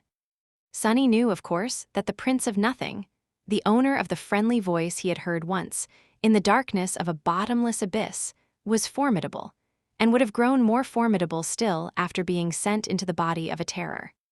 He also knew that Mordred was not completely of sound mind, and that the influence of hope would have only exacerbated that subtle fissure. But a slaughter on such scale, he had never even thought that Mordred would be capable of committing something like that, and why? What goal was the banished prince pursuing? He was never cruel without a cold and calculated reason, or at least he had not been in the past. Every monstrous act that Mordred had perpetrated before was full of perverse, but deliberate practicality. How could something like that be practical? Even forming a 7th core would not have demanded a hecatomb of that magnitude. Sunny really did not know how to feel. On one hand, the news of a chain lord's demise was beneficial for his plans. In that sense, the Prince of Nothing had already accomplished more to conquer the nightmare than the 4 of them combined. But on the other hand, Sunny just couldn't help but feel uneasy about Mordred. What was the Son of Valor planning? His thoughts were interrupted by Noctis, who let out a deep sigh. Everyone is dead. Ah, I barely remember the last time something like that happened. But when I was young, at the dawn of the Age of Heroes, things like that were rather common. You wouldn't remember, I guess. That is what happens when human champions grow unfit for their duty. He looked away with a dark expression, and then added in a grim tone. And we, the champions of this kingdom, have been unfit for quite a while now, if the lords can even be called champions still. Come to think of it, I am surprised that this had not happened sooner. He sighed again, then shrugged and turned to Cassie, seemingly having no desire to elaborate on this strange statement. Thank you for delivering this message, girl. If everyone in the North is dead, that makes you the last one then? The blind woman lingered for a moment, then nodded. Noctis pursed his lips. Ah, well, I am very sorry. For what it is worth, you are welcome to stay here in my sanctuary. This is a place for those who are lost, lonesome, and have nowhere else to go. Don't hesitate to ask if you need anything. He turned away, as if losing any interest in the conversation, but at that moment, Cassie suddenly spoke. Actually, there is indeed something that I need. The sorcerer stopped, then looked at her with a slight frown and asked with a bit of surprise. Really? Oh, then tell me. I am sure I'll be able to help. The beautiful young woman placed a hand on the hilt of her rapier and then said, her voice deep and pleasant, I am looking for my friends. I wonder if you would be able to help me find them, Lord Noctis. Noctis blinked a couple of times, then glanced at Sunny, Kai, and Effie with a strange expression on his face. Finally, he answered in a cautious tone, "Of course, gladly, but, do you, perhaps, not know how your friends look, where they are, and what they are called? If so, finding them will be difficult." Cassie tilted her head, remained silent for a few moments, and then answered with a bit of confusion. "Why would I not know? I am looking for a four-armed demon, a cripple with a grating voice, and a little girl. Their names are Sunless, Nightingale, and Raised by Wolves. They should be here in your sanctuary, my lord, or at least visited it not too long ago." Noctis smiled radiantly. "You would, wouldn't you? Not knowing something like that would be very strange. Gods, finally, someone normal. A four-armed demon, you say? A four-armed. Four, huh." The sorcerer's voice trailed off, and then he slowly turned to Sunny, seemingly struggling to say anything else. Before he managed to speak again, however, there was a sound of little feet pattering on soft grass, and a small figure collided with the young woman, hugging her with inhuman strength. "Cassie, you're alive." Despite the fact that the blind young woman could perceive several seconds into the future and had to have known that Effie was going to tackle her, a bewildered expression still appeared on her beautiful face. She remained frozen for a few seconds and then hesitantly lowered a hand to pat the little girl on the head. Yes, I am. I am happy to see you too, Effie." The little girl stared up at Cassie and then made a pouty face. "What the hell, Cassie? How is this fair? Sunny was short but became tall, Kai was pretty but became hideous, and let's not talk about that, but you were pretty before and became even prettier now. The injustice." The young woman smiled gently and then tightly hugged the little girl. "Why, I think you became very pretty too." Noctis stared at all this, then looked at Sunny with an inexplicable expression. The immortal sorcerer hesitated for a couple of seconds and then cautiously asked, Sunless, is this beautiful priestess one of your friends too?" Sunny glanced at him and then raised the emerald amulet. "Yes, the last friend I wanted to find. Her name is Song of the Fallen." Noctis remained silent for a while, then looked away and mumbled in a barely audible whisper. "By the moons, I guess I really need to improve my friend-making skills. Otherwise, I would not be able to call myself the friendliest man in all of the Kingdom of Hope anymore." Hearing that, Sunny smiled. He had a reason to. Their small cohort was finally back together. Chapter 681, The Incredible Adventures and Astonishing Deeds of Heroic Dreamer Sunless in the Lonesome Land of Nightmares, abridged, Volume III. Soon, the four of them were gathered in Sunny's room. There was plenty of food on the table and a kettle of fragrant tea. They had a peaceful meal, avoiding discussing anything important, but soon it was time to have a serious discussion. None of the four seemed too excited about the idea, perhaps because doing so would mean revisiting their experiences in the nightmare and opening up wounds that had barely any time to heal. There were a lot of invisible scars each of them was hiding. None of the four had survived these 3 months unscathed. Effie looked at her empty plate for a few moments and then sighed. "Can't we just have a few days off before getting to work? The world won't collapse if we take a small vacation, I think." Sunny glanced at his friends, the bruised girl, the cripple with a disfigured face, and a beautiful young woman whose empty eye sockets were covered by a black cloth, and slowly shook his head. "If we do, Noctis might grow impatient. I promise to give him an answer after I find my friends. He has already been gracious enough to abstain from killing me, putting my soul into a doll, or a mop, and ordering it to give him the knives, so we better not linger."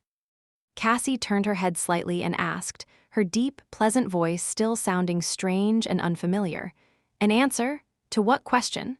Sunny grimaced, then looked away. "Right, all of you must have already understood what the conflict of this nightmare is.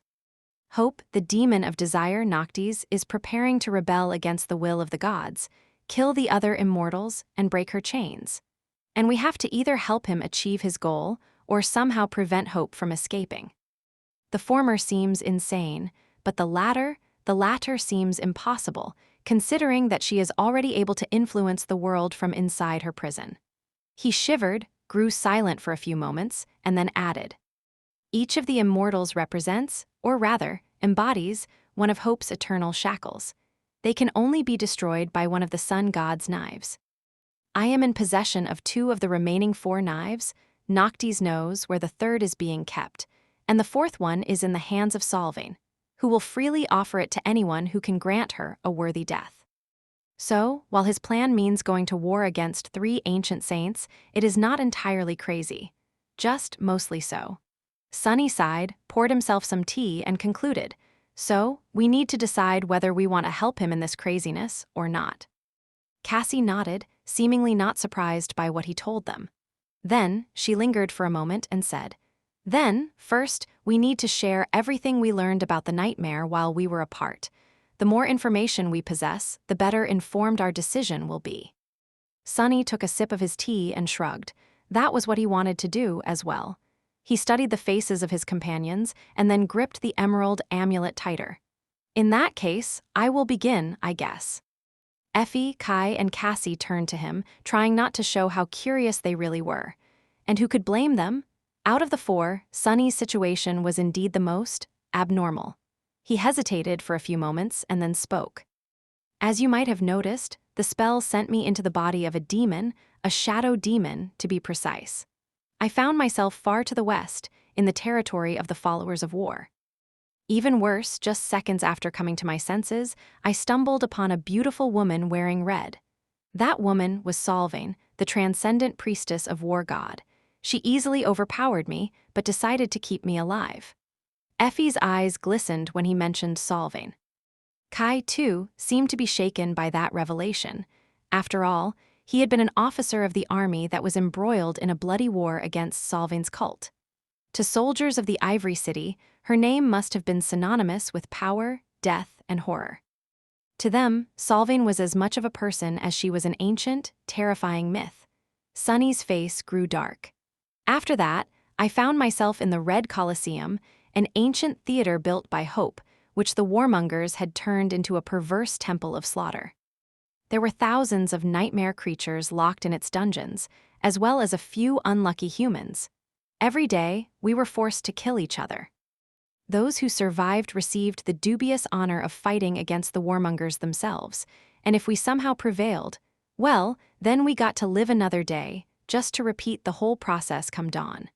He remained silent for a while, and then added, I spent 2 months in that purgatory. Of course, I would have succumbed to my wounds very fast if it wasn't for my partner, a captive young man from the Ivory City, Elias. His healing aspect kept me alive, and I kept him alive in the arena. Together, we endured the slaughter, day after day, week after week. Still, our days were numbered, so I kept searching for a way to escape, and after 2 months, I finally found it. Sunny touched the terrible scar on his neck and grinned. Turns out, all I had to do was to trick our ascended jailer into chopping my head off. Free of the collar, I killed him, and then got Elias to attach my head back. Kai, who was in the middle of taking a sip of tea, spat it out. What? Effie only remained silent because she was in the process of choking on a pastry. Her eyes, however, were similarly wide. Even Cassie seemed stunned. Sunny chuckled. "Ah, you see, that transcended priestess, Solvain, actually, I had already killed her once. She had been serving as the host body for a corrupted monster, the Firekeepers, and I had slain in the dream realm to capture the wreck of Noctis's flying ship. That was where I received an enchanted armor that allows its wearer to stay alive for as long as they have essence. I also had means of regaining essence, and so, I was able to survive without a head long enough for Elias to heal me." Effie finally managed to swallow her pastry and glanced at Kai with wild eyes. "Kai, tell me he's lying, please." The young man blinked a couple of times, then solemnly shook his head. The little girl swore, then mumbled in a small voice, "Crazy bastard, he's crazy." Sunny shrugged nonchalantly. "What? That wasn't even the craziest part. Anyway, Elias and I almost managed to escape the Red Colosseum, but at the last moment, we were intercepted by Solvain, that cursed fiend." The smile disappeared from his face, and his black eyes flashed with cold hatred for a moment. She killed Elias, tore my heart out, and threw my body into the sky below. Luckily for me, this demon body has 2 hearts, which was why I didn't die immediately. Solving either didn't know about that or did not care, thinking that the abyss would finish me off. But I survived and found my way back to the Isles, thanks to my memories. He sighed. I survived, but was not in the best shape, either physically or mentally. My one remaining heart was not enough to keep this body going, so I was effectively dying, albeit slowly. I made my way south, planning to eventually reach our rendezvous point in the east. However, before I could, I stumbled upon Noctis on the southern island. Sunny smiled bitterly. That mad bastard was very happy to see me.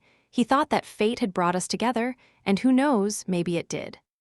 We made a deal. He and I, Noctis, would replace my missing heart, and I would learn the location of the glass knife from a terror that resided in the nearby fortress. That terror, you see, had belonged to one of the chain lords before had belonged to the shadow. So was there a better candidate to meet him than a shadow demon? He didn't speak for a while, then let out a heavy sigh. The problem was, the centuries of loneliness and being subjected to hope's poison had driven the creature mad. So, it attacked me. That terror had power over dreams and nightmares, and he subjected me to a few hundred of those. In each one, I was horribly tortured, experienced unimaginable sorrow, and was eventually killed. Luckily, I had forgotten most of those nightmares, most of them. Sunny took a sip of tea, then shook his head. Anyway, eventually, I escaped from the nightmares as well, by breaking all of them, and then killed the terror. Noctis replaced my heart, as he had promised, and brought me to the sanctuary. Here, I met Kai, and we went to retrieve the glass knife, and Effie from the Temple of the Chalice. And here we are. He scratched the back of his head, and then added thoughtfully, "Overall, I guess it could have been worse." Effie swore again, and then shoved another pastry into her mouth. She chewed furiously and then hissed, sending crumbs flying across the table. What the hell could have been worse than that? Sunny stared at her for a moment and shrugged. I don't know, I could have been sent into a body of a worm, or even worse, a child. Chapter 682, The Red Sect. Effie stared at him with no amusement whatsoever on her childish face, which only made her attempts to appear serious look more comical.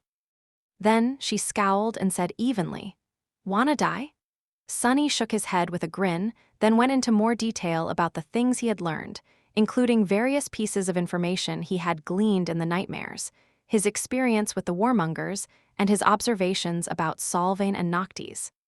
When he was done, there was silence for a while. The others were digesting all the information he had shared with them, full of thought. Well, everyone except Effie. The somber silence was soon broken by the sound of loud chewing. The little girl swallowed a piece of meat pie, then blinked a couple of times, noticing that everyone was staring at her. Finally, she wiped the oil off her lips and said, "What? I am a growing child, you know. I need to eat well to grow big." Then she wiped her oily fingers on the tablecloth and shrugged. "Well, anyway, I guess I'll go next." The little girl glanced at Sunny, made a face, and turned away. There's not much to tell anyway. My 3 months in the Temple of the Chalice were not at all as exciting as Sunny's wild misadventures. Although, her face suddenly grew dim and dark. They weren't very pleasant either. Effie sighed, lingered for a few moments, and spoke in a somber tone. Basically, I was sent into the body of one of the Red Sect's younger disciples. An orphan girl who had been entrusted to the maidens, for better or worse, but mostly worse. As I already said, their teachings had grown cruel and perverse over the centuries. Now that I know about how hope is manipulating everyone's desires, I finally understand why. That Solvane, she had been raised in the Red Sect, too, a long time ago. The difference is she managed to escape, but we didn't. The little girl trembled. I ran away once early on and managed to make it to the Iron Hand Island. But I was caught, and the punishment, at the time, they already knew that nothing they did to me would make me obedient. So, they punished the others in my stead. After that, well, I did not try to escape again, at least while the other girls were still alive. Effie grew silent for a bit, then shrugged. So it was pretty boring. Just endless training, battle training, essence training, body conditioning, and all that stuff. How to endure pain, how to endure fear, how to steel your will. How to be a perfect, merciless, lethal vessel of war. Of course, they were very inventive in their lessons. What better way to teach someone to endure pain than to torture them to the brink of death? Or over it if the pupil is weak. The little girl's face turned distant. In the end, everyone turned out to be weak, except for me. She took a bite out of her piece of meat pie, chewed it slowly, and then said, "One time, they put me in a coffin and buried me alive for a few days, to teach me how to conquer the fear of darkness. These wretches, who said that I was afraid of darkness to begin with, so stupid. But mostly, it was just combat training.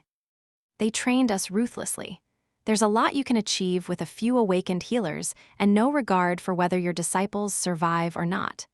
If we broke a bone, the healers would put it back together and order us to continue. If we bled too much, well, you get the idea." Effie shook her head. "The thing was, though, that I was getting it even worse than the rest.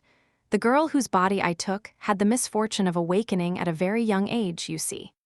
So the maidens saw her as their promised chosen one, a prodigious warrior fated to slay Solvain and wash away the humiliation she had visited upon the sect, to avenge her sin and sacrilege.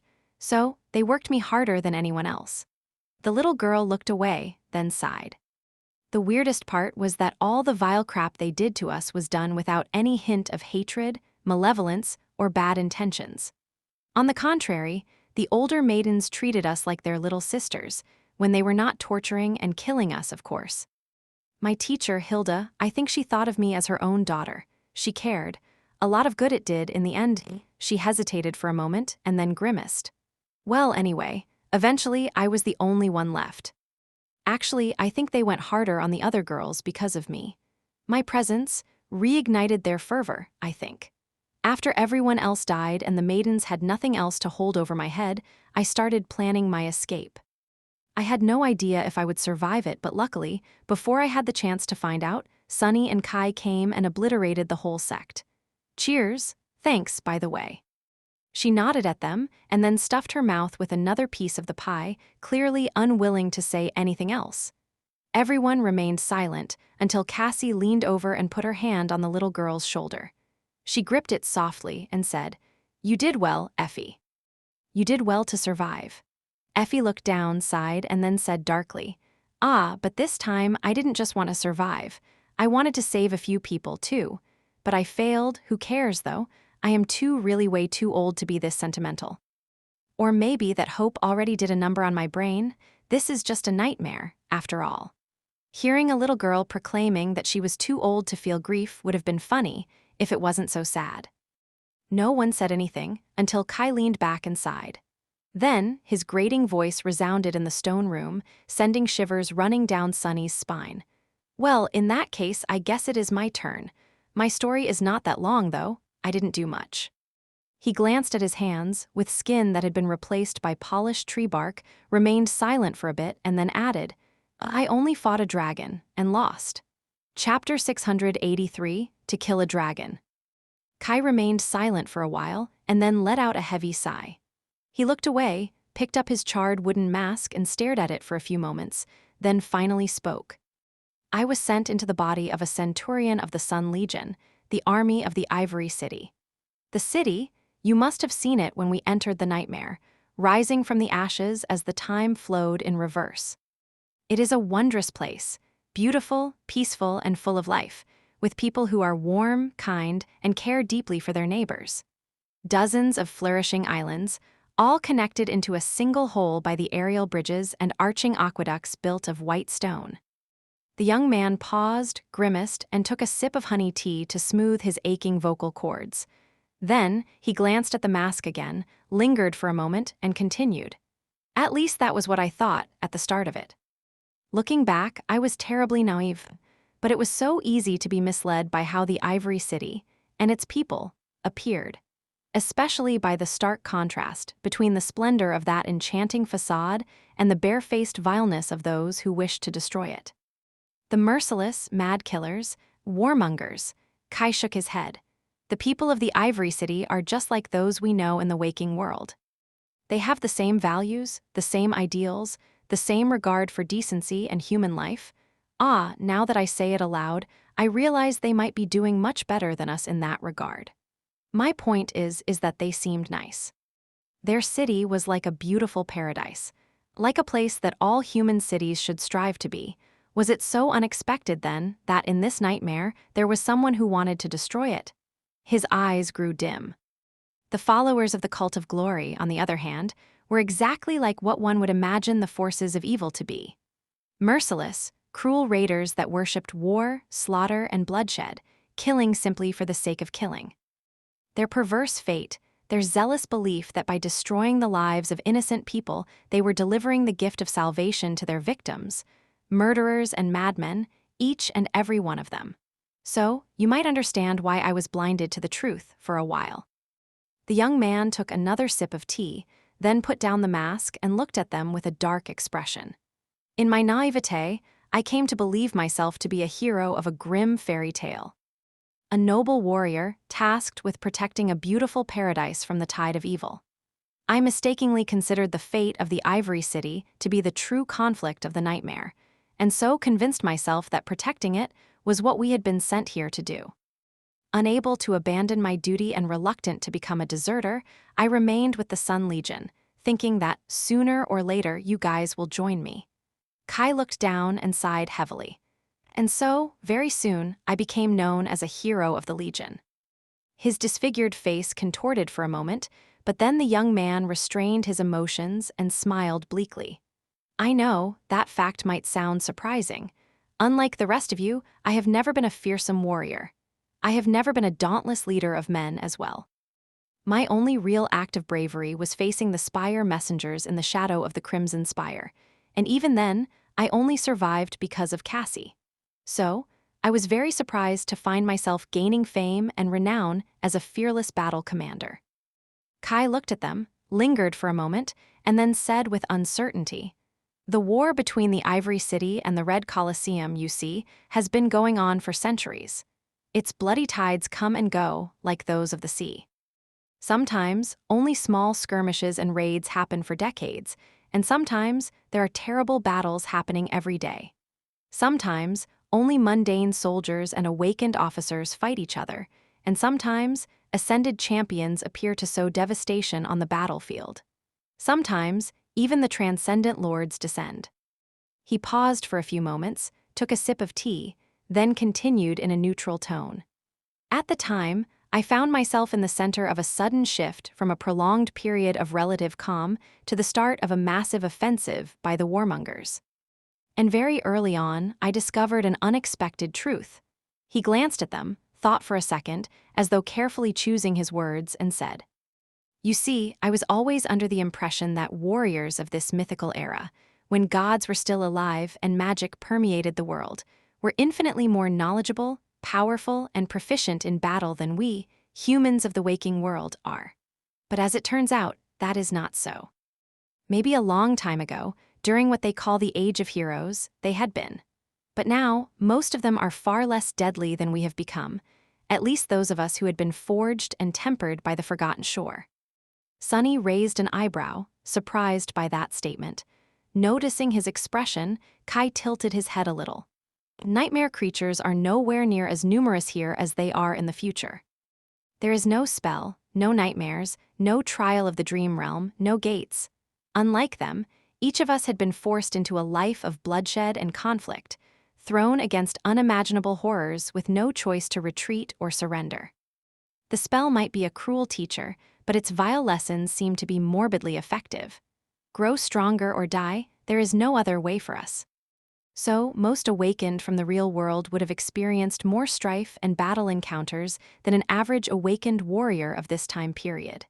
He sighed, and then added somberly, "That was why even I, despite my humble aspect and lacking battle prowess, was able to stand out. I led my soldiers to victory, keeping them alive through the sudden attack by a large force of the warmongers. And then, I kept them alive through the rest of the campaign, wreaking havoc on the enemy anywhere my centuria appeared."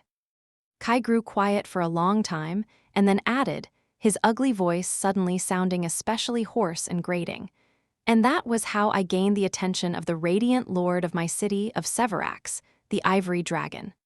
Chapter 684, You Must Become a Dragon." Kai poured more tea into his cup, then cradled it in his hands and looked away. He remained silent for a bit, then continued the ominous story. After many weeks of battles and bloodshed, the warmongers were pushed back, and my centuria was recalled back to the Ivory City to rest and recuperate from the hardships of war. We were met by a jubilant crowd that showered us with rose petals and sang our names, my name, too, louder than all the rest. Ah, what a beautiful sight it was. Victorious, we returned home, and everything was well. For a while, we enjoyed the beauty of the city and the warm company of our fellow citizens. He took a sip, then shook his head slightly. The more I explored the beautiful Ivory City, the more elated I was by its prosperity and its harmonious way of life. It seemed as though people there were all content and happy, treating others with sincere kindness, love, and respect. It was as though they didn't have a care in the world, and there was a reason for that. The people of the Ivory City could live this way, and be this way, because they were protected by the mighty dragon, Severax, a true descendant of Sun God, their lord and protector. The young man shivered, then added in a hoarse voice.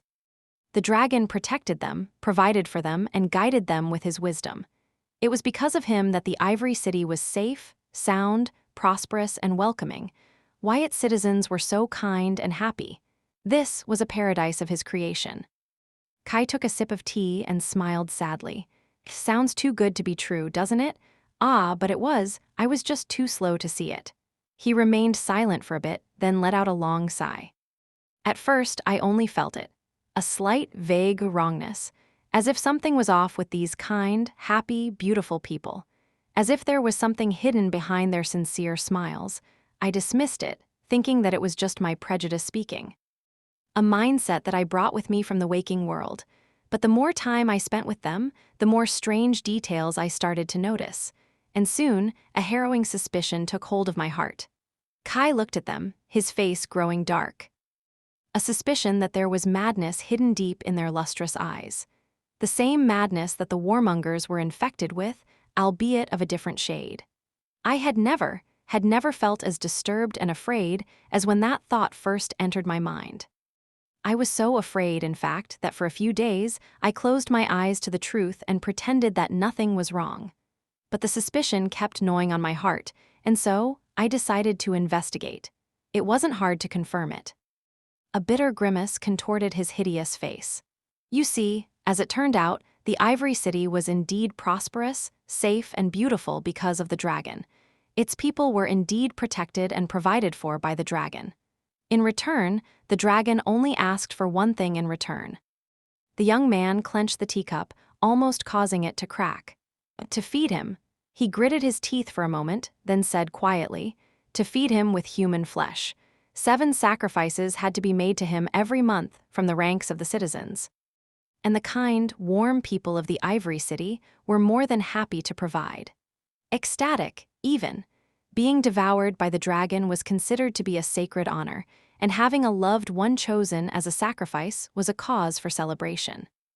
The young man grew silent, then said hoarsely, the dragon never dictated who had to be fed to him, but the people of the Ivory City wanted above all else to please the dragon, and so they always chose the best and the brightest.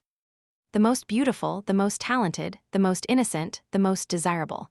And there we were, young heroes who had just returned from a triumphant war.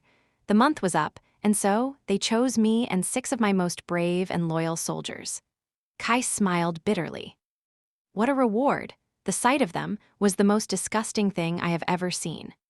Parents surrendering their children to death with zealous smiles, husbands sending their wives into the dragon's maw with wild joy, friends and neighbors singing and laughing as they led their fellow humans to be eaten by a hungry beast.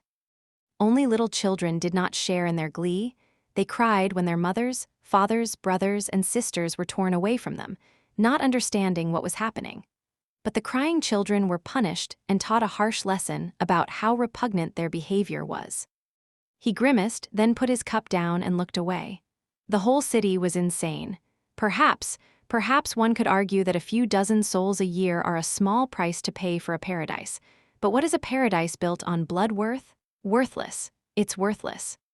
And even if it's not, at least the wretches could have made the sacrifice without the ghoulish joy. without the songs and the zeal and the kind, warm, sincere smiles on their beautiful faces. Kai took a deep breath, remained silent for a while, and then shrugged dismissively. Anyway, we were brought to an island that bordered the ivory tower itself and chained to a white cliff. The jubilant crowd disappeared, and soon after that, we heard the rustle of mighty wings. The dragon landed in front of the cliff, as majestic and fearsome as he was in the legends. A great beast with beautiful ivory scales and radiant golden eyes that were full of wisdom, nobility, and inhuman intelligence. Effie was listening with wide eyes, biting her fingers. Finally, she couldn't bear it anymore and asked in her soft, childish voice, "How the hell did you survive? Why didn't the dragon's flames kill you?" A sad smile appeared on Kai's disfigured face. "How did I survive? Oh, that was simple, really. When Severax appeared, I broke my chains and shielded my comrades, ready to defend them until my last breath. Seeing this, the dragon, he spoke to me. His smile slowly disappeared, replaced by an expression of anger, shame, and regret. You must have already guessed that Ivory Dragon Severax is also Severas, the Ivory Lord.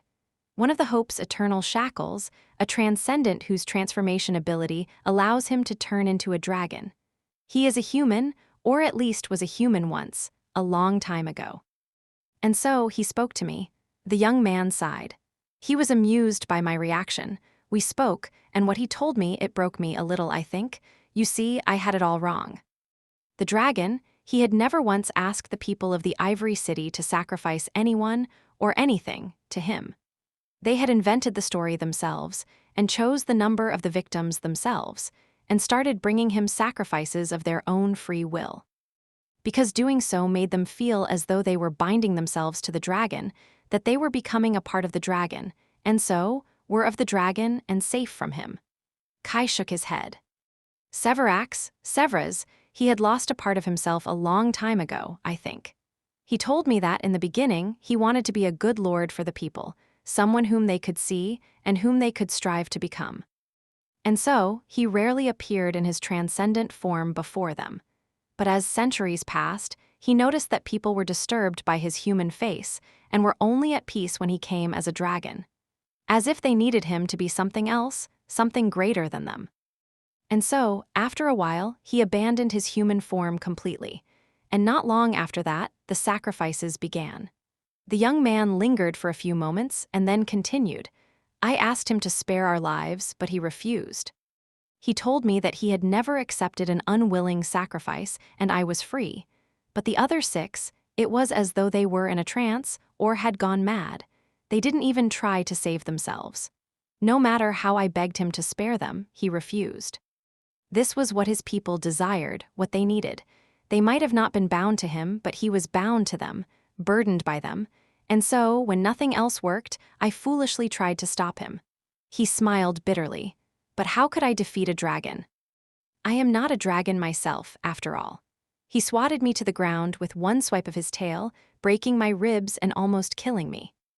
But I did not die. Instead, paralyzed, I watched as he turned his head, opened his maw, and turned my soldiers into ash with one immolating breath. Kai grew silent, his face unmoving. After a while, he spoke again.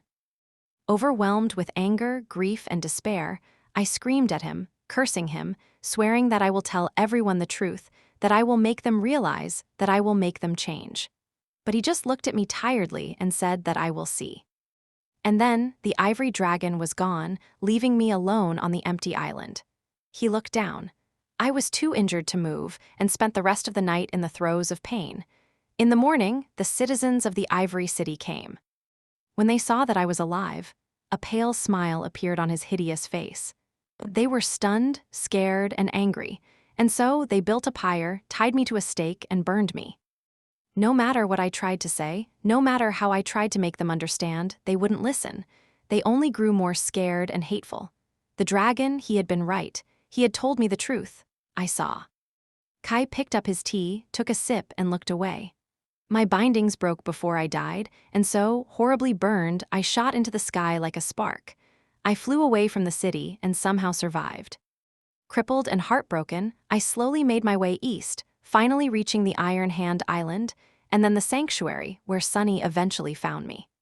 Lord Noctis had replaced my burned skin and damaged muscles with enchanted wood and tree bark, and here I am, as good as new. He sighed, looked at them, and smiled. Luckily, I had friends that helped me pick myself up. You guys, I'll do whatever it is you decide to do.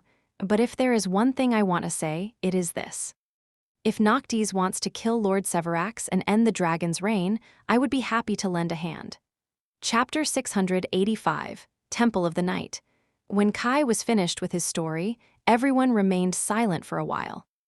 Eventually, the young man sighed and stretched out his hands, which were covered in polished bark and looked more like those of one of the sailor dolls than those of a human. He moved his fingers and then smiled lightly. Noctis did a wonderful job of healing my wounds. Just as he had said, some of the pain remains, but I am as strong and capable as I had been before.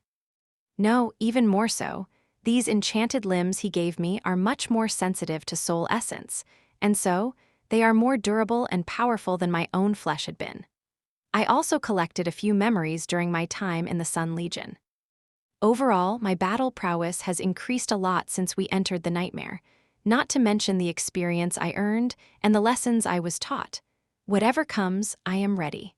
Sunny lingered for a few moments, then let out a low growl.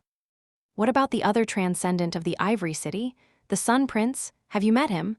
Kai frowned and made a vague gesture with his hand. Yes, I think. The Sun Prince is supposed to be a brother of Severax. Among the people, it is believed that his soul resides inside the metal colossus that guards the Ivory City and sometimes leads the Sun Legion into battle. I've seen him once, from afar, and to be honest, I am not quite sure if that thing is sentient or not. He hesitated for a bit and then added, You've seen him, too. I think that it is his corpse that swings beneath the shipwreck island, tangled in the chain, although I can't quite imagine what kind of force could have destroyed that implacable giant. He is at least 90 meters tall, with a body cast out of solid steel and nearly invincible. He is also not a living creature, really, and so can't be killed by wounding or damaging his body. Sunny remained silent for a bit and then said, There is nothing that can't be killed or destroyed. Not even the gods. So then, 3 of the chain lords are accounted for in the future. We've seen the bones of the dragon, Severax, on the Ivory Island, and both his brother and Solvane found their doom near the wreck of Noctis's ship. But what exactly happened? How did they fall, and how did Hope escape?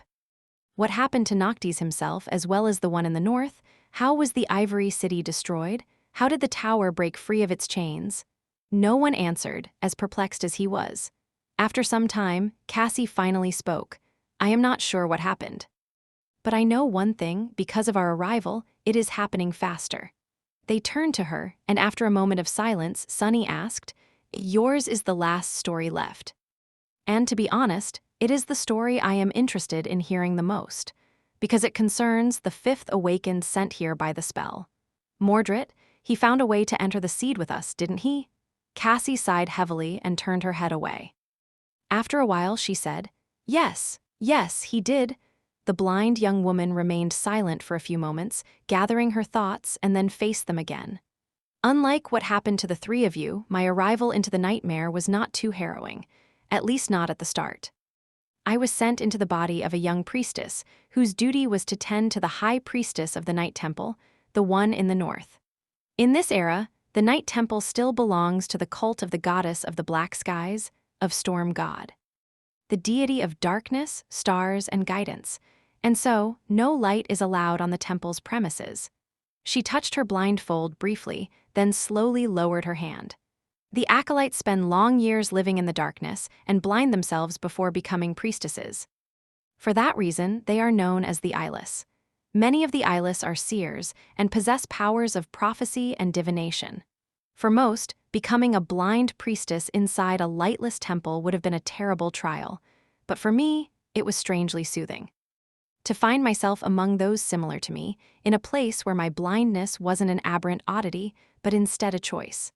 A pale smile appeared on her lips. However, it was my lady that I found the most comfort in. The one in the north, the Oracle of the Night, she was not unkind. She treated me well enough, and I have learned a lot from her knowledge and wisdom.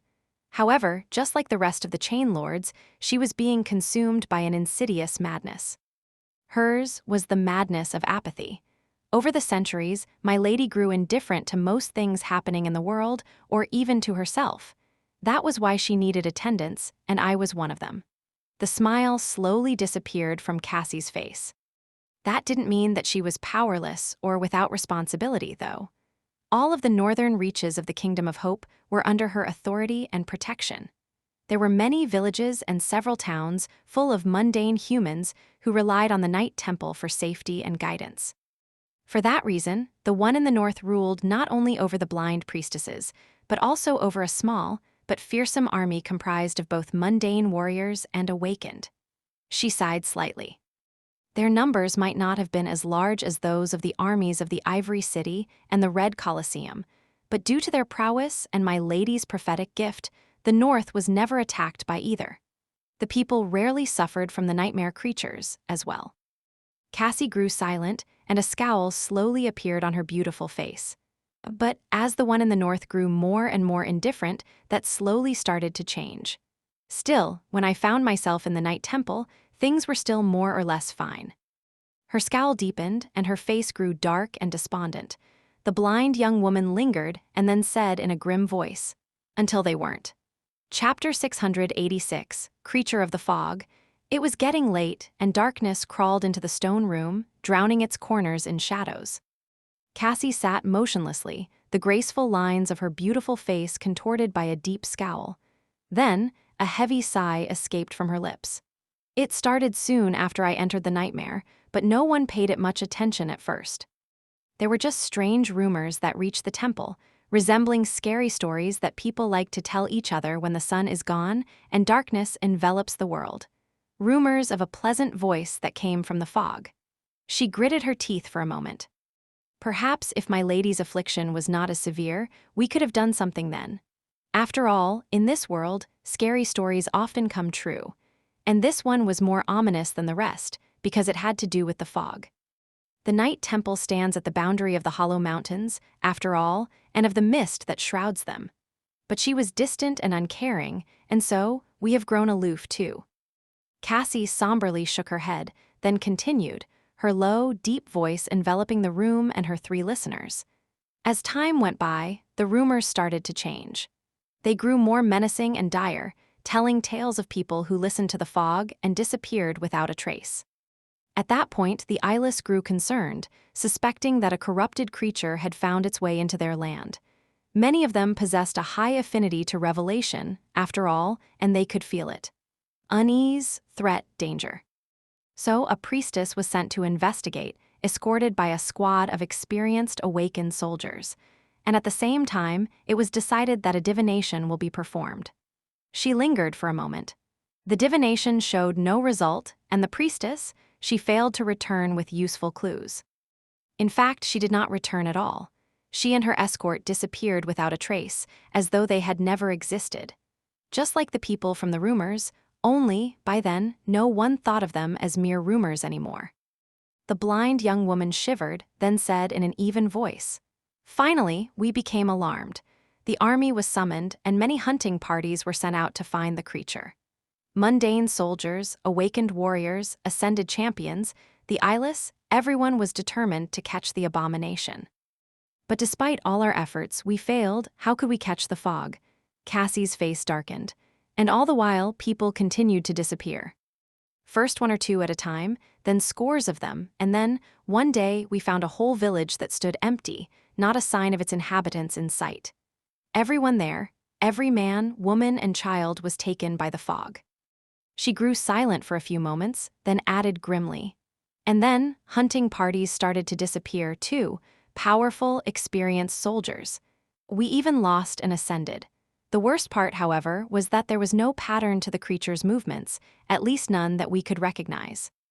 It could attack a settlement far to the west one day, and then suddenly take someone far to the east the next.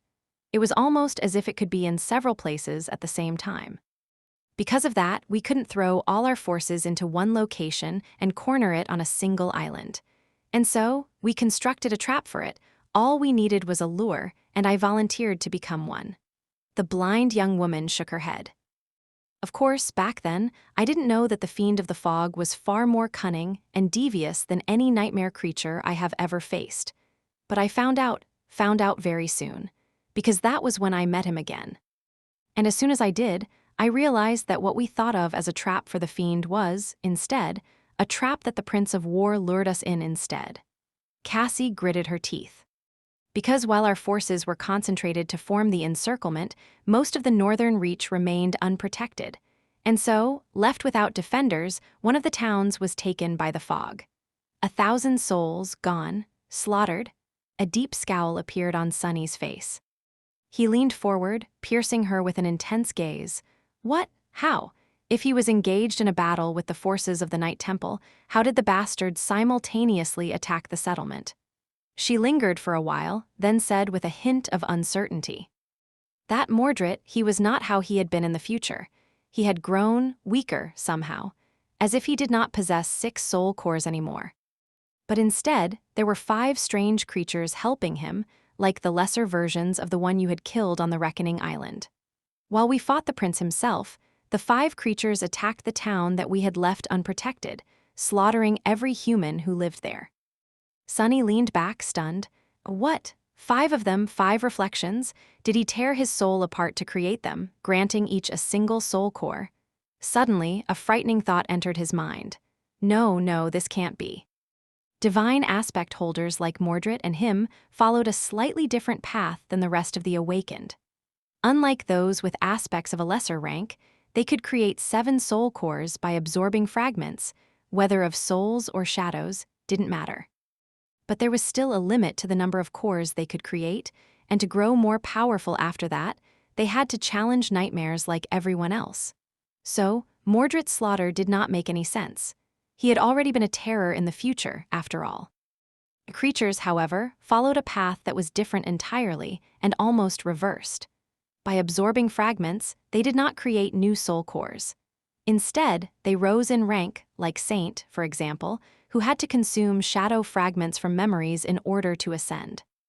If Mordred's reflections were the same as Saint, if they only needed a certain quantity of fragments to rank up, then there was no limit to how many fragments they could devour, and no end to their growth, not until they reached the mythical divine rank.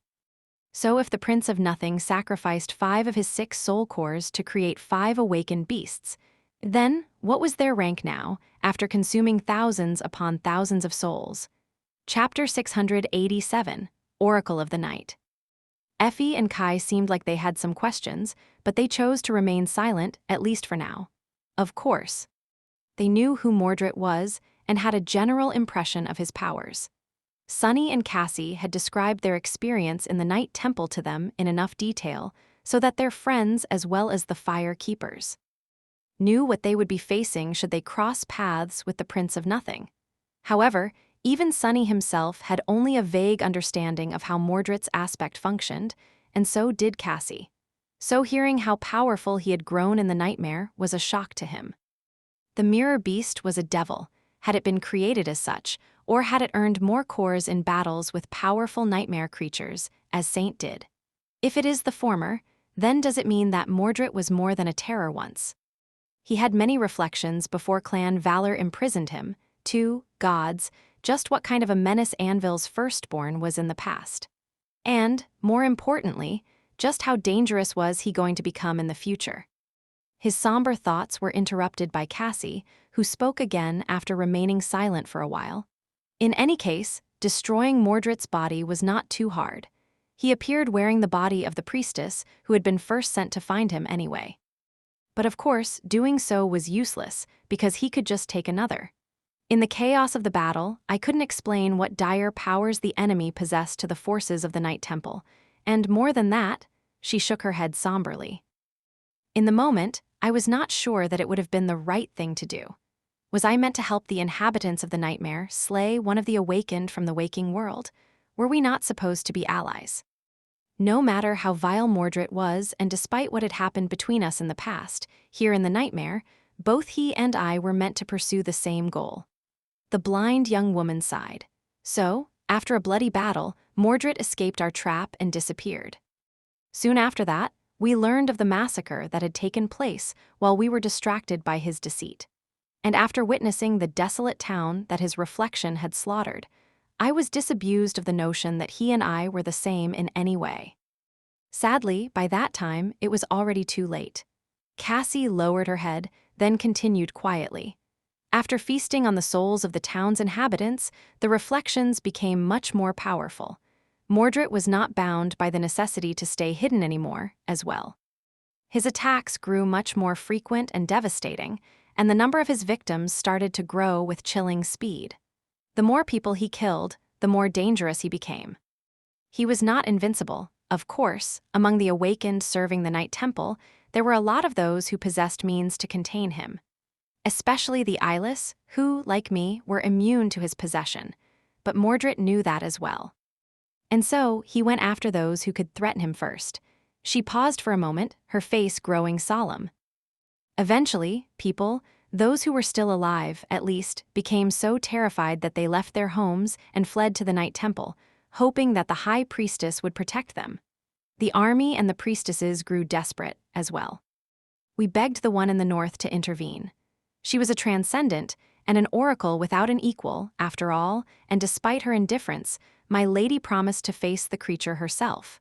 That day, people were so relieved that they held a grand celebration.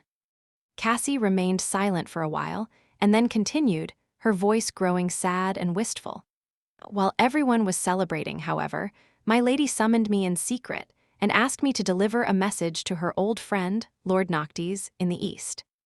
Just 3 words, I am dead. She paused for a moment and turned away, her beautiful face growing still. I was appalled, of course. What about her immortality? What about all these people whom she promised to protect? She smiled sadly and told me that they were all dead as well, and that it was better that way. A heavy sigh escaped from Cassie's lips. I left the next morning and made my way south all alone. Traveling through the wilderness of the Kingdom of Hope, blind and without anyone's help, was not easy, but I managed to survive somehow. Whether by luck or due to the one in the north protecting me, Mordred never intercepted me. I had to face a few powerful nightmare creatures, though, as well as other dangers, along the way. I overcame these obstacles and eventually reached the sanctuary, and on the day that I arrived, I finally felt it, the sudden change. A dark expression appeared on her face. My lady had died, and another flaw was added to Hope's prison. The approaching disaster was accelerated even more. You know the rest. For a moment, Sunny could sense a hint of profound sorrow in Cassie's voice, but then it disappeared, and the blind young woman smiled. So, now, I guess we know enough to make a decision about whether or not to support Noctis in his war against the rest of the Chain Lords. He frowned, and then said in a grim tone, "There is one thing we don't know, though. Something that can potentially change everything. Mordred, what is his goal? What is he going to do when the 4 Chain Lords go to war?" Cassie hesitated and slowly shook her head. "That I don't know." He must have realized the nature of the nightmare's conflict himself. By now, or maybe he had always known it, through means that none of us can even guess about. He was the one who had sought out this seed, put the idea of seeking out the knives into our heads, and manipulated us into bringing him here, after all. No matter what his goal is, though, I doubt that he just wants to become a master. He is here for something else as well. Sunny remained silent for a bit, then let out a frustrated growl and turned away. All right then, I guess it is time to choose our fate. Chapter 688, Big Decision. No one spoke for a while before Effie finally broke the silence. I mean, it is not much of a choice, is it? Sure, going against 3 immortal saints does not seem like a picnic. But we already know that they had been defeated in the end, somehow, so it is not impossible to do. And we don't even know what the alternative is. How do we ensure that Hope doesn't escape her prison? Kill Noctis. That would only delay the inevitable, since this whole damned place is already on the verge of collapse because of her influence. That Hope, she is scary. She hesitated for a moment, then asked with a bit of confusion. To be honest, I am not even sure what she is. What kind of a demon is powerful enough to drive a whole region mad? Is she unholy? Sunny sighed, then massaged his temples. No, if anything, she is divine. She is also not a demon, she is a demon. Demons were, lesser deities of sorts who are said to have created themselves. They appeared out of nowhere, possessing powers that were similar to those of the gods, but different. The spell has a weird tendency to never mention the word demon, though, for some reason. In any case, it seems that the gods and the demons eventually had a big, terrible war, and Hope's imprisonment and escape were a prelude to that war, I think. Effie listened to him without any particular expression, then said listlessly, "Oh, well, in that case. That just proves my point. Trying to keep a thing like her in chains, doesn't killing 3 immortal saints suddenly seem easy in comparison?" Kai moved slightly, and then his hoarse voice suddenly resounded in the stone room. "I think we are looking at it wrong. The question is not what should we do, it is what should be done, don't you think? Yes, there is no particular way in which a nightmare has to be resolved, but that doesn't mean that some resolutions cannot be right and some cannot be wrong. This land has been turned into hell by Hope, who is trying to escape her chains. Until she is released, that will not change." He leaned forward, frowned, and added somberly, "The Red Colosseum, the Ivory City, and all across the ruins of her kingdom, madness reigns, turning humans into wicked perversions of themselves. Sure, we can win by prolonging it, but would we be at peace with such a conclusion? You can call me naive, but I think that although the spell does not dictate what the challengers do in the nightmare, it still matters why we do it. We are still responsible for our actions and their consequences. So, I think that we need to do what is right." Sunny glanced at him and then asked, his voice harsh, "Who's to say what is right? How do you know that by releasing Hope, we won't be dooming everyone living here to an instant death? 1,000 years in chains, personally, I would have been a bit angry." Kai lingered for a moment, then shook his head. "You are right, I might not know what is right, but I do know what is wrong. And what I saw here was deeply, deeply wrong." Sunny stared at him for a bit, then shrugged. "Well, it's not like I disagree. In fact, I hate this place with a passion. I don't really care if Hope simply kills everyone either. As far as I'm concerned, the bastards deserve it." He waited for a few moments, then turned to Cassie. "What about you? You've been terribly quiet." The blind young woman hesitated for a while, then spoke evenly. "I am willing to do whatever you decide. I'll trust your judgment, Sunny." He frowned, studying her face with a dark expression. "Why, you don't have an opinion?" Cassie remained silent for a bit, then simply shook her head. Damnation. He knew, of course, why the blind girl was reluctant to speak. She must have seen something, a glimpse of the future that she did not want to share, knowing that it would affect their thinking, possibly informing the very event she wanted to happen or wished to avoid. Her own opinion was already compromised by that knowledge, and so Cassie had decided to remove herself from the decision completely. It seemed as though she had grown wary of her visions and the consequences of acting on them after the Forgotten Shore. Damned oracles. Sunny sighed, then glanced at Effie and Kai. "Well, then there is not much to discuss. The two of you are keen to join Noctis, and I guess I am too. He might be a madman, but at least he is a madman we know. And I also sort of like the guy. Despite the fact that he is a dishonest, lying, conniving, crazy, dastardly cheat. No one is perfect, you know?" Effie giggled. "Wow, it's almost as if he's reminding me of someone.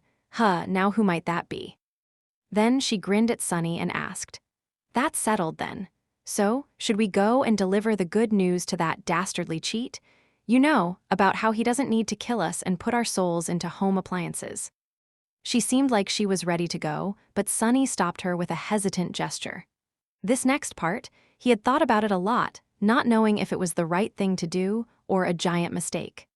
He was still not sure, but had a feeling that the decision he had made in the end was a correct one. At least it felt that way. In any case, there was no going back. Sunny remained silent for a bit, and then glanced at his friends with a tense expression. "Before we do, there is something I need to tell you." Effie and Kai stared at him with slight surprise written on their faces, while Cassie's eyebrows suddenly flew up. She already knew what was about to happen, of course. Kai looked at him and smiled. "Oh, what is it?" Sunny sighed, turned away, then faced them and shrugged. It's nothing too serious. Just, well, to tell you the truth." He gripped the emerald amulet tighter and said, "My flaw is that I can't lie. I have a true name which I received in my first nightmare. My aspect is of the divine rank. I have 3 soul cores, actually shadow cores, which technically makes me a demon. Hence this ugly body. I have already unlocked my aspect's legacy. I inherited the lineage of one of the 7 demons. Oh, and also, how do I say this? I might be Lord Mongrel. Sorry about that one, Kai. Chapter 689, Trust. Effie, who was already standing up to leave, froze, then slowly sat back down. Kai dropped his wooden mask to the floor and stared at him with wide eyes. Even Cassie seemed a bit stunned, despite knowing most of the things he had just said already. A deathly silence settled in the room, and Sunny found himself being pierced by 2 dumbfounded gazes. He scratched his neck, then coughed awkwardly and looked away. Yeah, that's more or less all that I wanted to say. Of course, the decision to reveal these secrets to his friends had not been an easy one. In fact, it went against everything that Sunny believed in. Every instinct in his body screamed that he was making a terrible mistake. But instinct was not always the best advisor. Otherwise, what was the point of having intelligence and the ability to think about your decisions? The fact of the matter was that Sunny had already done irreparable damage to his relationships once because of his untrusting nature. Back on the Forgotten Shore, he had kept his secrets a little bit too well, failing to understand how his deceptiveness would make others perceive him. Sure, he had a reason to behave the way he had, and yes, he had never really lied to his allies, simply withholding or manipulating the information a little to keep himself safe. But the others did not know about his reasons. All they knew was that their trust was never returned fully, and that he was full of secrets, discrepancies, and insidiously subtle ways to keep those secrets to himself. Sunny had never explained himself, and in the absence of an explanation, the misunderstanding was bound to inevitably take its place, perhaps to dire results. Who knew, if had been more open with Nephi's, she might have not considered him a liar, absorbing that false perception into her own forming self. Would things have ended differently then? Regardless, currently, Sunny knew both the aspects, and more importantly, the flaws of every member of the cohort. But they couldn't say the same. They revealed their weaknesses to him, but he held on to his own, failing to reciprocate this trust. For now, everything seemed fine, but that one-sided nature of their friendship was bound to fester in the future, and the small crack it created could grow in size, eventually destroying it. Plus, even Mordred knew his secrets. It would have been silly if the Prince of Nothing did, but Effie and Kai did not. Not to mention dangerous, so Sunny decided to take a leap of faith and put his trust in his friends. It had been a long time coming anyway, but damnation. Why did being honest with people feel so disgusting? What a loathsome sensation, curses, I'm all itchy. After a full minute of stunned silence, Effie finally spoke, her voice sounding uncharacteristically tame. Now, hold on, wait a minute. She raised her small hand and showed one finger. Your Flaw, we sort of already had a general idea after spending so much time with you. It is still, wait, you can't lie at all? What? Sunny shrugged. I can't say a lie aloud, and I am compelled to answer any question asked of me truthfully, or at least to the best of my ability. He expected some sort of spicy question to follow immediately, but Effie remained silent, showing just how bewildered she was. Even her usual mischievousness disappeared. Instead, the little girl simply raised a second finger. All right, the true name, we sort of figured that out too. You seemed reluctant to share it, for some reason, so Kai and I did not press. Sunny let out a heavy sigh, hesitated for a moment, then forced himself to speak. That has to do with an innate ability of my aspect. If certain conditions are met, it can make me vulnerable to those who know my true name. That is why I kept it a secret, and also put a lot of effort into appearing as weak and pathetic as possible, so that no one would even suspect that a weakling like me could possess a true name. His face grew a bit dim. Being considered a weakling is generally great, because it makes enemies underestimate you. I'm more than fine with people thinking little of me, but after I started pretending, things got out of hand really fast. Effie blinked a couple of times, remained silent for a moment, and raised a third finger. Well, I guess that explains a few things. Now, about Lord Mongrel we knew, of course. I mean, it was sort of obvious. At that point, both Kai and Cassie turned to her and spoke simultaneously. Kai seemed even more surprised than before. What? I didn't know. Cassie, meanwhile, seemed a bit confused. She asked hesitantly, I am sorry, but who is Lord Mongrel? Effie stared at them with a funny expression. What do you mean, you did not know? You were the one who helped him buy that armor. Kai opened his mouth, then closed it, then opened it again. Wait, what armor? I helped the stone armor from the memory market. That dusty, ugly thing? No, it's not the same. The material is completely different. The fit, the design Mongrel's armor is very chic. Not at all like that cumbersome stone clunker. Sunny covered his face, then said somberly. The stone changes to a stone-like metal due to an enchantment. It was just broken and required an awaken to activate the restoration process. As for the fit, you do remember that memories adjust themselves to accommodate the owner's body, right? Hell, now that I have a tail, even it is armored when I summon the mantle. The young man stared at him with a lost expression, then leaned back on his chair. Oh, I see then, but I mean, no, never mind. Sunny massaged his temples. I never meant for Mongrel to get famous. I just wanted to practice swordsmanship in the dreamscape, and all good aliases were already taken. Who knew that a damned broadcaster would spread the clip of me dispatching him everywhere on the network? Oh, gods, and things only got worse after that. Effie looked at him, then at her 3 fingers, then made a little fist. But the rest, a divine aspect, what? Do those even exist? 3 soul cores. A demon's lineage, what even is that? And what is next? Are you going to tell us that you have a divine memory or something? The little girl let out a nervous giggle and mockingly shook her head. Sunny stared at her for a bit, then cautiously cleared his throat. Ah, well, actually I have 2, chapter 690, 1 question. Sometime later, Sunny left the room, walked between the tall menhirs, and entered the sprawling garden of the sanctuary. The cohort had intended to talk to Noctis together, but after his bombshell of a revelation, the others needed some time to digest all the new information and decided to stay behind. Understandable, in truth, Sunny wanted to be alone for a few minutes as well. Although he felt that he had made the right decision, revealing his secrets was an uncomfortable experience. He felt as if an invisible weight had been lifted off his shoulders a bit, but also rattled and uneasy. He felt naked. Sunny could use a little solitude to gather his thoughts, too. After the initial shock, he had gone into more detail about his capabilities, explaining how a divine aspect worked and the circumstances of how he earned it. However, it was not like he knew a lot about this matter himself, so the conversation was not too long. It had helped the others better understand his powers, as well as that of Nephi's and, most importantly, of Mordred. Now they were as ready to face the Prince of Nothing as they could be, should a conflict with him happen. Additionally, due to everyone gaining deeper insight into Sunny's powers, their already profound synergy as a battle unit was bound to grow even more refined.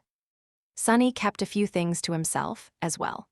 The difference was that if before there had been a strange dynamic between him and his friends, where they pretended to not know that he wasn't being entirely honest with them, and he pretended to not know that they knew now. The existence of those white spots had been openly acknowledged by him. Effie and Kai understood that there were things he wasn't ready to share and why he was reluctant to do so. They seemed to respect his wishes. All in all, it went surprisingly well. Walking through the beautiful garden, which was illuminated by the pale light of the full moon, Sunny enjoyed the tranquil air of the sanctuary. At some point, however, a slightly disconcerting thought entered his mind. I wonder, was this decision of mine influenced, to some degree, by Hope's poison? If so, what deep desire of mine had she amplified to push me toward being honest with my friends, for a change?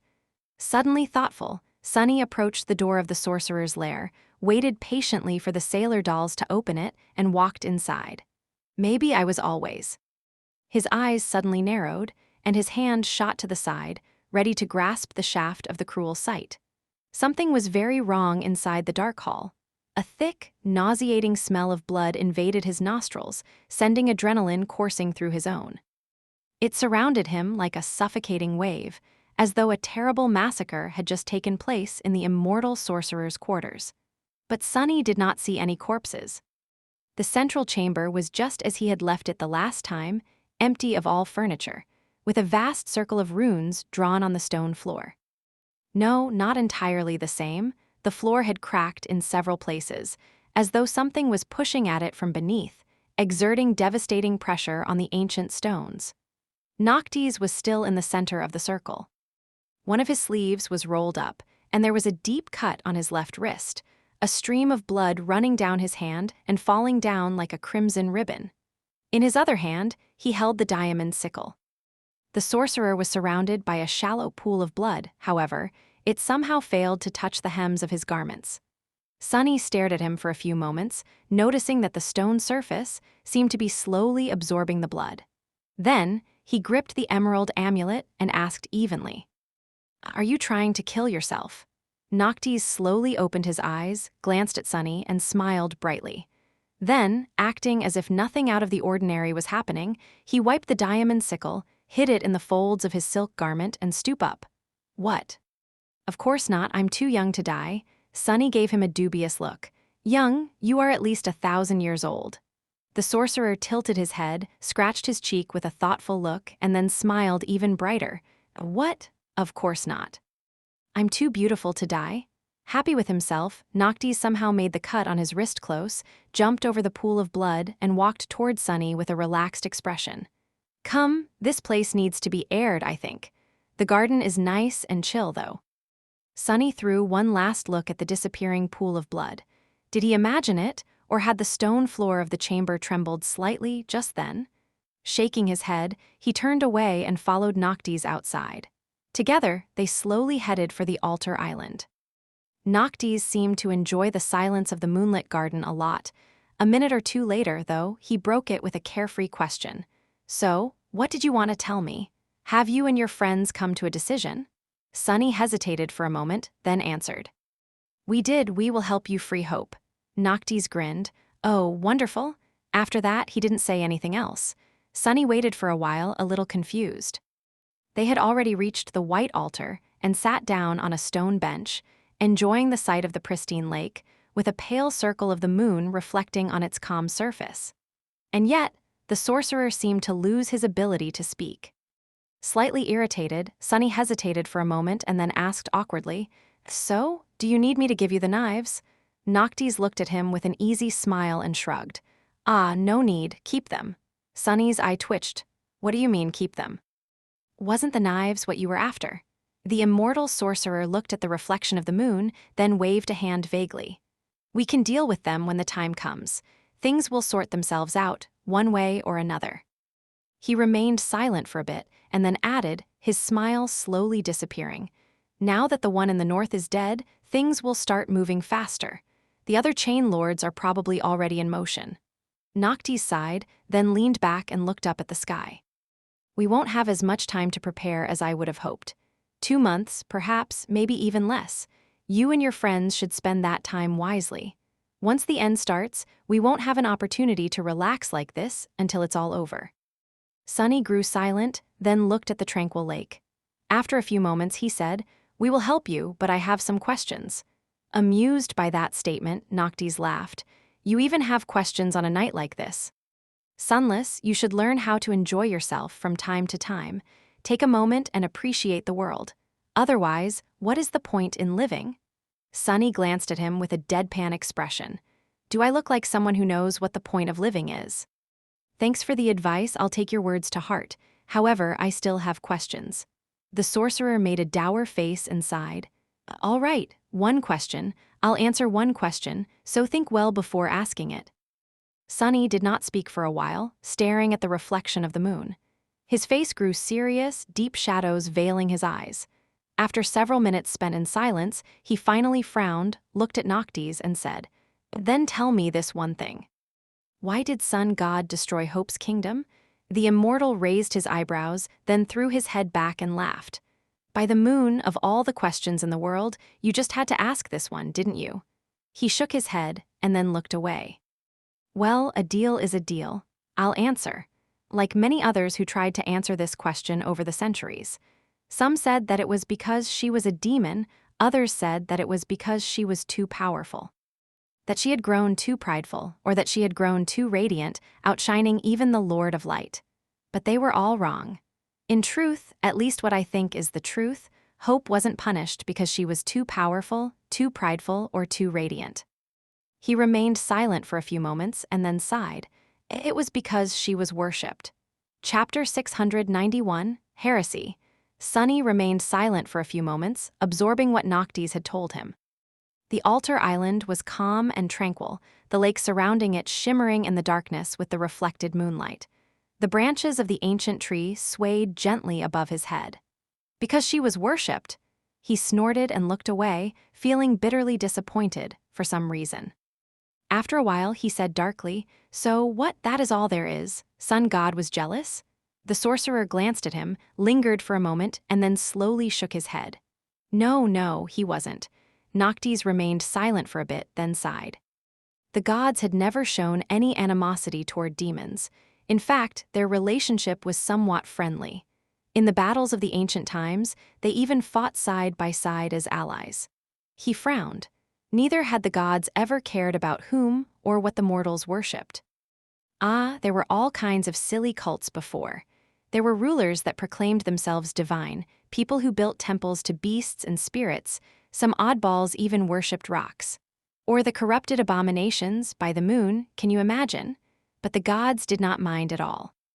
The sorcerer glanced up at the sky, thought for a bit, and then said somberly, "However, people had never worshipped a demon before Hope. The demons, you see, are elusive and solitary creatures by nature. There is the eldest, mysterious Weaver, the demon of fate, who is shrouded in countless layers of lies. Then there is the youngest, Nether, the demon of destiny, who secluded himself in the darkness of the underworld. There is the demon of oblivion, whose name is long forgotten." Sunny listened attentively, absorbing the new information. Already accustomed to wielding the emerald medallion, he reflexively let go of the beautiful stone and allowed it to hand from the chain wrapped around his fingers, so that his thoughts remained private. So the prince of the underworld was actually called Nether. I wonder which came first, the name of the title, and he was also the demon of destiny, it seems. Wait, aren't fate and destiny the same thing? I guess they're not. The rune for destiny can also mean choice. After all, so, was he actually the demon of choice? His thoughts were interrupted by the sorcerer's wistful voice. And the rest, each a personification of calamity and disaster. Mysterious, distant, and terrifying, each and every one of them. Or at least they were, until the demon of desire decided to come and live among us mortals, becoming known as Hope. She built her kingdom here, and soon, people learned to love her. And not long after that, they started to worship her. Noctis paused and then continued, his face growing darker. And that was when we learned that, while the gods were friendly to demons and indifferent to mortals building temples to beasts, spirits, and rocks, they would not allow a demon to be worshipped. They were so unwilling, in fact, that the Lord of Light brought down his flames upon the mortal realm, obliterating a whole chunk of it. Sunny frowned, feeling a cold sense of dread permeate his heart. Remembering one of his nightmares, he shivered. But why? The sorcerer looked at him with a bit of surprise and shrugged. Who knows? I guess only the gods do. Well, and maybe a demon or two. I doubt that even Hope knew what she had done wrong. But maybe she does now. In any case, after her imprisonment, slowly, the idea of worshipping a demon became tantamount to heresy. Noctis suddenly laughed. What a strange word, heresy, don't you think? It had not even existed when I was young, you know. But then, suddenly, each of the 6 cults started treating demon worshippers as criminals, pests who were spreading a vile disease. And the concept of heresy was invented. Now, becoming a heretic means being hunted down and saying goodbye to your life. He grew silent and then sighed. We did not know it at the time, of course, but the destruction of the Kingdom of Hope was a turning point in history. With it, the Age of Heroes ended, and the current one, whatever it will be called one day, began. What a dreadful era. Nothing has gone right from then on. Sunny remained silent for a while, thinking that there was something strange about this whole story. Nothing made sense. The gods and the demons had been allies once. Knowing that they would eventually clash in a devastating war, he could not quite believe it, however, on second thought. The prince of the underworld, Nether, was indeed described as having been close with the gods of the black skies once. Who was to say that the other demons had not consorted with the gods as well? But that only made the divine punishment that the Lord of Light had brought down upon the Kingdom of Hope more inexplicable and strange. And who had they been allied together against?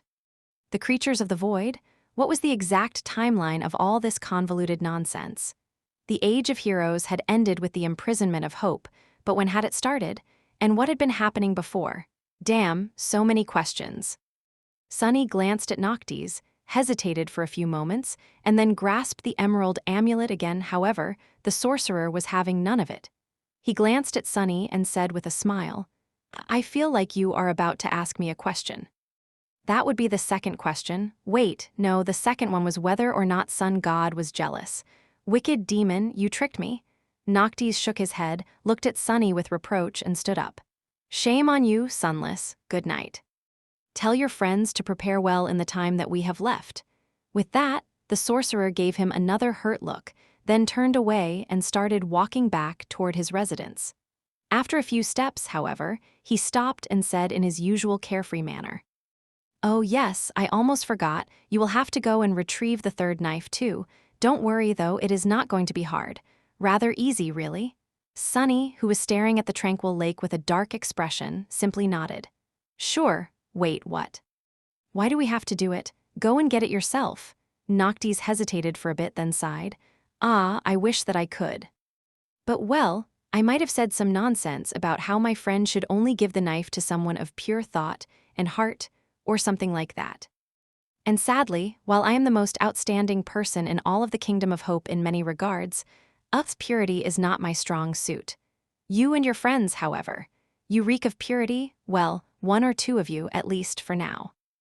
With that, the sorcerer winked at Sunny and strolled away, whistling a jovial tune. Sunny watched him go and then shook his head with a bewildered expression on his face. Wait, did he just swindled me into getting another knife for him? Again. He blinked a couple of times and clenched his four fists. Damnation. Chapter 692, Free Time. After their conversation under that full moon, Noctis had secluded himself in his residence for a couple of weeks.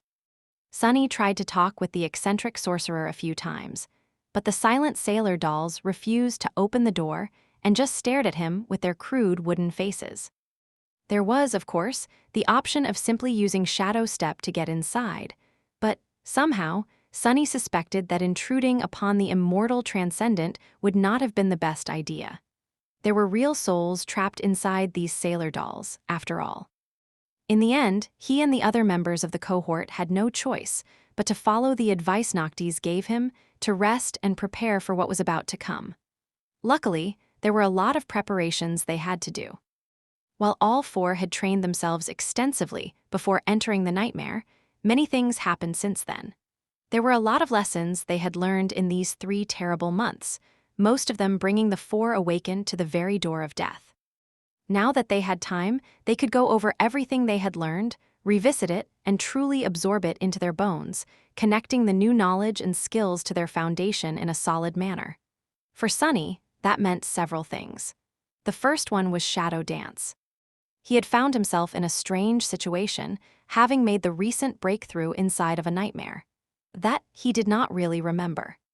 Sunny could guess that mastering the third step of his battle style was tied to the fact that he had lived through countless nightmares and lost himself in them, becoming truly shapeless and formless, forgetting himself and turning into other people completely. That observation was in line with how he had initially made progress to the third step of Shadow Step, back in the arena of the Red Colosseum, where he shadowed numerous nightmare creatures. Back then, he had almost lost himself as well, but stopped at the last moment, fearing that he would not be able to come back. Being trapped in the nightmares had made that frightening step for him, and so he had approached the very edge of a breakthrough. The final piece of the puzzle had been trying to shadow the epitome of formlessness, another shadow, nightmare. As a result of the breakthrough, Sunny's ability to recognize and gain insight into patterns of combat techniques had increased even more.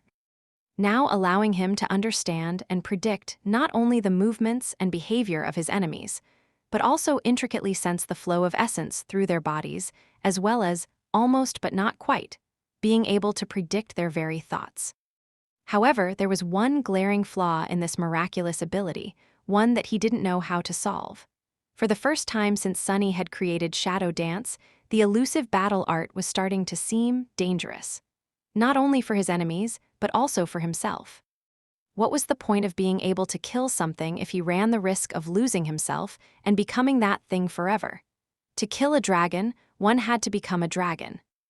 Why would anyone want to achieve such a victory, if earning it meant ceasing to be themselves and becoming the very thing they had wanted to destroy?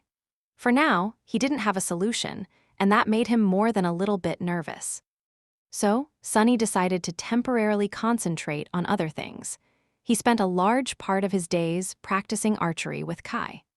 Sunny quickly realized that he would never be as talented of an archer as his friend was, but that did not mean that he could not achieve great results.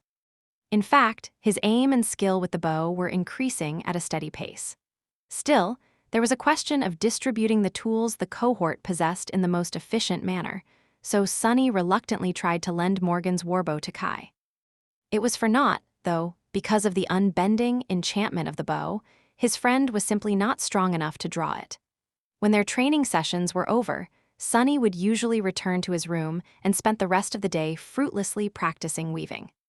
He had achieved some progress in his attempt to learn how to copy enchantments, but not enough to make the altered weaves stable. The number of memories he had won in the Red Colosseum was dwindling by the day with no apparent result, which made Sunny very frustrated. It seemed that he had hit a bottleneck in his understanding of how spellweaves were supposed to work, and was in need of a mental breakthrough to push himself any further. That breakthrough was not in a hurry to come, though. When the day was over and darkness encroached upon the world, Sunny turned to the third, and most time-consuming, part of his preparations, collecting shadow fragments to form his fourth core. Leaving the sanctuary, he would travel to nearby islands in search of nightmare creatures to hunt, and killed those he could find and that were not beyond his ability to defeat. By now, less than 150 fragments separated him from becoming a devil. The number seemed so small, but at the same time was more troublesome than it should have been. The problem was in the fact that there were not as many nightmare creatures in the Kingdom of Hope as there had been on the Chained Isles in the future, especially not that close to the stronghold of one of the Chain Lords. As the result, his progress was torturously slow and tedious.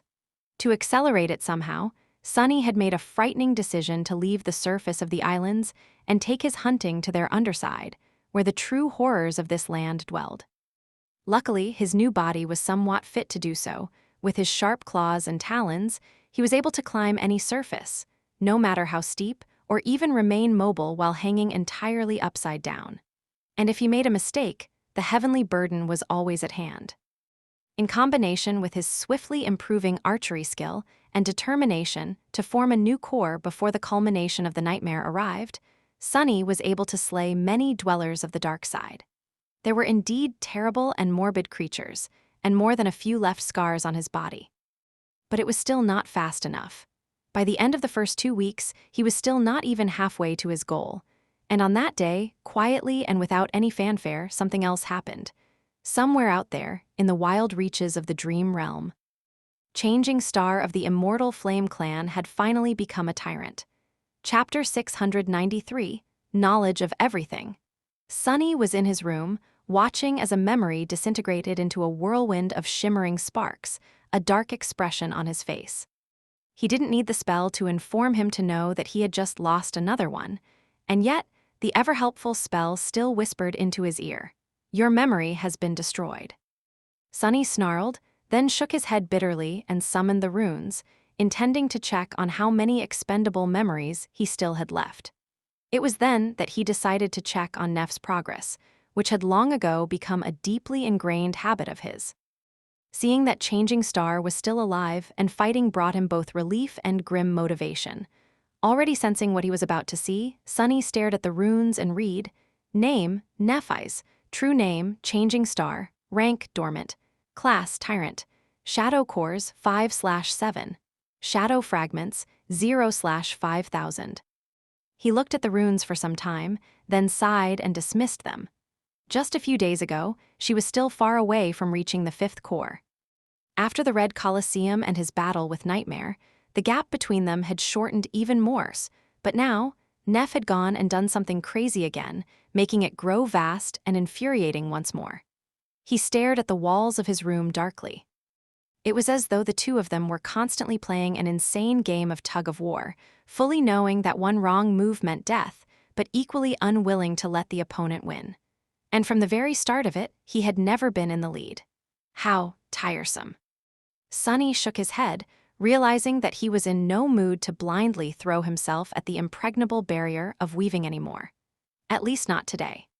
His solemn mood changed, however, when the shadows he had stationed across from the sorcerer's door saw it open, and the familiar figure walk out, then wince at the bright sun. Noctis looked a bit disheveled, with dark circles under his eyes and slightly messy hair. Considering who it was, though, Sunny could only guess whether the immortal was tired or just hungover. Still, this wasn't a chance he was ready to miss. Wasting some essence to step through the shadows, Sunny appeared a few meters away from Noctis and looked at him with a guarded expression. The sorcerer blinked a couple of times, then put on a friendly smile. "Sunless, you are still here. Haven't we just talked?" Sunny inwardly rolled his eyes. That was 2 weeks ago, 15 days technically. Noctis raised an eyebrow, shifted from foot to foot awkwardly, and then cleared his throat. "Oh, really? Well, what a nice day. Can I help you with something then?" Sunny stared at the sorcerer for a few moments, then nodded. Yes, in fact, you can." The immortal transcendent smiled brightly. "Well, why didn't you say so? We are friends, are we not? And friends are supposed to help each other, so what do you need?" Sunny gripped the emerald amulet tighter, hesitated for a second, and then said, "Can you teach me sorcery?" Noctis continued to smile for a bit, then laughed. "That's it. Sure, no problem. I am the greatest sorcerer in the Kingdom of Hope, after all. Under my guidance, you will become a distinguished sorcerer yourself in no time. Let me think if we start right now." As Sunny smiled tentatively, he looked at the sky to gauge the time of day, thought for a bit, and then added, "We'll be finished at about the same time 100 years from now. Let us start." Sunny blinked. "What, 100 years?" The sorcerer frowned a little, then shrugged. "Well, maybe 200 years. That was how long it took me to learn the basics. If you mean true sorcery, of course, not those pitiful tricks others consider to be miracles." Actually, what do you think sorcery is?" Sunny hesitated, then said with uncertainty, "The ability to manipulate magical energies through means that fall outside one's aspect." Noctis stared at him for a bit, then sighed. A good enough answer, but no. Simply put, there is no such thing as sorcery. Or rather, there is no single thing called sorcery. But there are various ways to twist the underlying laws of the world to produce some effect, desirable or not. What we call sorcery is just a structured method of achieving a predictable result while doing so with whatever means you possess, usually with the help of soul essence. He looked around, observing the landscape of the sanctuary, and added, "Take me, for example. My aspect has to do with souls, and so I was able to learn a few things from the followers of Heart God, the god of souls, as well as emotions, memory, hunger, and growth. However, I only became a true sorcerer after learning Hope's magic." Sunny tilted his head a little. "Hope's magic?" Noctis nodded. Yes, the most common type of sorcery used by mortals, blindly and without a true understanding of its nature, I might add, comes from Hope. She is the one who invented writing, after all, and gifted it to us humans. What a wonderful invention it was. Writing itself does not produce sorcery, though." He hesitated and then added, "Before Hope invented writing, the most common type of sorcery used by mortals, even more blindly, was the sorcery of names. You see, Sunless, everything that exists has a name. In fact, you might even say that a thing only starts to exist after it is given a name. A flower is just a flower, one among many, until you call it a rose. Then, roses are suddenly different from all the other flowers, and so they come to exist." Sunny frowned, not sure that he understood what the hell Noctis was talking about. Wouldn't roses exist even if they were not called roses? Well, in a sense, they wouldn't. Flowers that looked like roses would, but they would not be called roses, and so there would not be roses. How confusing! The sorcerer, meanwhile, ignored his befuddlement and continued. However, not all names are equal. So are simply given and aren't worth much, while others have to be earned, and those names, the true names of things, hold power over them.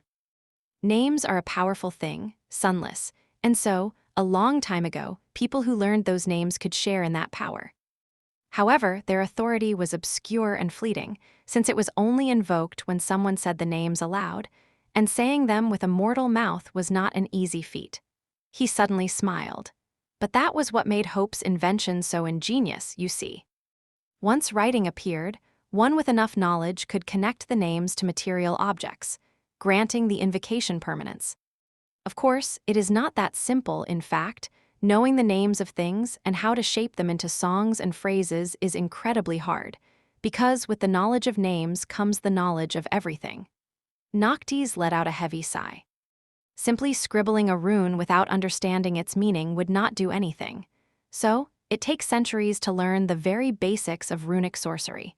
Unless you are intrinsically predisposed to it, of course, which no one is, except for Hope herself. But I will gladly teach you everything I know. If you have a century or two to spare, I mean. The sorcerer smiled brightly and stared at Sunny, sincerity written all other his obnoxiously beautiful face. That slimy bastard. Of course, Sunny did not have a couple of centuries to spare. But maybe he didn't need to. Names are a powerful thing. Suddenly, a seed of an idea appeared in his mind. Maybe some other time. Noctis sighed with regret and opened his mouth to say something, but the four-armed demon was already gone, swallowed by shadows. The sorcerer stared at the shadows with a sour face, then shook his head and sighed again. What a strange fellow. Chapter 694, Key Piece. Back in the Red Colosseum, Sunny had spent an excruciating amount of time remembering and comparing the weaves of different memories in order to understand what they had in common. In his mind, there were three traits that all memories shared: the ability to be summoned and dismissed, the ability to repair themselves while dismissed, and the connection to the wielder's soul. By recognizing these three universal parts of the weave patterns, he thought that he had learned how to reproduce these simplest enchantments, at least to the point where he managed to create a simple pattern that allowed an item to be dismissed and summoned from essence. However, there was a fourth quality that all memories shared, one that he had not thought about. All memories had a name. I am an idiot, such an idiot. He of all people should have known what power names wielded, considering that his own true name was literally the key to having absolute control over him. Appearing from the shadows that nestled in his room, Sunny fell on the bed and summoned the silver bell, the memory with which he was familiar the most. He had spent countless hours studying its weave and trying to comprehend the secrets of how it worked, to little avail, up until now. Staring beneath the surface of the small bell, he saw the beautiful and complicated pattern of ethereal strings that permeated it, with a single dimly glowing ember in its middle. By now, Sunny had managed to recognize the parts of the weave that were responsible for all its unique qualities, or so he thought. There were the three segments of the pattern that he had learned in the Red Colosseum, and the rest was the single enchantment of the bell. However, despite knowing all the parts, Sunny could never make sense of the whole weave, as though something was missing, making all his attempts to comprehend the logic and connections of the ethereal strings useless. There is one more element. The silver bell does have only a single enchantment, but it also has a name, the name that differentiates it from every other memory, and thus allows it to exist, somehow. Sunny stared at the part of the weave that he had thought was representing the enchantment for a long time, then summoned another memory and studied it, as well. The task of separating one completely unique part of the weave from another completely unique part seemed impossible. At first, after all, he had nothing to use as a reference. But he had something even better. The intrinsic predisposition to weaving that he had inherited from the demon of fate, the very quality that Noctis had mentioned Hope possessed when it came to runic sorcery, as its creator. Sunny, of course, was no weaver. but he was able to intuitively sense the purpose of spellweave elements due to his connection to the enigmatic demon. That talent was literally in his blood. All Sunny had to do now was carefully examine each and every string comprising the vast pattern and sense which ones were meant to create sound and which had no purpose he knew of. The ones he knew nothing about had to do something with the name. Hours passed, and soon it grew dark outside. Sunny continued to stare at the small silver bell, forgetting about his nightly hunt, and at some point in the middle of the night, his eyes suddenly widened. There is it? Yes, I see it. Finally, he had managed to isolate the part of the weave that had nothing to do with the 3 universal enchantments, but also didn't seem to be connected to the actual purpose of the bell, producing a ringing that could be heard from miles away. This had to be the part of the spellweave that described the name of the memory. Such a vast and intricate pattern of ethereal strings, all to express 2 simple words, silver bell. As soon as Sunny mentally connected these 2 words with the pattern, a strange thing happened. The weave of the silver bell remained the same, but he suddenly saw it differently. It was as though the whole thing completely transformed in front of his eyes, while not changing at all. The disparate parts suddenly seemed harmoniously connected, and the chaotic and senseless structure of the weave suddenly appeared to possess a strange and mysterious, but elegant and undeniable logic. He was stunned. How did I not see this? The pattern was suddenly so much more open to him, so much easier to discern. And in the middle of it, weaving through every part of the tapestry of ethereal strings, was the name, Silver Bell, which served as the bridge and the unifying element between them. No wonder every memory I tried to modify collapsed. I only missed the most important thing, damn. Sunny studied the weave of the silver bell with wide eyes, seeing the familiar parts of it in a new light. Then, however, a slight frown appeared on his face. Wait, what is that? Now that he saw the entirety of the logic behind the pattern, or rather, of the logic behind its foundational structure, he could also see an element that seemed alien to his understanding. By now, no part of this weave was supposed to remain unknown to him, and yet there was one. More than that part of the weave was vast and terribly complicated, as much inherent to the whole structure of the memory as its name. It was hard to notice at first, but if one knew what to look for, it was almost impossible to ignore. It is very pretty, but what the hell is it? He scowled, then glanced at the other memory, wishing to compare its weave to that of the silver bell. To Sunny's surprise, the vast and beautiful underlying pattern was there, as well, its presence as strange and unexplainable as before. Suddenly tense, he summoned all of his memories one after another, studying them, and finding the mysterious pattern everywhere. What the hell is it? Sunny had no idea, and even his intuition was silent, not providing any hint as to the purpose of the ever-present hidden weave. The only clue he found was that a part of it bore a distant resemblance to the weave of the moonlight shard, and that its overall structure slightly resembled that of the name of the silver bell. However, the mysterious pattern was incomparably vaster and deeper. He scowled and then suddenly tilted his head with a surprised expression. Moonlight, light. Sunny glanced at the weave again and then froze. Oh, lost from light? Chapter 695, Sonorous Silver Bell. When morning came, Sunny was sitting on the floor with a wild look on his bestial face, his black coarse hair in a mess. There was a glowing golden needle in one of his hands and a small silver bell in the other. The other 2 held a flute that seemed to be either cut from jade or made out of polished emerald bone. That was probably the best memory he had received in the Red Colosseum, but right now, Sunny couldn't care about the flute any less. Instead, all his attention was concentrated on the small bell. Holding his breath, Sunny raised and shook it. However, instead of the clear ringing that would be heard from kilometers away, all he heard was a barely audible, melodious whisper. A wild grin slowly appeared on his face, illuminating his face. I've done it, I really did. Barely containing his excitement, Sunny summoned the runes and read the description of the bell. Memory, silver bell. Memory rank, dormant. Memory tier, II. Memory description, a small memento of a long-lost home which once brought its owner comfort and joy. Its clear ringing can be heard from miles away. Memory enchantments, Silver song, sonorous. Silver song, enchantment description. The ringing of this bell is not overly loud, but can be heard across a vast distance. Sonorous, enchantment description. The owner can decide how loud this bell will ring. Sunny's eyes glistened with joy. Of course, these two enchantments were not that powerful. However, that did not matter. What mattered was the fact that there were now two of them, despite that there had only been one before.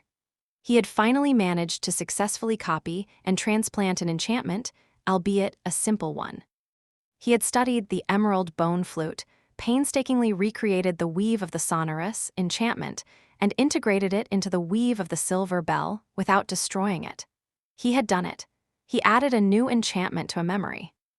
Failing to wipe the wide grin from his face, Sunny looked beneath the surface of the small bell. Now, its spellweave looked very different. Where there had once only been strings of ethereal light, now there were black strings made of shadows as well. The two types of strings were intricately intertwined to create a complicated, and yet harmonious pattern. More than that, the pattern of the silver bell used to have only one glowing ember that served as a nexus for the ethereal threads. But now there were two. Knowing that an additional enchantment would require a more powerful foundation, Sunny had used one of the soul shards in his possession to create a new anchor. All of this had only been possible because of his new insight into the structure of weaves. Knowing that the name of a memory was integral to its spellweave allowed Sunny to see the pattern as a whole. And so, he was finally able to change it without destroying the thing entirely. Of course, he was still unable to even think about creating an enchantment of his own, but taking an already existing enchantment pattern and transplanting it into a different memory was not outside of the realm of possibility for him anymore. Granted, it was not an easy process. Just the simple sonorous enchantment took a whole night and an ocean of shadow essence to create, and that was after he had spent months staring at the silver bell and studying its spellweave. But still, gods, the possibilities were almost infinite. The ability to modify and change his memories could open countless doors for him, in time, and that was only scratching the surface of his recent breakthrough. Just the fact that he had been able to raise the tier of the silver bell by adding an additional anchor was already promising enough. Yes, it would take a lot of time and effort to solidify this success and learn how to copy enchantments faster and more reliably. There would be plenty of failures along the way, but the more Sunny practiced, the more he would come to know about the logic and essence of weaving. One day in the future, he would gain enough knowledge and experience to take the next step and learn how to modify and change the enchantments themselves, altering their function. And one day after that, far in the future, he just might learn enough to try creating an enchantment and a memory of his own. On the day he succeeded in that daunting endeavor, on that day, Sunny would earn the right to call himself a true sorcerer. On that day, he would become a weaver. Much later, Sunny emerged from his room, stared at the bright sun with a dissatisfied expression, yawned, and walked toward the spot where he and Kai usually practiced archery. His friend was already there, wearing his charred wooden mask. There was a bow in his hands and a quiver of arrows by his feet. Noticing the four-armed demon, Kai turned his head and waved, greeting him. "Good morning." Sunny rubbed his face, then revealed his sharp fangs in a frightening smile. "What's good about it? Doesn't matter. Shall we start?" The young man looked at him for a bit, then shrugged. "Sure, but where have you been these last few days?" Sunny blinked a couple of times. "In my room. Wait, a few days passed. I must have lost the track of time." Kai tilted his head, then suddenly glanced at Sunny's hands. "Oh, wait. Where is that emerald amulet Noctis gave you?" Sunny glanced down with a guilty look, lingered for a bit, and answered reluctantly. "Oh, that thing, I sort of broke it." The young man's eyes widened. "You broke? Wait, then how am I hearing you?" At that moment, Sunny grinned and produced a simple-looking rock from the folds of his black kimono, then proudly presented it to Kai. The archer stared at it with confusion. "Is it the ordinary rock?" Continuing to grin, Sunny shook his head. Then the rock suddenly spoke in his voice. "It was, but now it is the extraordinary rock. I improved it, I guess. Now it can do the same thing as the amulet, but as an active enchantment. so no more blurting random thoughts for me. What a relief, I can curse out anyone I want in peace again.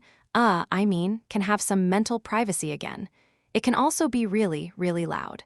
So, its name changed as well. Kai stared at him in bewilderment for a bit, then shook his head.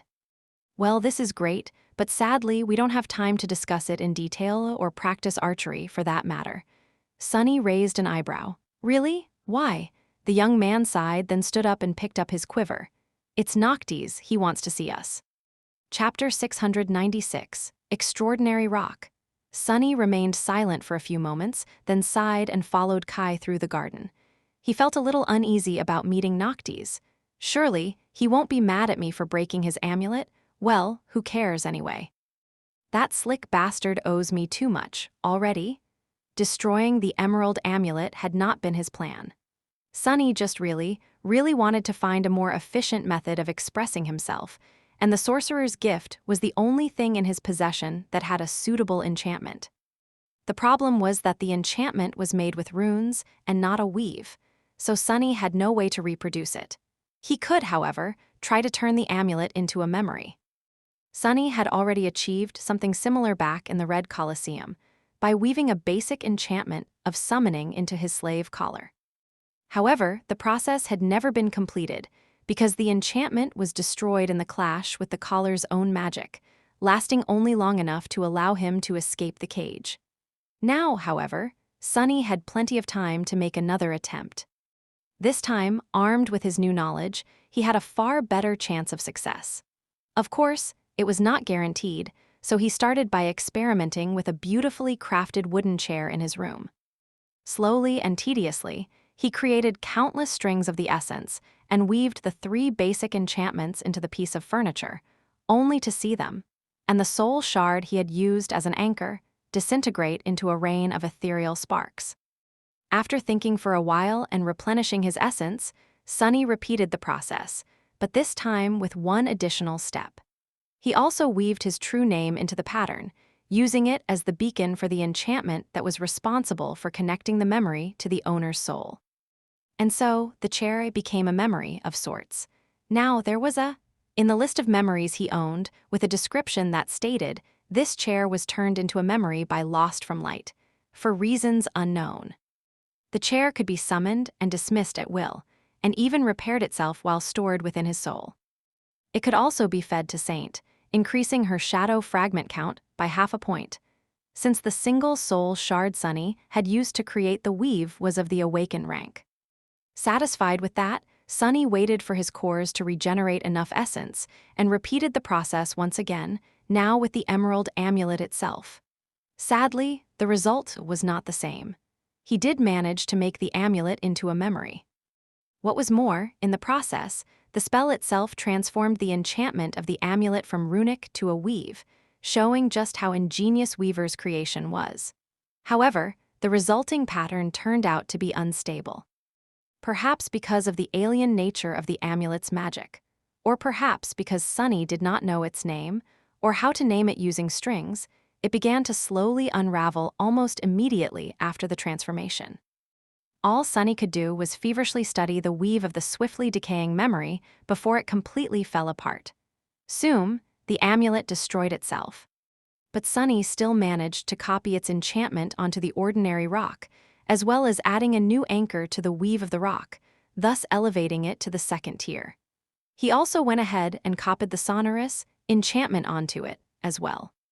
When he did, the name of the memory changed, and the ordinary rock became the extraordinary rock. Overall, Sunny was very pleased with himself, not only because he managed to recreate another enchantment and confirm his ability to turn soul shards into food for his shadows, but also because he would finally be able to speak his mind without speaking everything that was on his mind in the process. Gods knew he needed that. The only bad thing about the whole situation was that Noctis's gift was destroyed. But with some luck, the sorcerer would not even notice. Whatever, they met Effie near the wooden door. By now, the little girl's bruises had healed, and she looked like a vigorous, healthy child again. She was also gnawing on a large bone with a wild look on her face, seemingly making even the sailor dolls a bit nervous. Noticing the two of them, Effie smiled. There you are, Kai greeted her and then asked, "Where's Cassie?" The little girl swung her bone, pointing at the flying ship that hovered above the sanctuary. "There, Noctis is too, let's go." With that, she swallowed the remains of the bone and raised her hands, as if asking for a hug. Kai sighed, then picked her up and flew into the sky. Sunny grimaced, summoned the heavenly burden, and followed. Soon, they landed on the deck of the ship and found Cassie there, already waiting for them. The sorcerer was some distance away, watering the sacred tree. The sight of him with a watering pot in hand was so mundane that it almost looked comical. The members of the cohort approached Noctis and then stopped, waiting respectfully for him to notice them. After a while, Sunny cleared his throat. Some time later, he growled loudly. Finally, the sorcerer flinched, then turned around and smiled. "Oh, you are finally here." Sunny nodded, then asked cautiously, "We are, what did you want to talk about?" Noctis scratched his chin, then sighed. "Well, it's time for the four of you to go and retrieve the ruby knife. It is not too far from here, being kept by a friend of mine. The whole trip should not take you more than a couple of days." Sounds like another disaster. Sunny frowned, hesitated for a second, and then said, "And what exactly do we need to do to get the knife from your friend?" Noctis blinked a couple of times, a confused look on his face. "Oh, nothing. Just go there and tell her to give you the knife. As long as at least one of you is pure in heart and thought, she will. Can't be that easy, and what does being pure even mean?" Sunny wanted to ask a few questions, but then changed his mind. Speaking with Noctis more than absolutely necessary was troublesome. It was also fruitless, since Noctis only ever revealed as much information as he wanted, and never more than that. So, he simply said, "And where does that friend of yours reside?" The immortal transcendent smiled, then conjured a map of the Kingdom of Hope from somewhere and pointed to a particular island. "Here, see, it's really close." Sunny looked at where the sorcerer's manicured finger pointed and paled. He knew that island pretty well. It was the island of the tranquil, clear lake that he had been advised to never approach, because the creature living in the lake was so terrifying that even Sky Tide did not dare to venture there. The creature was surely corrupted, and as for its rank, no one even had a guess. Rattled, he glanced at Noctis with a dark expression and growled, "Are you joking? There's a terrible, unsightly thing living in that lake." The sorcerer looked at him with reproach and then said bitterly, "Well, that unsightly thing is my friend. Shame on you, Sunless. Of all the creatures in the world, I thought that you would be the last to judge someone on their appearance. After all, you are a terrible and unsightly thing yourself. And yet, we are best friends." Chapter 697, Friendly Visit. Sunny stared at the sorcerer for a few moments, unamused. He really wanted to retort, but couldn't. The four-armed demon was indeed a fearsome and unsightly creature, as far as humans were concerned, so denying it would have been a lie. And while the extraordinary rock could repeat his thoughts, the thoughts it spoke aloud still had to be truthful. With an irritated snarl, Sunny looked away and said, "Fine, we will retrieve the ruby knife from your friend that lives in the lake. However, it would only be polite for you to return the favor and give us something in return, don't you think? To avoid putting a strain on our own friendship, you know." These were more or less the exact words Noctis had used to lure him into a confrontation with Nightmare. So Sunny was pretty sure that the sorcerer would not be able to refuse his request. Indeed, the immortal looked at him with a pale smile and then let out a slightly nervous laugh. "Oh, yes, you are right, of course, huh? Is there something particular you have in mind?" Sunny nodded. "As a matter of fact, I do." With that, he pulled an amulet in the form of an anvil from the folds of his kimono and handed it to Noctis. This was the charm Master Wealth had worn in the Night Temple to protect herself from Mordred. After her death, the small talisman remained in his possession, revealing that it was not a memory, but an actual object. Considering its shape and the fame of the great clan valor, especially when it came to forging weapons and tools, it was not hard to imagine how the charm came to be. However, that did not mean that Sunny understood how it worked. And he really, really needed to. Cassie was immune to Mordred's possession due to her blindness, and Sunny himself was protected by the army of shadows contained within his soul. Kai and Effie, however, when he imagined his friends meeting the Prince of Nothing, his blood turned cold. I want you to make something similar to this. Noctis received that talisman and studied it with a curious smile. Slowly, however, the smile disappeared from his face. His gray eyes glinted with a strange emotion, and he said in a neutral tone, "Where did you get this?" Sunny shrugged. "Of an enemy's corpse. Well, more or less. Why?" The sorcerer studied the small anvil for a bit more and then shook his head with a sigh. "I can't recreate this talisman. The sorcery used to enchant it is not something I have ever seen before. More than that, it was made for a reason that eludes me, and by someone far more powerful than I am.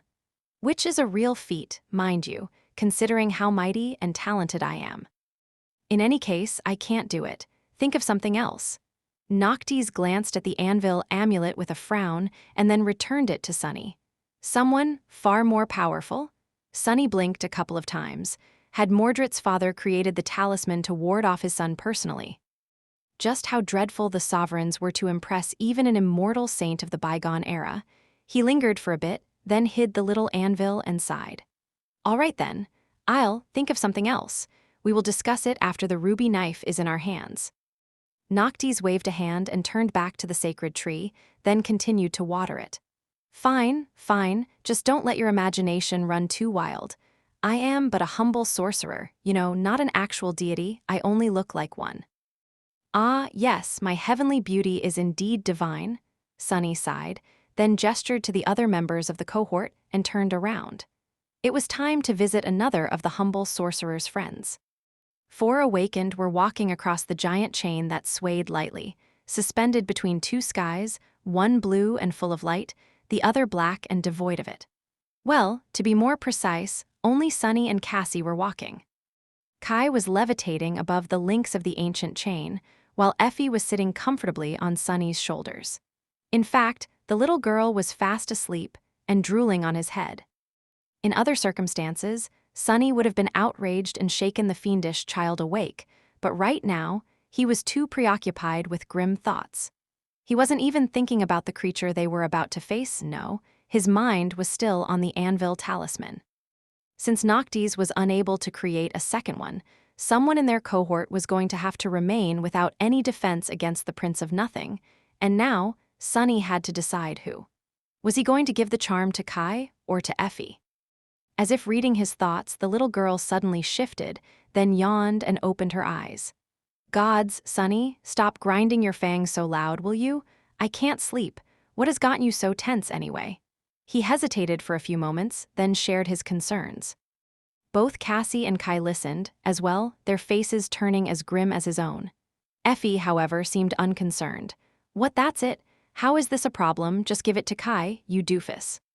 Sunny jumped down to the next link, holding Effie's skinny legs to prevent her from falling off, and then asked, "Aren't you afraid of being consumed by Mordred?"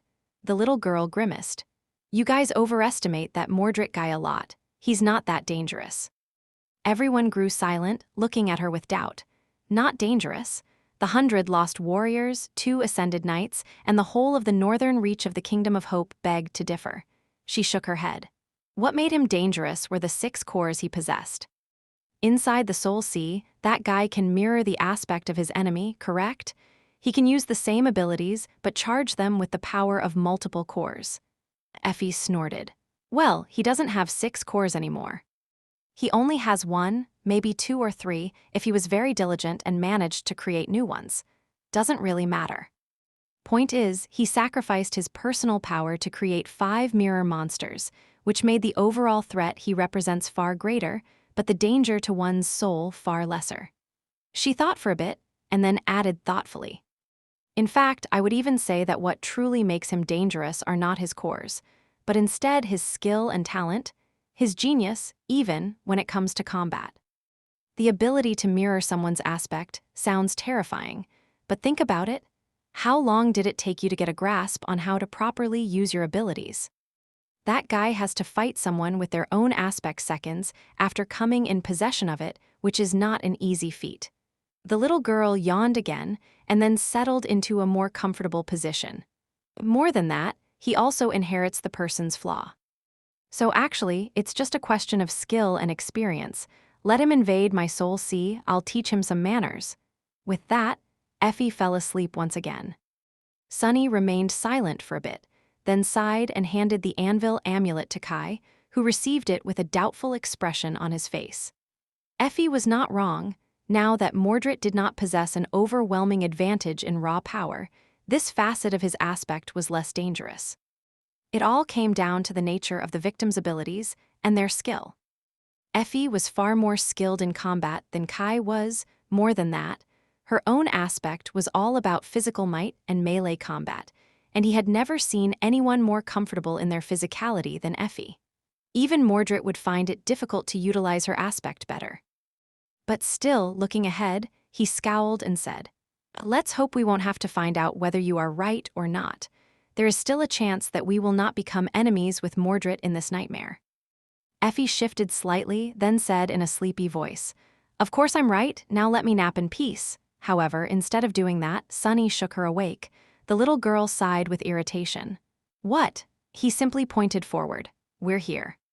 Just 100 or so meters ahead, the slope of a flying island rose upward from the heavenly chain. They had reached the tranquil lake.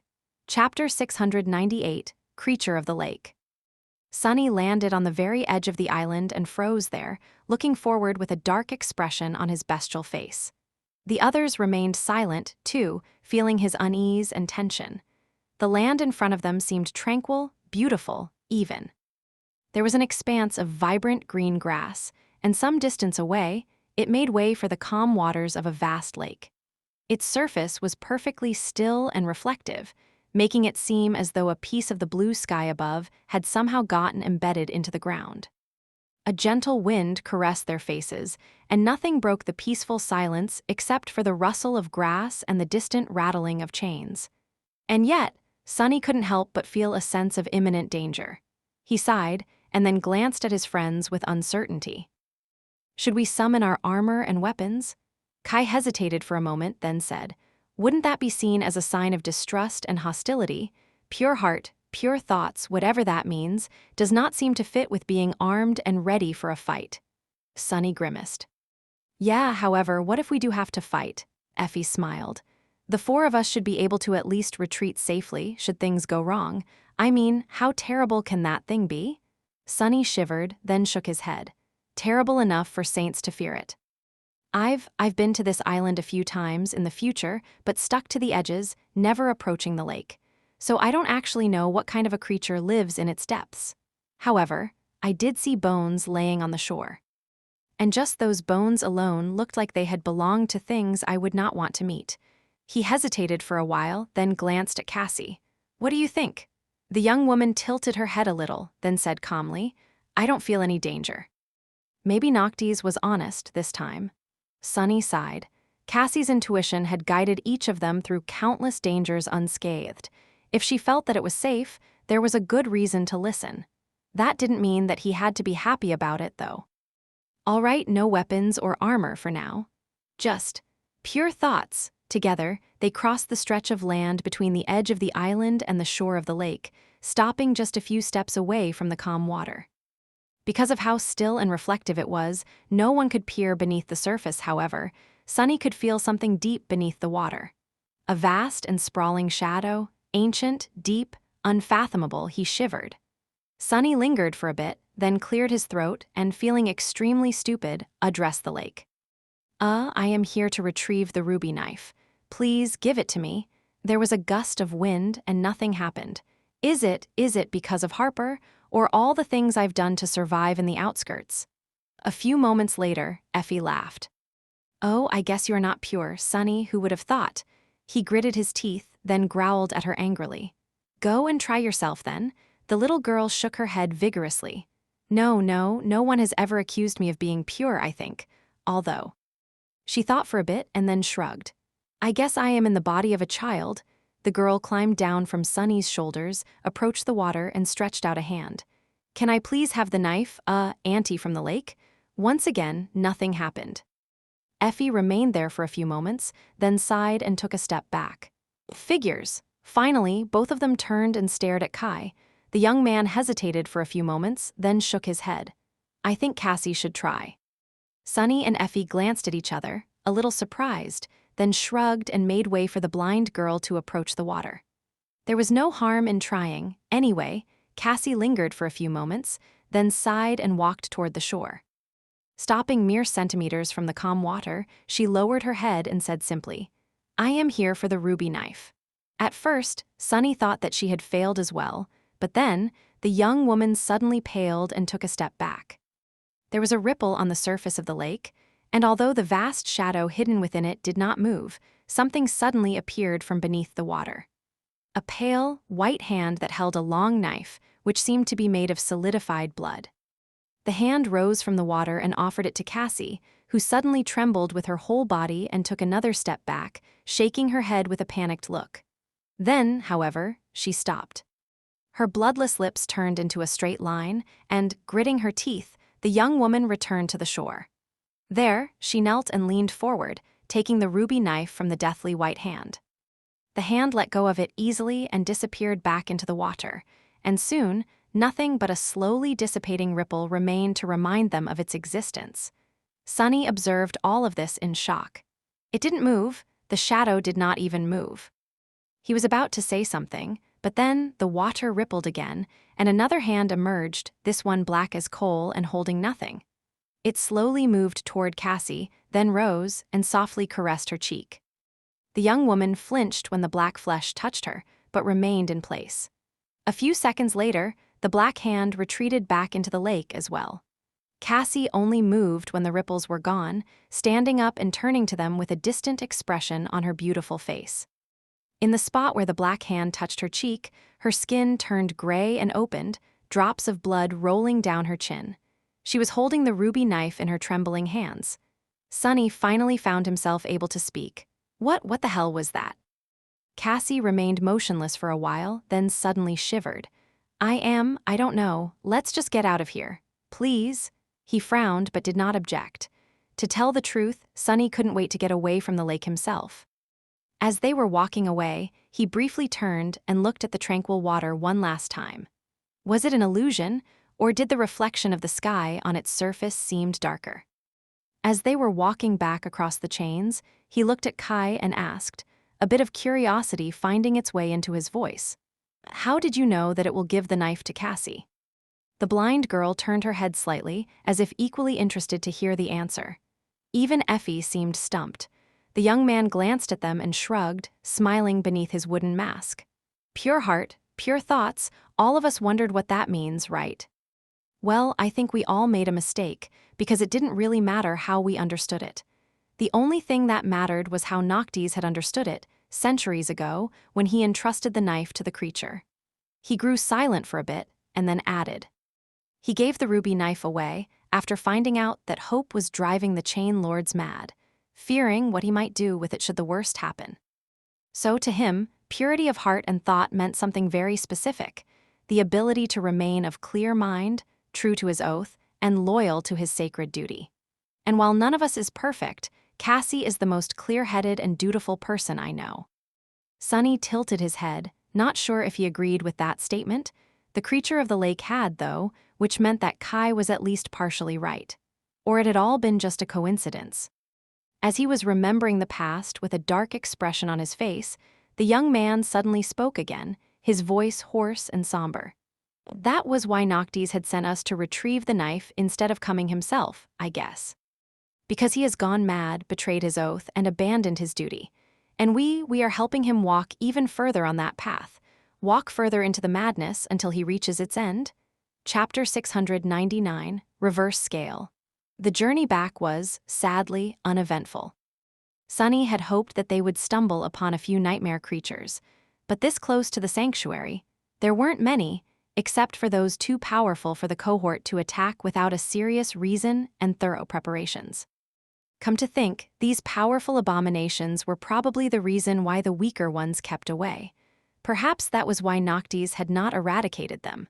Well, that, or he was simply too lazy.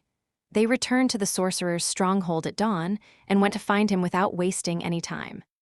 However, Noctis was not at his residence, and the wooden door remained shut. Eventually, they located him at the far side of the island, where the immortal was making a statue. There were several giant slabs of marble laying on the ground, and a dozen or so chisels hacking at them without anyone's help. The sorcerer stood some distance away, his luscious black hair powdered by marble dust, and watched it all with a satisfied expression on his face while sipping from a glass of wine. The first of the statues seemed to be close to completion and resembled something. It might have been a human or a horse. Sunny found it hard to tell. Noticing them, Noctis grinned. "Oh, you're back." Then he looked at the hideous stone abomination and raised his chin proudly. "What do you think? Majestic, right?" Sunny hesitated for a few moments and then said cautiously, That is one word to describe it without a doubt. But what is it?" The sorcerer frowned with confusion. "What do you mean? It's me. A monument to me, that is. I have decided to grace the generations to come with a vision of my matchless beauty. They deserve the privilege of witnessing it, as well. Who am I to devoid people of such blessing?" He glanced at the terrifying marble monster, scratched the back of his head, and added, "Of course, I might have failed to grasp a couple of nuances of the sculpting art just yet. This one is really not too bad, but it is just the first attempt. Luckily, I have plenty of these slabs to practice. 7 should be enough to reach perfection. Well, maybe 14 or 20. Sunny stared at the hideous statue for a bit, quite sure that it looked more like a monstrous gargoyle than Noctis. Then he shook his head and said, "Good for you. Meanwhile, we have retrieved the ruby knife." "So, what comes next?" The sorcerer remained silent for a while, then sighed despondently. "I guess it's time to take a break. Come, let's have something to eat and drink, of course, and discuss the future. Now that the knives are in our possession, the future will surely be upon us soon enough." Some time later, they were enjoying a light breakfast in the shade of the ancient tree that grew in the heart of the sanctuary. Noctis poured himself some wine, then offered them a polite smile. "You must be curious about what happens next." The four of them glanced at each other, then nodded. The sorcerer shrugged. "Well, to be honest, nothing much. By now, the other chain lords already know that I am collecting the knives. The death of the one in the north would have distracted them for a bit, but at the same time, it would have made my actions look much more suspicious. So they will hold a council and decide how to act." He took a sip of wine and smiled. "However, getting Solvain and Severus into one room is not an easy task. It will take them some time to come together. After that, predictably, they will send a herald to give me some sort of an ultimatum. And only then, after their polite request is denied, will they act, joining forces to invade my lands, capture me, and make me bitterly regret the fact I am immortal." Noctis shook his head, then laughed. Sunny, on the other hand, shivered and asked, his voice full of tension, "Is this really something to laugh about? How are we going to repel an attack of 3 transcendents?" The sorcerer grew silent, then shook his head. "Ah, well, simple, really. We won't." He took another sip of wine and looked up at the flying ship that hovered above them. "Instead, we will attack them first. We will lay siege to the Ivory City." Noticing their stunned gazes, Noctis laughed again. "Ah, children, you are so fun to talk to. These expressions are priceless. However, even younglings like you should have learned by now that having more power doesn't always mean achieving victory. The 3 lords that oppose us are very powerful indeed, but they are not without weaknesses." He paused and then looked at them, his eyes glinting with a hint of moonlight. "To tell you the truth, neither Solvain nor the Sun Prince concern me that much. The only one worth being scared of, the only one who can defeat me, is Severus, the Ivory Lord.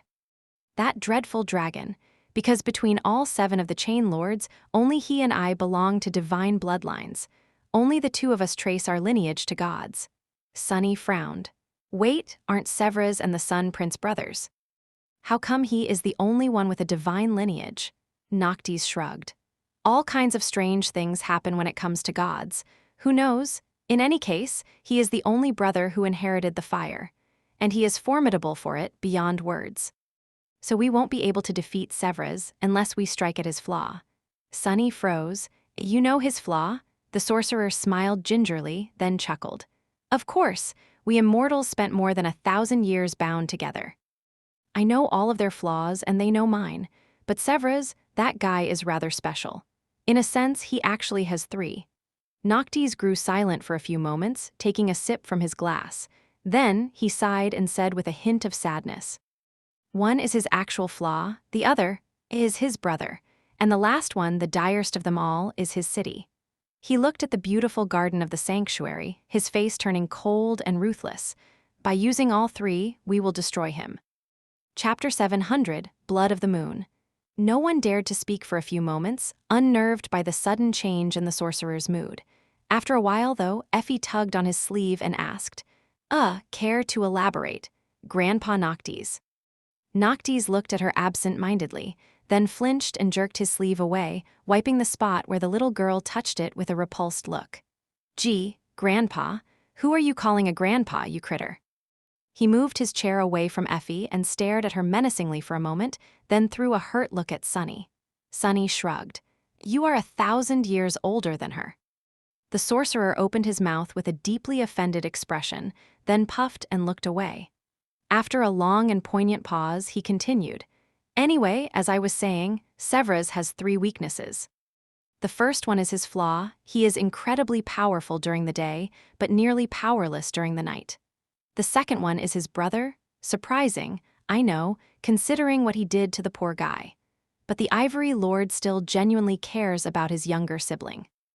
In fact, that is probably the only thing he cares about anymore, apart from his duty and principles." Noctis grew quiet for a moment, and then added in a somber tone, "And the third one is his city. That, Severus loves his people, but he also hates them. They are a burden that weighs heavily on his soul, one that he cannot escape. Their relationship had long been perverted by hope and by his own stubborn unwillingness to give up. Noble, righteous Severus, he might seem like the sanest among us, but in reality, he is the closest to utter madness. All it will take to send him over the edge is one push." The immortal transcendent sighed, then shook his head reproachfully. "That guy, truly, he has always been too serious. You can't survive in this place without a sense of humor, even if you are immortal." The sorcerer giggled at his own joke, and then looked at them with a relaxed smile. "So we will attack at night, when the ivory dragon Severax is at his weakest, and we will kill his younger brother before dawn. That will be the push that sends him into the abyss and dooms him." Sunny shivered, looked at the immortal transcendent, and asked cautiously, "Is it wise to drive a dragon insane?" Hearing this, Noctis simply laughed. "Of course. Severus the Ivory Lord is fearsome and dreadful, but Severax the dragon is just a mindless beast. Killing a beast is not too difficult for a cunning hunter. And while I might not be as righteous and as noble as Severus," his smile disappeared and his eyes suddenly shone with pale light, "I am Blood of the Moon, beast god, the god of hunters." With that, the sorcerer leaned back and took a sip of his wine, slowly returning to his usual carefree self. "Granted, I have not hunted for a while. The wilderness is just so ghastly, you know? The dirt, the insects, the fashion. Oh, the horror." He sighed heavily and then smiled again. Sunny hesitated for a bit. There was a question that he really wanted to ask, but was not sure that he should. Finally, he said, "What is your flaw, then?" "I know that it is not the kind of question people ask or answer, but our lives will be depending on your fight with the dragon. I think we have the right to know." Noctis waved his hand dismissively. "Oh, it's nothing much. More or less the exact opposite of his. I am at my strongest under the moonlight, but grow weak in the sunlight. No reason to hide it from friends." He thought for a bit and then added, "Solvain's flaw is perhaps the most cruel. She is cursed with beguiling beauty. Being with her slowly drives people mad with longing and lust, like an insidious drug. The more someone spends time with her, the more they want to possess her, eventually giving in to irresistible desire. A terrible fate, no doubt, but not exactly something we can use. Unless, of course, one of you know, let's not think about that." Noctis grinned, then shook his head. "The Sun Prince's flaw, well, it doesn't matter anymore. Now that he is encased in that steel monstrosity and almost mindless, we won't be able to make use of it anyway. We will just have to kill him in a straightforward manner. So, do you guys have questions?" The 4 of them looked at each other, and after a long pause, Kai asked hoarsely, "Yes, Lord Noctis, just one. When we attack the Ivory City at night, and you are fighting the Sun Prince and Solvain, What exactly are we four supposed to do? The sorcerer stared at them in confusion, then raised an eyebrow. Why, is it not clear? While I am preoccupied with the Chain Lords, you will simply have to destroy the Sun Legion and the army of the Red Colosseum. He thought for a bit and then added, well, if you somehow fail to destroy them, at least keep them away from me for a while. Solvane and the Sun Prince, yeah, shouldn't take me too long, I think you will manage. At the precipice of night, Sunny came to the edge of the island alone and stood there for a while, shrouded in shadows. Now that things were nearing the final stage, there was a lot he had to think about. There was the seemingly insane plan of attacking the Ivory City. The battle the cohort was going to wage against two armies while saints fought in the skies above them. And then there was Mordred, who remained an unknown variable in this whole mess. What concerned him the most, however, was his unformed fourth corps. Going into the dire battle as a devil would have been far better. What's more, he couldn't allow himself to undergo the debilitating process of forming a new corps in the midst of the furious clash. With the culmination of the nightmare swiftly approaching, he had no more time left to slowly seek out and kill nightmare creatures. And so, Sunny was forced to do something that he had always been reluctant to do. With a sign, he summoned his shadows. The taciturn knight, the Stygian steed, and the tenebrous serpent appeared in front of him, their figures drowning in the darkness.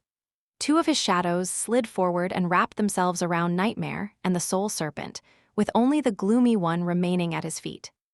Sunny lingered for a bit and then said, "Go, travel far and wide, seek out nightmare creatures and kill them. I need you to hunt for me instead of with me for a while." He paused and then added somberly, "Be careful, however. This world is a dangerous place. No matter how strong you are, how powerful you are, there is always someone or something far stronger, especially when you are alone, so don't let yourself get destroyed. All right?" Saint stared at him for a few moments, then outstretched a hand. After he placed the hilt of the scarlet Odachi in it, she silently turned around and jumped down, landing on the links of the heavenly chain far below. Nightmare and the Soul Serpent dashed in opposite directions, soon disappearing from view. Just like that, Sunny was left alone. He remained motionless for a few moments, then sighed and looked down at the gloomy shadow. "I guess it's just you and me again, like good old times, huh?"